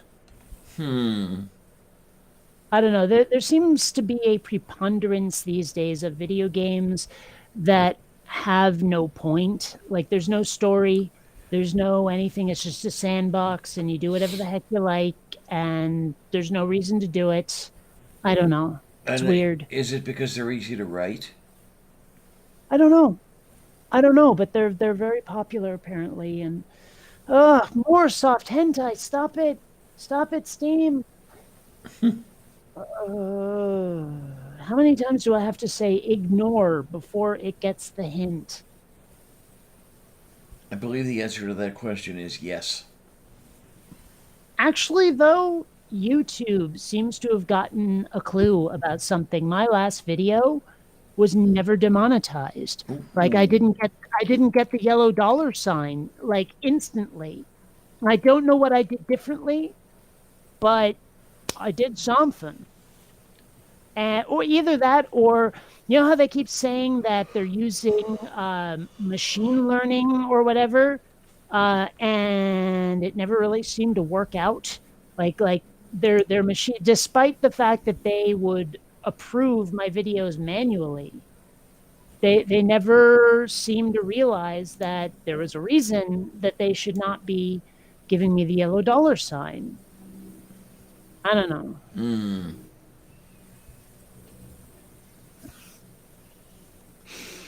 That's just a pain in the ass. And you know what else I'm seeing a lot of video game wise is train sets. Some of them try to be like actual train sets, children's toys. Some of them are just here you get to build a train set that looks like real life and behaves like real life. But there are so many train set games out there. Huh. That's interesting. Yeah. I guess I could see I could see some degree of popularity to something like that. I know that one thing my ex wanted, and then I got it for her for Christmas one year, and she played with it twice and never played with it again, was Microsoft Train Simulator. It was an interesting little thing, especially when you were trying to get this particular, Canadian Northern or whatever it is, up a snowy hill, which was, extremely close to impossible. Just trying to, I ended up playing with it more than she ever did.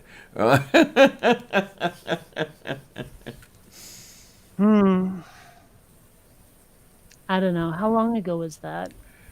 It would be, let's see now, close to 20 years. Because I don't remember this Microsoft game. Yeah, it would be somewhere in the early 2000s, or maybe the late 90s. Ooh, this looks interesting. Something called Retro Wave. And the way it describes itself in the pictures I'm seeing, it says neon lights, palm trees, synthwave, 80s supercars speeding down an endless highway.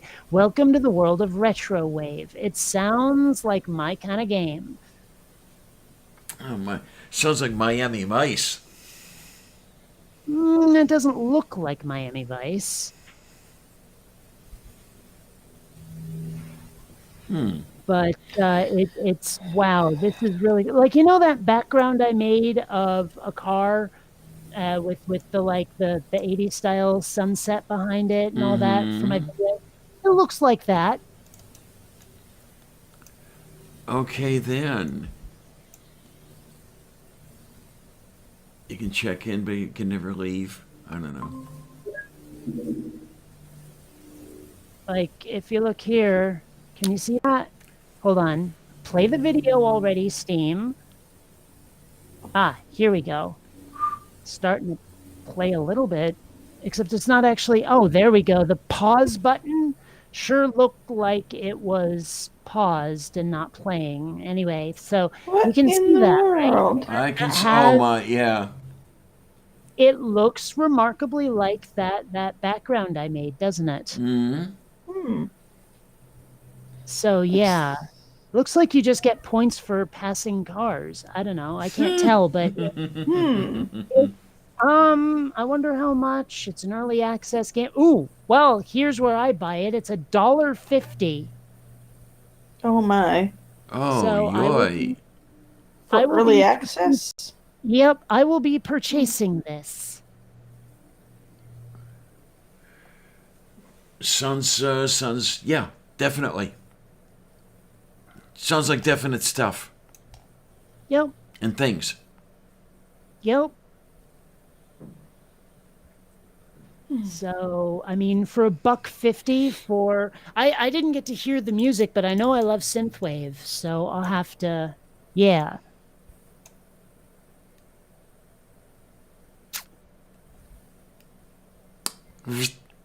So let's just install this now. I'm not going to play it till the stream is done, but I will install it now.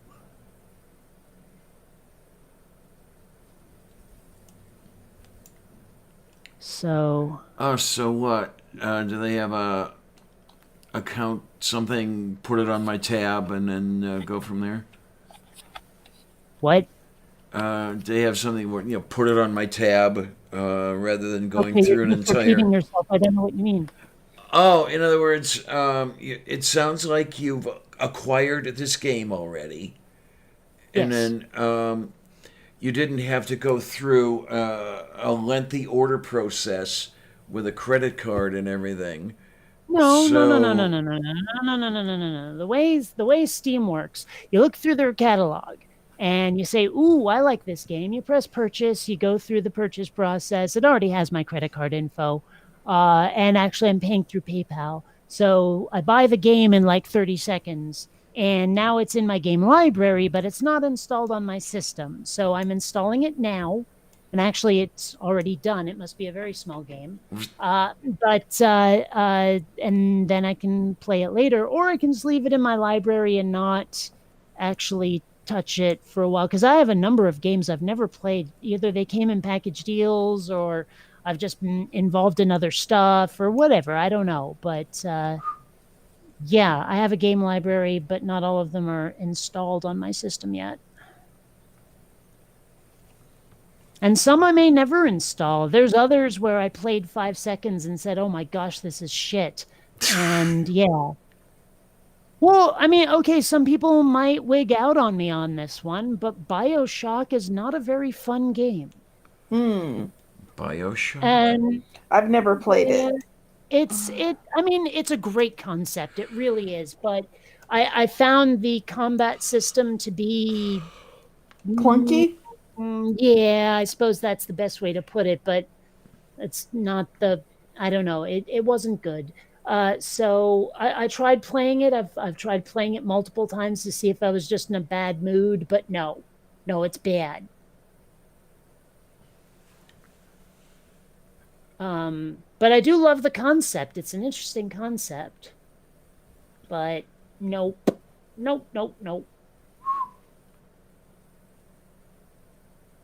There's this other game I bought. It's just called The Long Drive. And it seems so bizarre. Basically, you start off in a little house in the middle of nowhere with a car. And you have to repair the car to be able to drive it. And when you've done this, you start driving. And you drive. And you drive. And you drive. And you just eventually, keep driving. you might come across another like structure somewhere that might have some upgrades for your car. But and they say it's something like 5,000 kilometers worth of driving ability. Oh, And- goodness. And every time you start the game, like start a new game, it asks you for a seed to use for the procedural generation. So it will not always be the same game every time. Now, it's in early access and the controls are kind of iffy, but apparently they keep updating it, so it might be better later. I don't know. Okay, But it's a then. weird game. It's a really weird game. And apparently there's like hours long videos out there of people playing it trying to get somewhere, but a lot of it is just driving, driving, driving, driving, driving. Do you get a chainsaw that you might be able to use when you find another structure? No? No, but you do get an air rifle. Ah, well, that's close. Yeah, I should probably try playing more of it, but I find the controls so difficult to work with, so.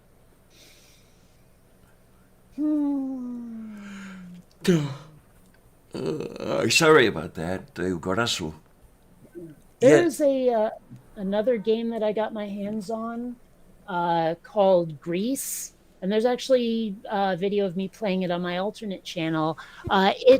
It like Grease, the way it's spelled GRIS is Spanish for gray, and it is an amazingly animated game. The game itself is really simple; it's just a platformer, but there are these animations that, like, especially near the end.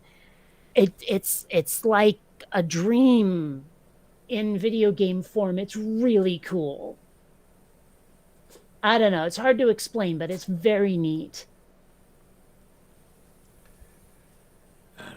I may have to start looking for games every now and then.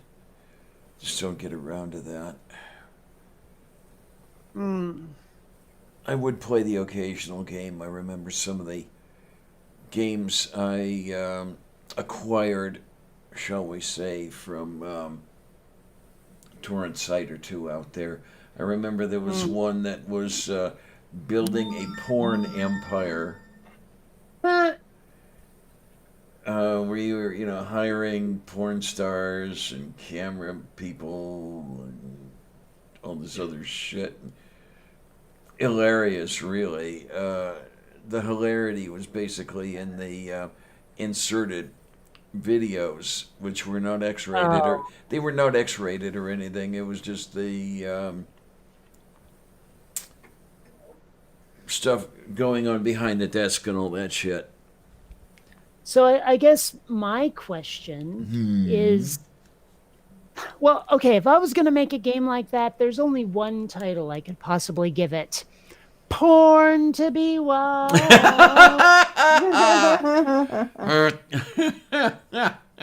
well, I mean, what you gonna do? It's easy it is to into, yes. Yeah. I have no idea what is am I saying. Hmm. You have no Yes, idea what is am I saying. It is the hard to be with the speaking. I cannot with the communication well. It is not a thing. Yes, in Soviet Russia, communication communicates you. I don't know. Something like that, yeah. Man, what is, is Yakov Smirnov still around and doing stuff? I don't know. do not knowing, but is am I going to finding out? I mean, because aside from Night Court and Buckaroo Banzai, I'm not sure I've ever seen him in anything. But he's like the kind of guy who might have been in a one-hit wonder movie and that was it. Because there are a number of people out there where they were some sort of unique comedian. They decided to make a movie out of them and it flopped hard and that's all she wrote. Like Yahoo Serious has one movie. Holy fucking shit! This is amazing. Wow. Okay, well, we began doing stand-up comedy in the U.S. in the late 70s with that style he had of his. Yes, in the 1980s, he moved to Los Angeles to further pursue his stand-up comedy career. He roomed with Andrew Dice Clay and Thomas F. Wilson. I don't know who that's. Oh, Thomas F. Wilson. Okay. Yeah. Let's see what else we have. I honestly thought you had said Thomas Wilson. Okay. Okay, in 1987, Smirnoff was invited to a party hosted by Washington Times editor-in-chief, which featured Ronald Reagan as guest of honor. Reagan and Smirnoff immediately hit it off. Okay. 1993 to 2015, he performed hundreds of times a year at his own 2,000-seat theater in Branson, Missouri. Oh, God, do they all do that? What? There's a certain tier of performer that builds their own theater in Branson. There's a Like cottage. specifically Branson? Yes, it seems to be a cottage industry. I don't I've know. never heard of that till now. A lot of country performers and a few others. Hmm. Okay, in 2003, he appeared on Broadway in a one-man show. Successful career in television, movies, Broadway. He turned his mind to understanding the mysteries of happiness. And this is the fun part. In May of 2006, he received a master's degree in psychology from the University of Pennsylvania.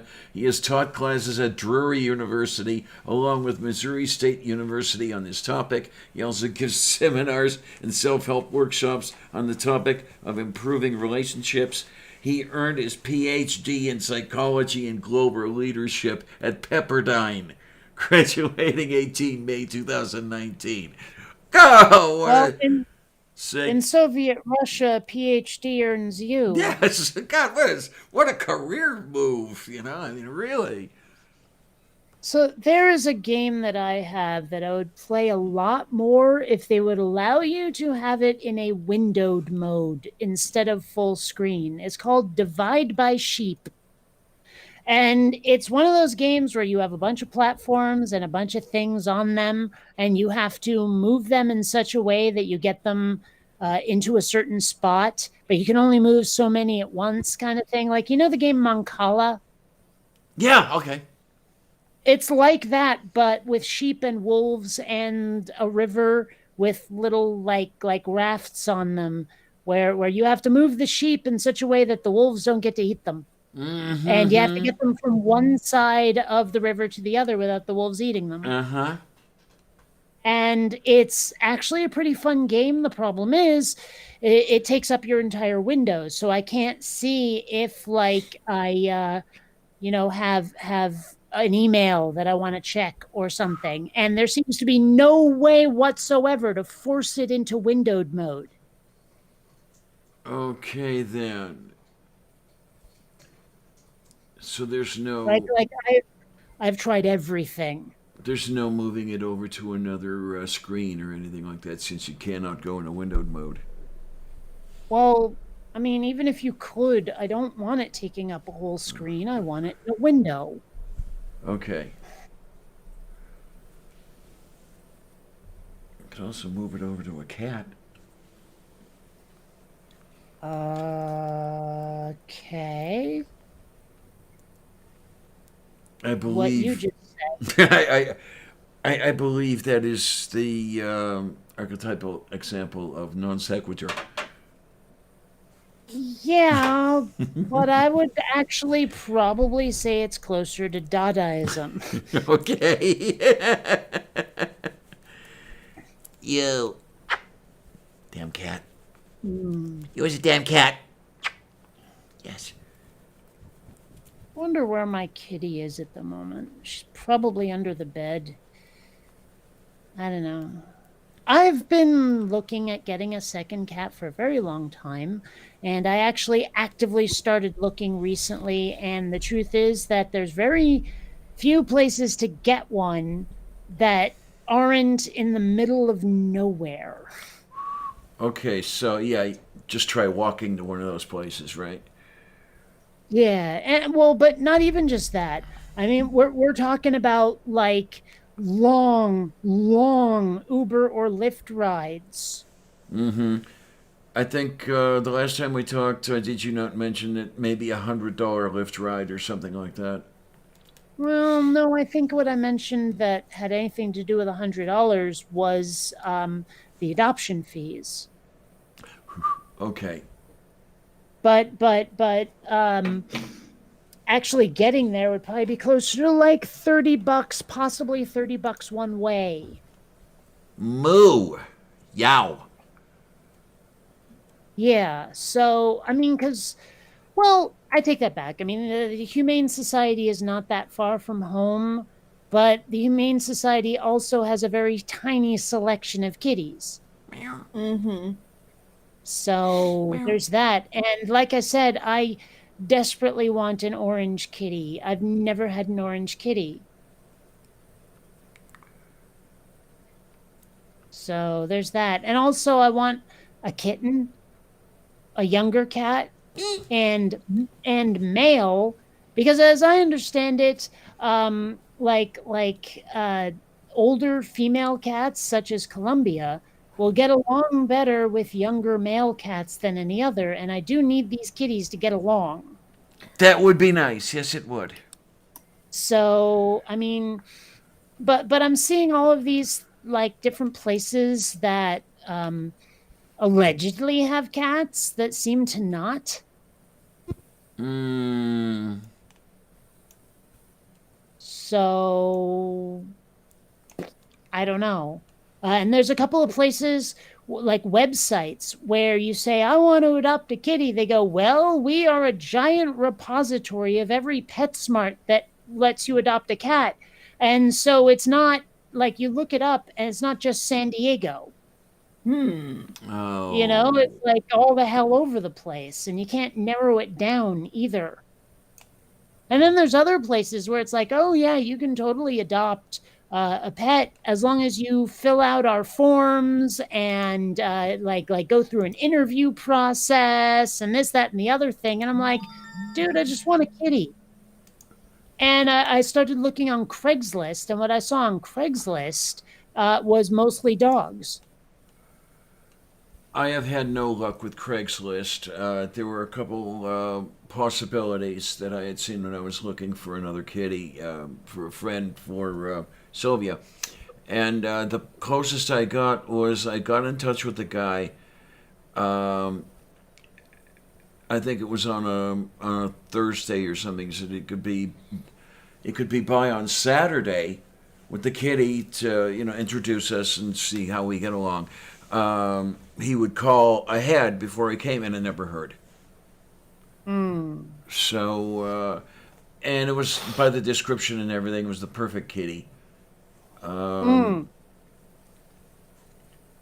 there's a cat that sounded really good, who's like way the hell up in Escondido, and I mean Escondido is like middle of fucking nowhere for me. So, I mean, I don't know how to calculate this without, I don't know, but it's far. Oh wait, here we go. Where's the one in Escondido that I saw? Man, it's supposed to say distance on this stupid map, and it doesn't. Oh well. But yeah, there's like the Humane Society has what, like 6 cats right now? You have 423 dogs, but only 6 cats, right? Well, I didn't even look up dogs, but let's see, where is this place? The Animal Pad. Whatever the hell that is. Oh, that's another thing that Google Maps does that I really wish it fucking wouldn't, is if you try to zoom in, the places that it tells you about change. Yeah. And I'm like, I'm zooming in to see how far away it is. I am not zooming in for you to change your suggestions. Ugh, such a pain in the ass. Let's see, ooh, PetSmart, and they're gonna tell me how many places, or how many, I don't know, such a pain.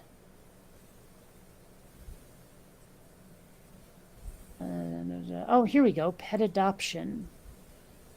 Let's see, I am looking for a cat. Oh, well, they let you enter a zip code. So, okay, maybe that'll work out for me. Where Ways to adopt, but I want a cat. Show me how to just fucking search for a cat. Oh, here we go. Okay. Meow. Meow. So kitten Me. and gender. Oh, wow, look at this little guy. Or he looks perfect. Hmm. It's a little cat named Gus. Let's see. It says he's a kitten, although he looks pretty full grown. Oh, gee. Okay. Let's see. It doesn't. Oh, here we go. Here we go. Okay. Gus is a very handsome and loving, outgoing, playful kitten who was rescued from Ensenada, Mexico, and is now currently at our cat adoption center inside the PetSmart. Oh, Claremont? Where the hell is Claremont? Oh boy, this is Well, if probably. he was rescued in Mexico, that's probably way down south. Okay. Oh, well, okay. Claremont is close enough that it's not prohibitive. Let's see. What else does it say here? He's still getting used to his new surroundings and getting used to his new kitty No. Arwob friends. What the fuck is Arwob? I don't know. No clue.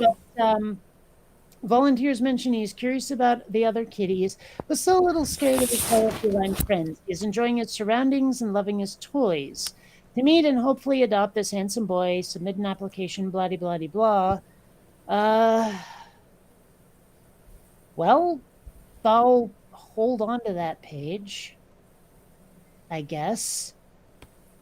Let's. Oh my gosh, that cat is so cute. Oh my gosh.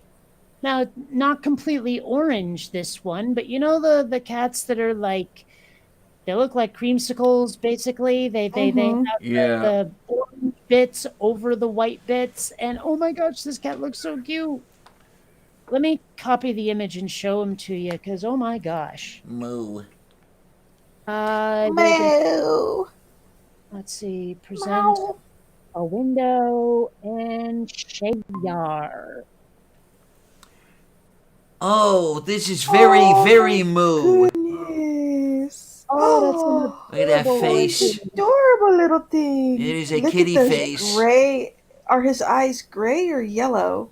Actually, they look greenish to me, sort of a blue-green. Let's see. So, what do we got here? Oh, Both my cats have the bright yellow eyes. okay. So it says here, adorable little guy. Mom was a street cat in Mexico. I'm sensing a theme, but he was born in captivity and is sweet and loving. Let's see. You know, one of the weird effects of not having a vehicle is I actually don't know where a lot of San Diego is. San Ysidro is definitely prohibitive in terms of getting there. Mm-hmm. So I'm going to have to, Pass on creamsicle there. yeah. But I'm holding on to Gus. Gus looks cute. Let's see. What else? Ooh, there's one here called Tony Pepperoni. And- Okay. Oh, I know. That's a silly name, but he looks adorable. Oh my gosh. I want another kitty. In a window, Shayar. Oh. I know, right? Meow. Let's see. Energetic, playful, cuddly, confident, healthy, vaccinated, neutered, microchipped, dewormed, and tested negative for whatever the hell VLV is. Feline leukemia. There we go. So I'm going to hold on to that little image because, Oh, he's got yellow eyes. He reminds me of my cat Grissom, except the stripes on Grissom were white and not the brown. let me see if I can sort by color. That will be helpful. Because these pages are freaking huge. But I don't. Here we go. Orange or red, but there's also. Wait a minute. It says orange or red, but there's also orange or red tabby. And I don't seem able to include both. Well, I'll search both separately, I guess. Oh, there's another creamsicle kitty here called Johnny Cash. Looks cute. And one called Salvador. Man, I'm also getting black kitties in here, so I don't think their search engine is as good as I'd like. I'm just gonna look at all of them, and I'm going to sort by short hair because I prefer short hair kitties. Okay, what do we got? Wow, apparently there are 2 kittens, unfortunately no photos, called Frick and Frack. Oh, jeez. Yeah. I don't know. This site I'm looking on seems kind of slapdash as far as websites go, but they have a lot of kitties. Oh my gosh, there's this one. I'm assuming it's actually supposed to be Nino and not Nino, but it's one of those creamsicle kitties. But Rancho Santa Fe is really far. So, yeah, I can't even begin to tell you how much that one's not going to happen.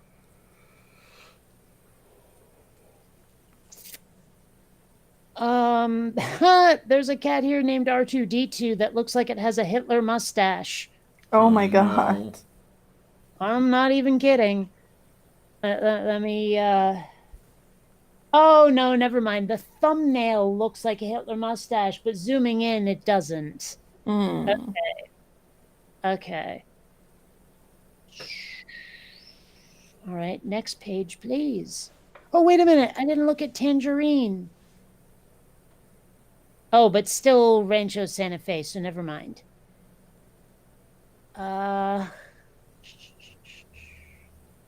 Sprinkles. Encinitas. I'm pretty sure Encinitas isn't that far. Oh, no, it's way the hell up by Rancho Santa Fe. Never mind. It's pattern forming here. Bunch of them in Carlsbad. I know I can sort by distance. Oh, God, there's one called Captain Kirk. Oh, no. That's a Vagafra. That's a cute-looking kitty. Not orange, though. Man, where the hell is Bonsall, California? I've never even heard of it.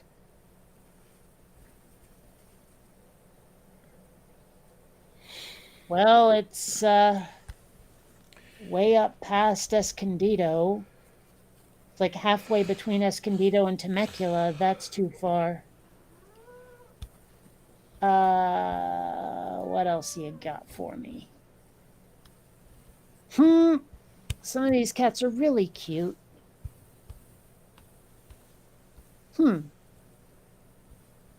Well, I've reached the end of the list and I've found 2 cats that might be suitable within reasonable distance. Man, some of the names they gave these cats, I can only assume that Captain Kirk and Sulu are from the same family. Okay. There's one named Winston Churchill 1726. I really hope that Donner is not a cat that eats other cats. But yeah, there's one named Chuck E. Cheese, Badger, Celtic, Abu, Panther, Ticker, Moses, Bubba, Silas, Sebastian. I mean, yeah. Any kitties? Oh wait, I missed the cat named McCoy. Oh, boy. jeez. Any kitties by the name of, let's see, spleens and tonsils? Not that I noticed. Okay. There is one named Peter Rabbit, though. What the hell? I don't know. There's also a Jerry Lee, a JJ, a Bing, a Cuddlebug, Sprinkles, Peanut Butter, Big Paw, Yum Yum, Petey, Festus, Ramsey, Tyro, Woody. Man, Where do these these people are get the named- names? I don't know.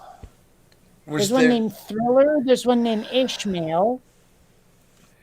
I want to know how much cannabis was involved in the naming of these kitties. I don't know. There's one named Pooh Bear. Elvis Catsley. Oh my gosh. Ouch. Elvis Catsley. And I mentioned already Tony Pepperoni. Mm-hmm. Zammy with a Z. Oh God, there are 2 kittens. One is named Peanut, the other is named Butter. Ow, ow, I hate when people do that. Yeah, there's one named Johnny Be Good. I can't tell. There's one here that's right in San Diego named Nike, but I can't tell. There's 2 cats in the picture. Oh, here we go. Okay. Nova and Nike are an adorable pair of kittens. I guess they couldn't put both names on there. This brother and sister act will provide nonstop entertainment and cuddles. They're both very affectionate and cuddle through the night. I mean, I don't know if you're allowed to separate them, and I'm not sure you should. I kind of am loath to separate kitties that are Siblings. acclimated, yeah, and siblings and that sort of thing. Well, the problem is I can't tell which is which. I mean, I'm seeing Nike and I'm seeing Nova as separate cats.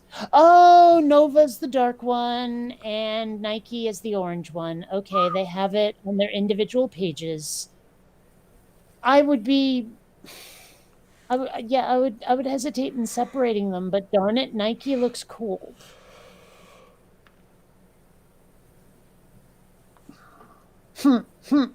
I like looking at all of these names. I'm reminded of something that came up on Twitter yesterday, where someone posted this story about like an exploding Jesus, where someone had baked like a Jesus on the cross that was supposed to be stabbed by someone. Oh, no. Unfortunately, well, you know how Jesus was supposed to like bleed when the dude stabbed him and all that? Right. Well, apparently they didn't realize that Jesus hadn't cooled yet. And so the Smuckers exploded out of it when it was stabbed, like showering the front row like a Gallagher show with hot jam. Oh, man. Yeah. Are we talking second-degree burns here? Well, it didn't say. But the funny part is that this was not the first attempt to make baked goods Jesus with this particular church. And there was a conversation in there where the pastor was literally saying the Son of God should not have rainbow sprinkles. And I was thinking, we have got to get rainbow sprinkles Jesus trending. Oh, my Because that word. is a thing of beauty. Rainbow sprinkles Jesus. And why can't Jesus have rainbow sprinkles? Is it too gay or what? I don't know. Oh, It's just, man. it was a thing, and I thought it was hilarious. Rainbow sprinkles Jesus sounds like an amazing, like, 90s song. Doesn't it? You know, like some indie band out of, I don't know, Oregon or something makes Rainbow Sprinkles Jesus. It's their one-hit wonder. Which was the band? I think it might have been Depeche Mode with, My Own Personal Jesus. That one, I think that's Depeche Mode, but I'm not sure. I'll take your word for it. Yep, Depeche Mode. Man, why do I know that? I don't know. I mean, I guess I did have a friend in high school who loved Depeche Mode.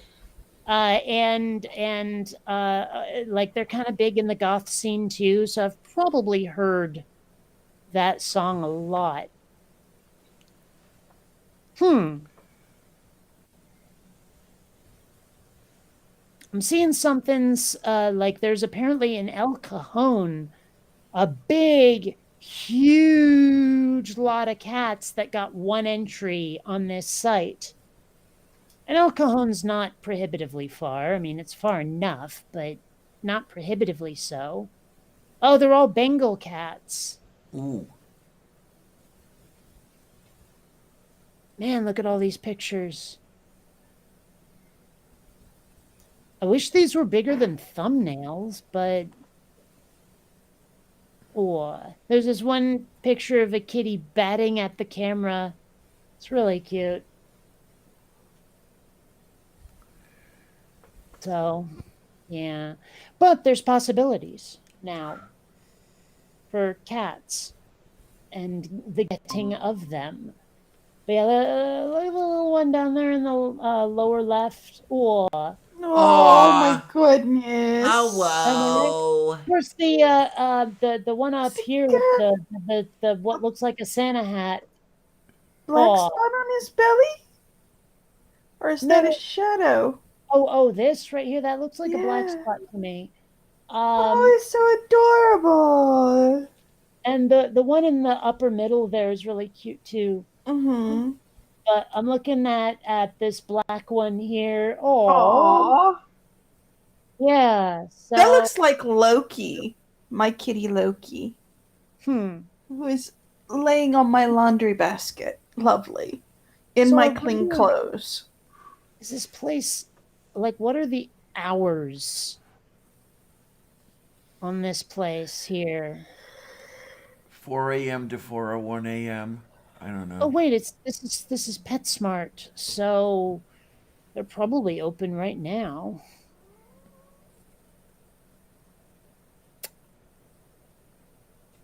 I could probably, I mean, because Gus is in San Diego.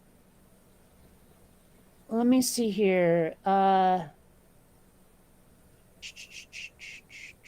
Okay, get directions. How far away is this place? Oh, for crying out loud. It just took me to Google Maps and it doesn't have the actual destination. God damn it. Yeah. Oh, that's why. The directions that it's sending me to is a goddamn P.O. box. Oh, Jesus. Oh, son of a bitch. It says here, P.O. Box 711, whatever the fuck. In San Diego, didn't even have a zip code. How am I supposed to find this? Oh, well, they do have a thing, ask about this pet, so I can do that. Let's see, what about the little dude in Oceanside?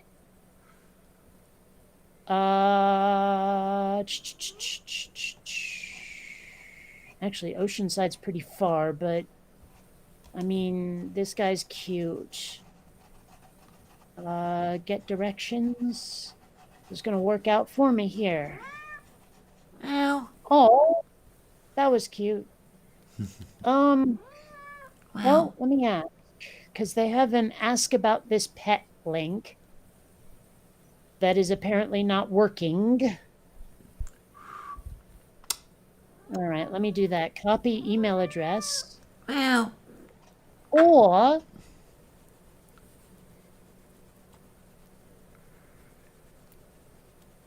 You kitty. You with the kittiness. Yes. You with the kittiness. And I will not force the kittiness to wear a Jesus baseball cap.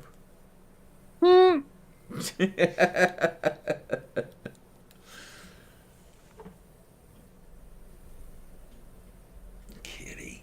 What?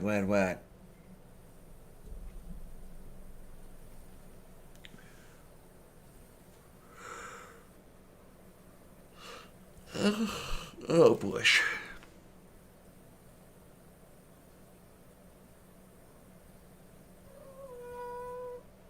What? What is you, Mao?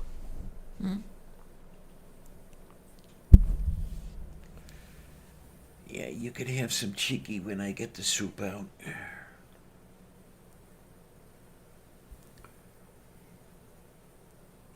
have to follow through.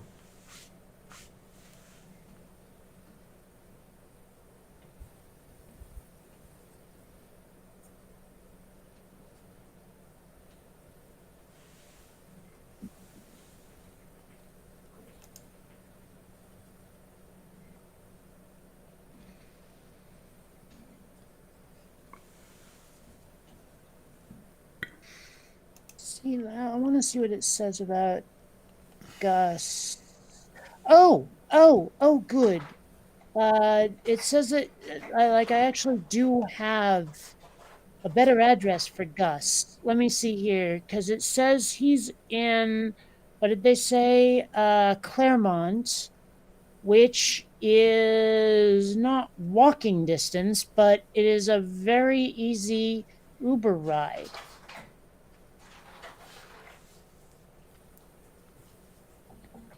So let's see.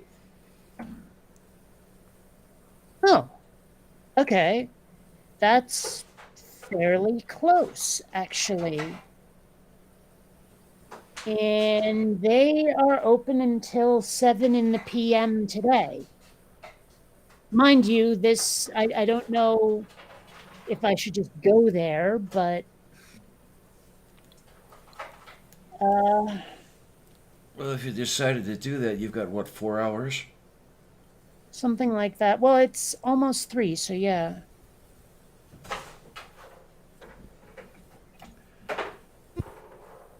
I know what damn cat's gonna do.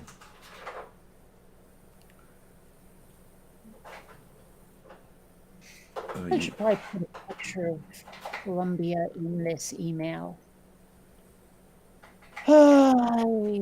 Man, I'm tired. all Whose the cat time. is playing with something? Oh, that's Sylvia. That's what I thought. She's batting something around. Yeah, she's got a one of those. She did it. I thought she would. She had one of those 1.5-inch dowels that you get with the O'Sullivan furniture when you're putting it together. And, but I had the box from a dozen pint canning jars on my table, and that's where the dowel was. She jumped into the box, went sliding off the table and onto the floor. Scared herself silly. Of course. Yep. No, you don't. Hey! No, you don't. No, no, no, no, no, no, no, no, no, no, no. And see, Loki and Smudge both like boxes. The problem is they like to fight over the boxes. Oh, my. So one will jump in the box and lay down, and the other will jump on top of the box and start batting at them. Because they Okay. always leave. I only open one side of the box, one flap, so that if the stuff is small enough, I can get it out that way. So that the cats have a place to go in and hide, and then they'll bat at each other, and one will curl their foot up over the edge of the box from the inside, trying to bat at the other person. Yeah, so. It's Oh cute. gosh, what Amiga Nuts says, we've gone from brick and mortar stores to the internet, food stores, etc. on the internet, and now pet shops are almost there. Imagine ordering a kitty on Amazon. Wouldn't be the first time something like that's happened. So apparently this PetSmart that I'm looking at where Gus is fairly modern. They have a phone number that I could actually talk to them before going there. Imagine. Oh, my.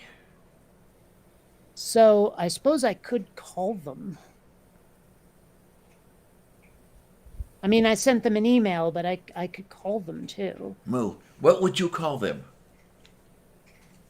PetSmart. Okay. Just checking. Well, I mean, it seems the obvious enough answer.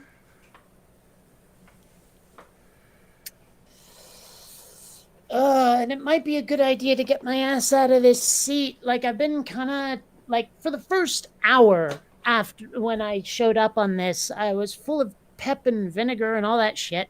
And now I'm finding myself kind of tired, and maybe that would go away if I moved. You know, like if I wandered around a bit. Okay, okay. Yeah, if you did move, and wander as you wander out under the sky, you know how that works. And I don't know, I'm just full of it today, really.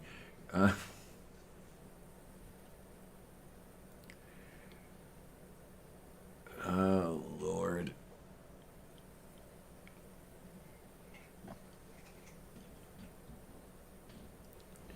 And I will have to water the plantlets because the leaves went drooping over everything when I moved two chlorophytum into one pot.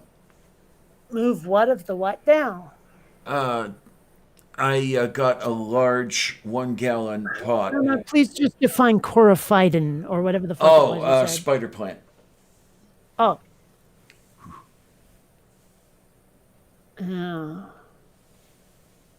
It's one thing I do find difficult sometimes is when I miss a word and I ask someone what the heck it was and they repeat the whole sentence. Oh, okay. Yeah. I don't know. It was kind of like, and I'm sure I've mentioned this before. There was this guy pissed me right the fuck off at game night. Yes, yeah. Yeah, I point at an icon, say, "What does that represent?" He reads the rule book to me like verbatim out of his head instead of just saying, "Oh yeah, fire." You know, that symbol denotes attack. He wouldn't do it. Like I wanted a one-word answer and he'd give me 5 paragraphs. Ugh. Except on alternate Tuesdays. Right. Oh man, it would be so much fun to try to write a manual for something that doesn't exist, but have all those persnickety little procedures. You know, do this unless that happens on the day of this. You know, like when people are trying to do their taxes. You know, where it's like, well, you owe this percent. With this, unless your finances reach that, except when you're in this location and blah de blah de blah. Oh my. So, yeah, it's such a pain in the butt. Well, the way leap years are established or defined, or whatever you want to call it. It's a leap year if the year is divisible by 4, unless it's divisible by 100, unless it's divisible by 400.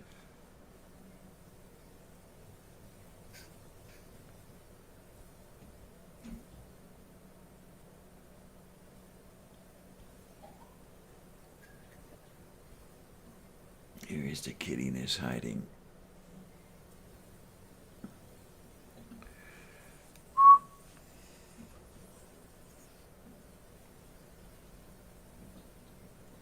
Jen with one N posted something on Twitter where she's like, oh, I hate people like this. And it's someone saying, if you don't want to get pregnant, then keep your legs closed and blah, blah, blah, blah, blah. Don't have sex. It's that simple. I'm like, best ways to not be pregnant. 1, lesbianism. 2, being male. 3, death. I was going to put 4, like, being prepubescent, but I realized that's horrible. Yeah. So I'm replying with that. But yeah, I'm telling you, lesbianism is a great way to never be pregnant. I'm just saying. Yeah. I mean, granted, there's always the possibility of rape, but still.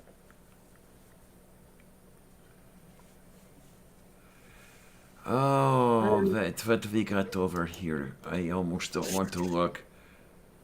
Oh, no. What? Ben Carson says he doesn't want to preview plan to handle cruise ships' coronavirus cases. It's trending today on Twitter. It does seem like the response to the coronavirus from the Trump, I can't even say Trump administration, has been to just ignore it and it will go away.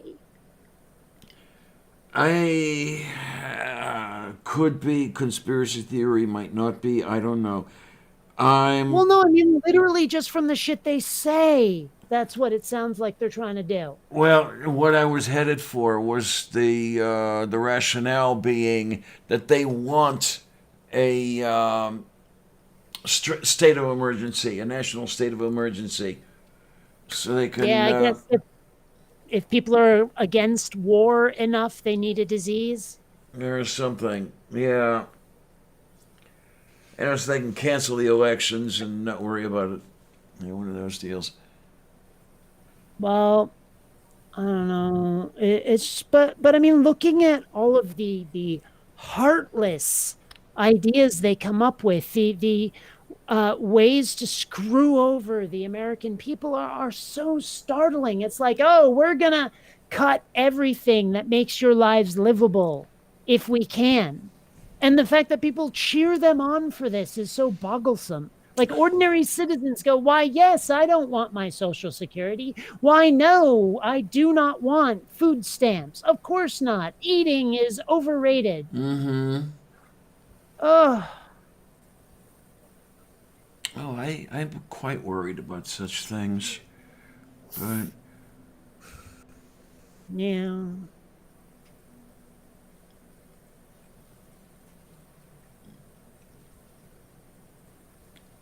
well, let's see. We've got this week, ABC. More! Secretary Carson says a plan will be in place within 72 hours of Vice President Mike Pence's meeting with cruise ship company CEOs yesterday. George Stephanopoulos, the ship's docking tomorrow.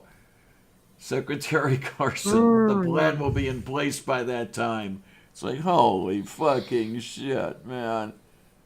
I mean, to be honest, 72 hours doesn't sound all that unreasonable. I would have been much more pessimistic about their time frame, but yeah, it's still too long. Mm-hmm. I mean, I would have expected them to say, like, give us 4 weeks, give us 12 weeks or some shit like that to come up with a plan. But, I mean, 3 days.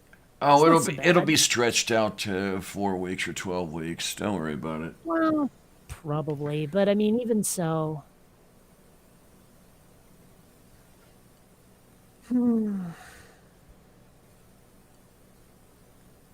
Chip. I'm reminded for some reason of an episode of Mad About You. I love that show, where Paul and Jamie accidentally end up in charge of a subway token station, and they get notification of a delay on one of the tracks, and it's going to be like 20 minutes. So Paul gets on the announcement thingy and says, attention folks, there's a slight delay, it'll be 5 minutes. And Jamie's like, why'd you say 5 minutes when it's going to be 20? He's like, do you want to cause a scene? She goes, it's okay, people can handle it.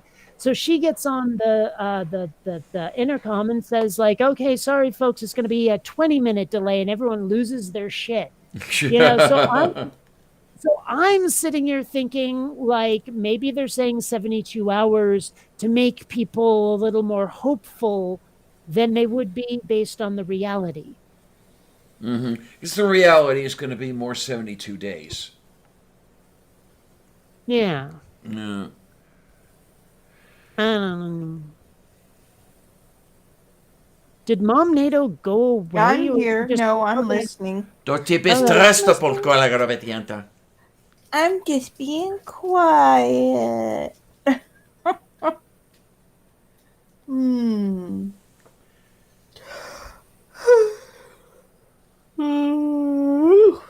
Goodness.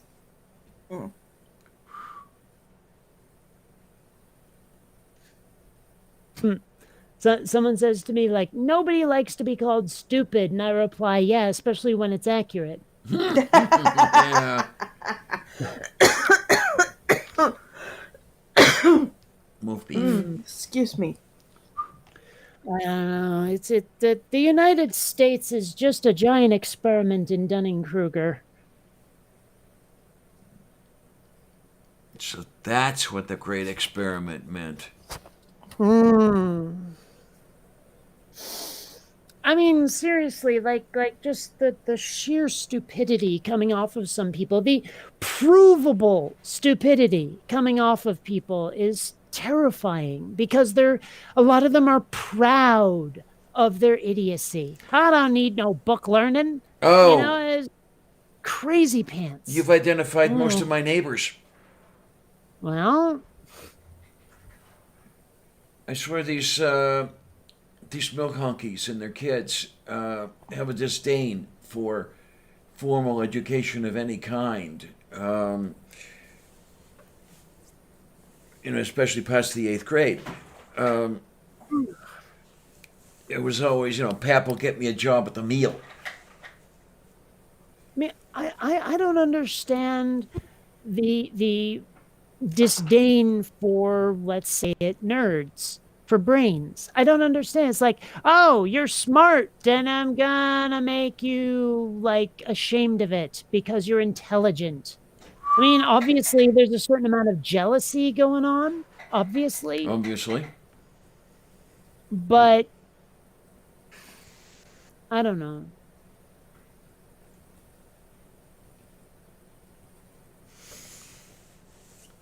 Yeah, I was on the wrong end of a lot of that shit.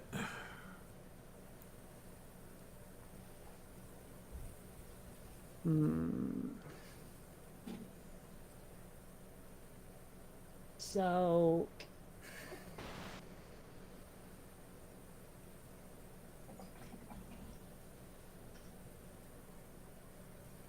I don't know. It's weird. Like sometimes I wish I could go back and be a child again, armed with the knowledge I have now. Cuz I spent my entire childhood with glasses, and if anyone ever like, "Oh, you wear glasses, you're a nerd." I'd be like, "So you're making fun of me for being smarter than you?" Mm-hmm. It's like that tells me a lot about who you are.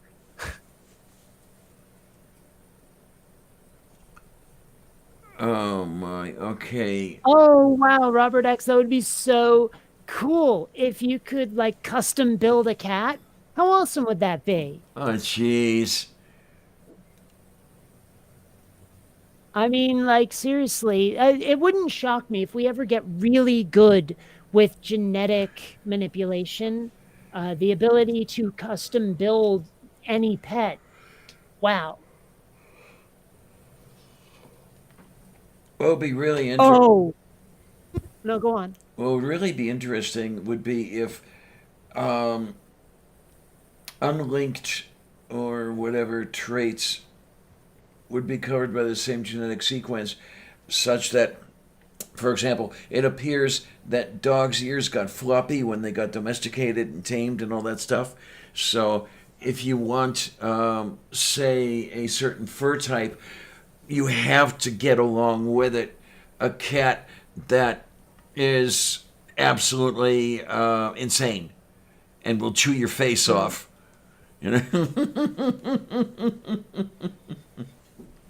Well, there is something I saw recently that I found absolutely terrifying, and if we got into genetic manipulation, it could end up being a thing.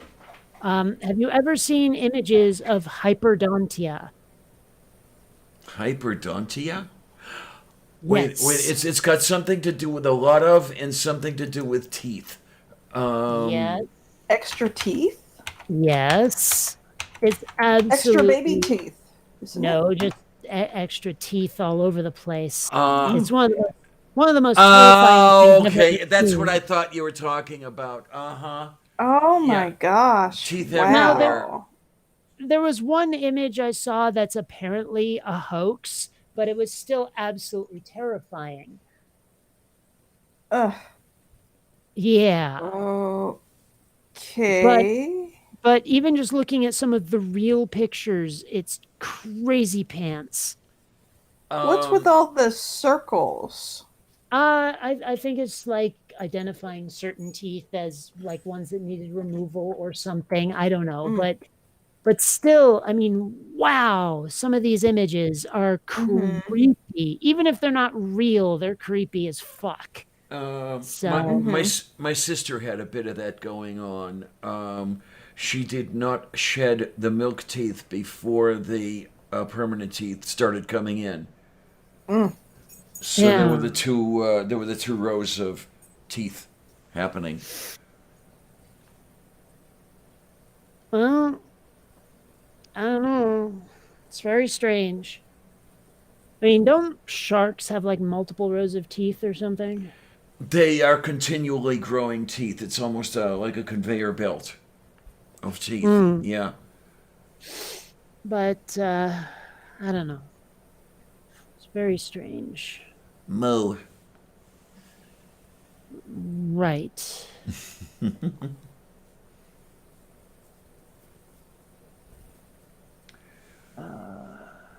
It's I don't know how many of these are real, to tell you the absolute truth. Yeah, me neither, but still. I mean, just that one where the roof of the mouth was just a solid ceiling of teeth is crazy. Yeah, no, it's from Snopes, so let's have the look. Oh, it says it's a hoax. It says it it's a does. hoax. Okay, fine. But it's still a crazy pants image. Yeah, Wow, definitely. I'm all of a sudden so goddamn tired. I could go take a nap right now. Oh my. Man, I don't know what's up. Like a couple of days ago, I just keeled over for most of the day. You know what I bet it is? Part of it is because my my VR controllers are gone. I'm not getting my exercise from Spark. Okay then.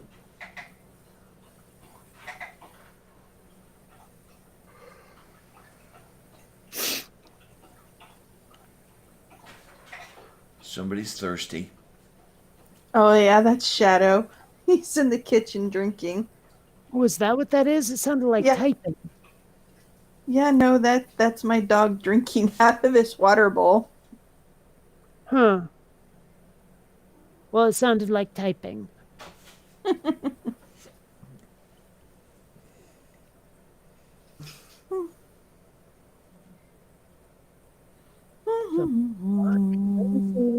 A trending hashtag called "Add Trump Ruin a Book."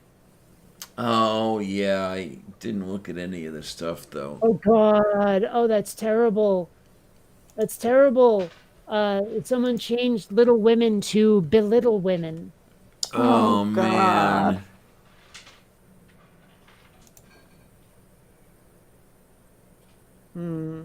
Apparently, Trump said something online about Democrats can't find a smocking gun. Oh yeah, I remember that one. That's an old one. To Kill a Mockingbird is this one. Yeah. America and the terrible, horrible, no good, very bad president. Yes! That one's nice. I like that one. Oh man. Oh no. Crime Oh, without God. punishment. The old man and the bankruptcy. Oh jeez. Mm. Oh God, one fish, two fish, three fish, orange fish. Yeah. Oh God, To Kill a Mocking Turd. Okay. Wow.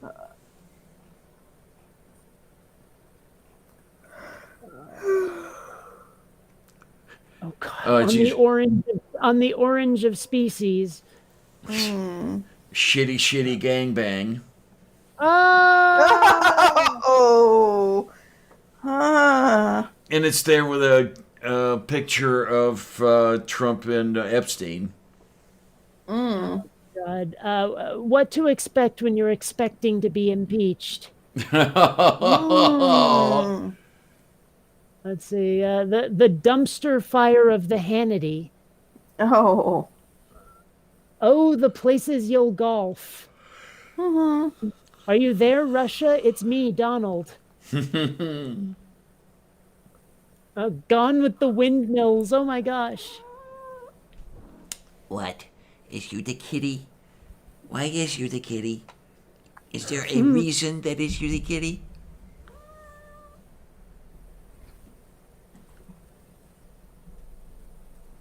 Let's see.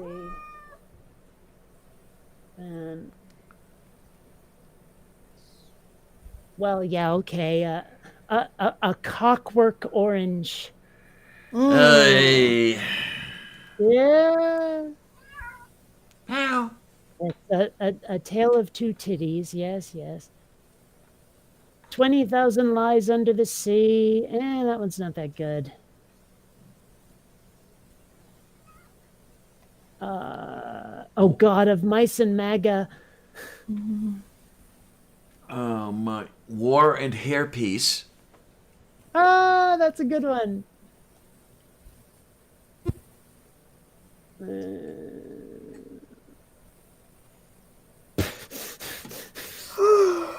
James and the Giant Balloon-Shaped Orange Twat.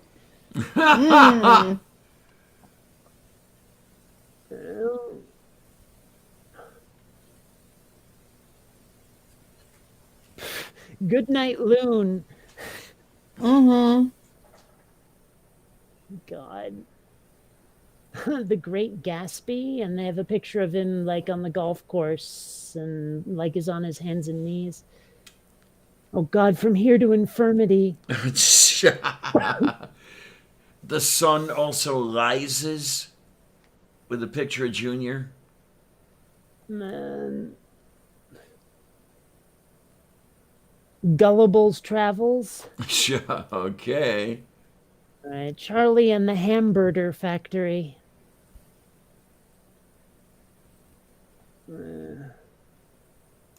Lord of the Lies, nice. Some of these are good. War and a Piece of Shit. Okay then. I Know Why the Caged Child Sings. Ouch. All the President's Con Men, Gullible's Gavels, Dr. Do Nothing. Yes, Green Eggs and Hamburgers is much better than the Hamburger Factory. Man. Oh, God, The Catcher in the Rye. Oh. Oh, man.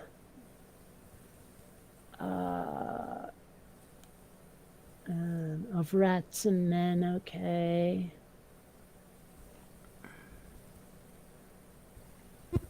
Oh, The Places You'll Hoe. Oh my. Great Sexpectations. Trumple Thin-Skin, yeah, okay.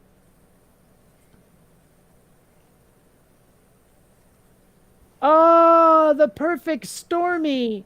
Oh. That's horrid.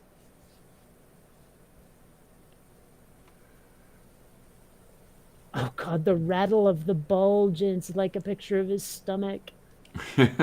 Oh no! Oh no! Children of the Coronavirus. The Old Man and the Pea. Yeah, that one came up a number of times. Call of the Child. Castoya. Potopatrint. Pacusti. Gone with the Wind Bag, sure. Portly's Complaint.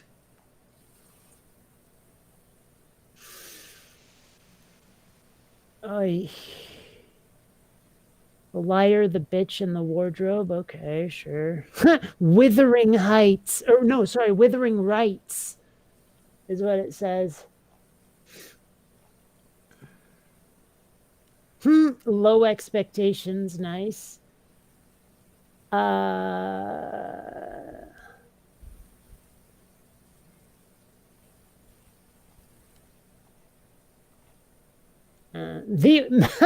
Man in the Orange Mask. Oh. To Impeach a Mocking Twit. The Tiny Hand That Rocks the Cradle.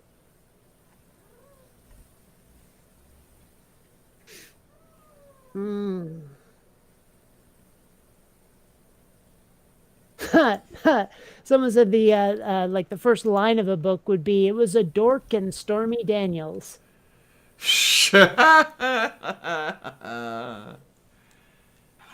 Moo.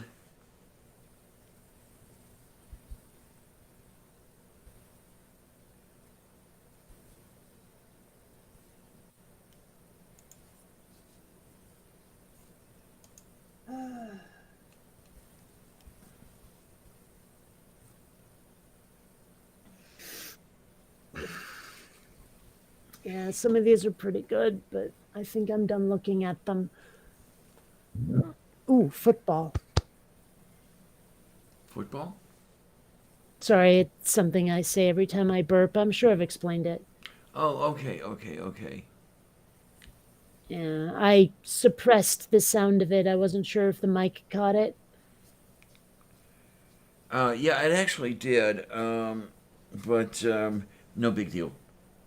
Yeah. Oof. I am so tired all of a sudden. I really should just, like, stop and go out and do something. We I can- found that walking around helps wake my ass up. I mean, we could always, bring things down to a whatever. Yeah. I mean, we've only been at this. Well, not everybody, but it's been running for about 6.5 hours. So, Yeah. I mean, don't get me wrong. I usually allot my Sundays for this activity, but Yeah, it's like almost 6:30 here. I need to go eat. I have not eaten since like Thursday? 7 p.m. yesterday. No, I ate yesterday, but I didn't. I woke up so late that I ate late. yeah, okay. You know, my internal clock is all screwed up. I've been going to sleep at like 6:30 in the morning. I take my pills and then I go lay down and go to sleep. I think my circadian rhythms are more like a circadian guitar solo right now. Okay, And- then. So I spend most of the day asleep and then I wake up and I'm up all night and it's like I've got to readjust my sleep cycle. Ugh. So I'm going to go and I'm going to get something to eat because I is hungry. Yeah, I know the feeling. Well, I needs to feed the tum tum because it's starting to growl loudly. My Yeah. cat. It just scared my cat. I'll put it that way. bye-bye, folks. Have fun storming the castle. Yep. Take you care, too. hon. You be good. Laters. Bye. And then you take care, Mom NATO. And I will. I'm sorry I wasn't here sooner, but I was snoozing. he's fine, because, I had Yeah, just totally it- forgotten that this was going to be time change day. And Yeah, well, it's to I can't talk. Yeah, Friday, Saturday, and today have been chilly, so it's been curl up under the blankets and snuggle down mode because Roast beef. it's been cold. And we're supposed to warm up again, and this is the thing I hate about March in Florida. It's cold, it's warm, it's cold, it's warm, it's cold, it's warm. Oh, it's we cold, get it it's too. warm. Make up your fucking mind. Be cold or be warm. yeah, we get it too. So, I'm just yeah. curious to see. Well, most of February was unusually warm. Oh, wow, it's 60 out there now. Yeah. Well, it's probably warmer than that out here. We've got the doors open, but it's starting to get dark, so it's about time to start closing the doors. So, yeah. Alrighty. You have a Okay, good day, hon. darling. You be good. I will Have fun. see you on Tuesday. That is good for you. Yes. Yeah. Alviter Sainer. Enjoy. Bye-bye. Oh, my. And then, I guess we're just going to kind of... Yeah, no after show today. no, definite not. No. Go get yourself something to eat, sweetheart. Yeah, well, I have that chicken barley soup in the defriginator. I can warm up a pint. I have Skitters in the refrigerator. Ah, I have a choice between spaghetti or pizza. And tomorrow is food stamp day, so I get to go get my salads. Yeah! yay, yay, yay, yay, yay, yay, yay, yay. Yeah, yay, I'm also yay. gonna get the one thing I don't normally get is bacon bits. Oh my! Bacon pieces, but I'm not gonna use them for salad. I'm gonna make. We had this thing in Missouri from the Casey's. They called it a vegetarian breakfast pizza. And what it is they would take bacon and eggs and cheddar cheese, and you could have sausage as well, and sprinkled it across a pizza crust. And then they baked it. So it's basically breakfast pizza. Well, I'm going to do something similar to that. I'm going to take green pepper, onion, bacon bits, cheddar cheese, and put it on top of like a flatbread. And a cat. No, no cat. No. But I might add some hamburger or something on there and bake it for dinner. Hamburger. Hamburger, yes. If I can find a decent price on hamburger out here. I'm hoping my mom will take me to Walmart because it's got the better prices for meat, but hamburger out here is you noticed so that. damn expensive. Oh my god. So expensive. But she might not be able to take me out until like Thursday, and it's like, no, I need to go grocery shopping before then, but we'll make do. So, playing with your kitty cat, huh? Yeah. She's like, Mom, what are you doing to me? I'm torturing you. Did you know? I was surprised Loki laid down the way he did with me. He does not normally like to cuddle up like that, but the last week or so, that's the second time he's done that. And it's My. I don't know. Cuddle kitty mode. But, yes. All right. I got to go. Okay. Loves you, darling. Love Bye-bye. you, dear. Take care. Oh my. And then, yeah, I guess we're going to basically start to wind this up because it is getting a little late, and I'm really, really sorry for all the hardware problems we had, or software, or whatever it was. Well, dummy over here didn't change the screen when Kate came on from camera 2 to camera 1 plus camera 2, so you guys couldn't hear her. Then, of course, my whatever it was, I'm not exactly sure what it was that threw me off entirely. He had something else going wrong. So I'll try to find out what's going on with that, and maybe by Tuesday we'll be working a little bit better. We'll see what happens. And I want to say, I want to thank everybody who's here. I want to thank everybody who's not here. And I know every time it sounds corny, it sounds cheesy, but you're the reason I'm here. You're the reason we're here. And I think we all love doing it. I know I do. And you guys keep liking it. We'll keep coming back. And more and better and everything. And we'll just see it from there. My checklist is probably in the Czech Republic. No, huh?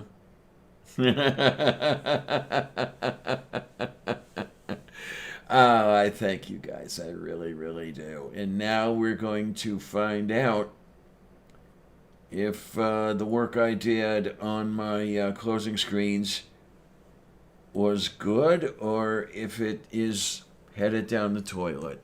But I'll say it here, and thanks a lot, troops. See you on the other side.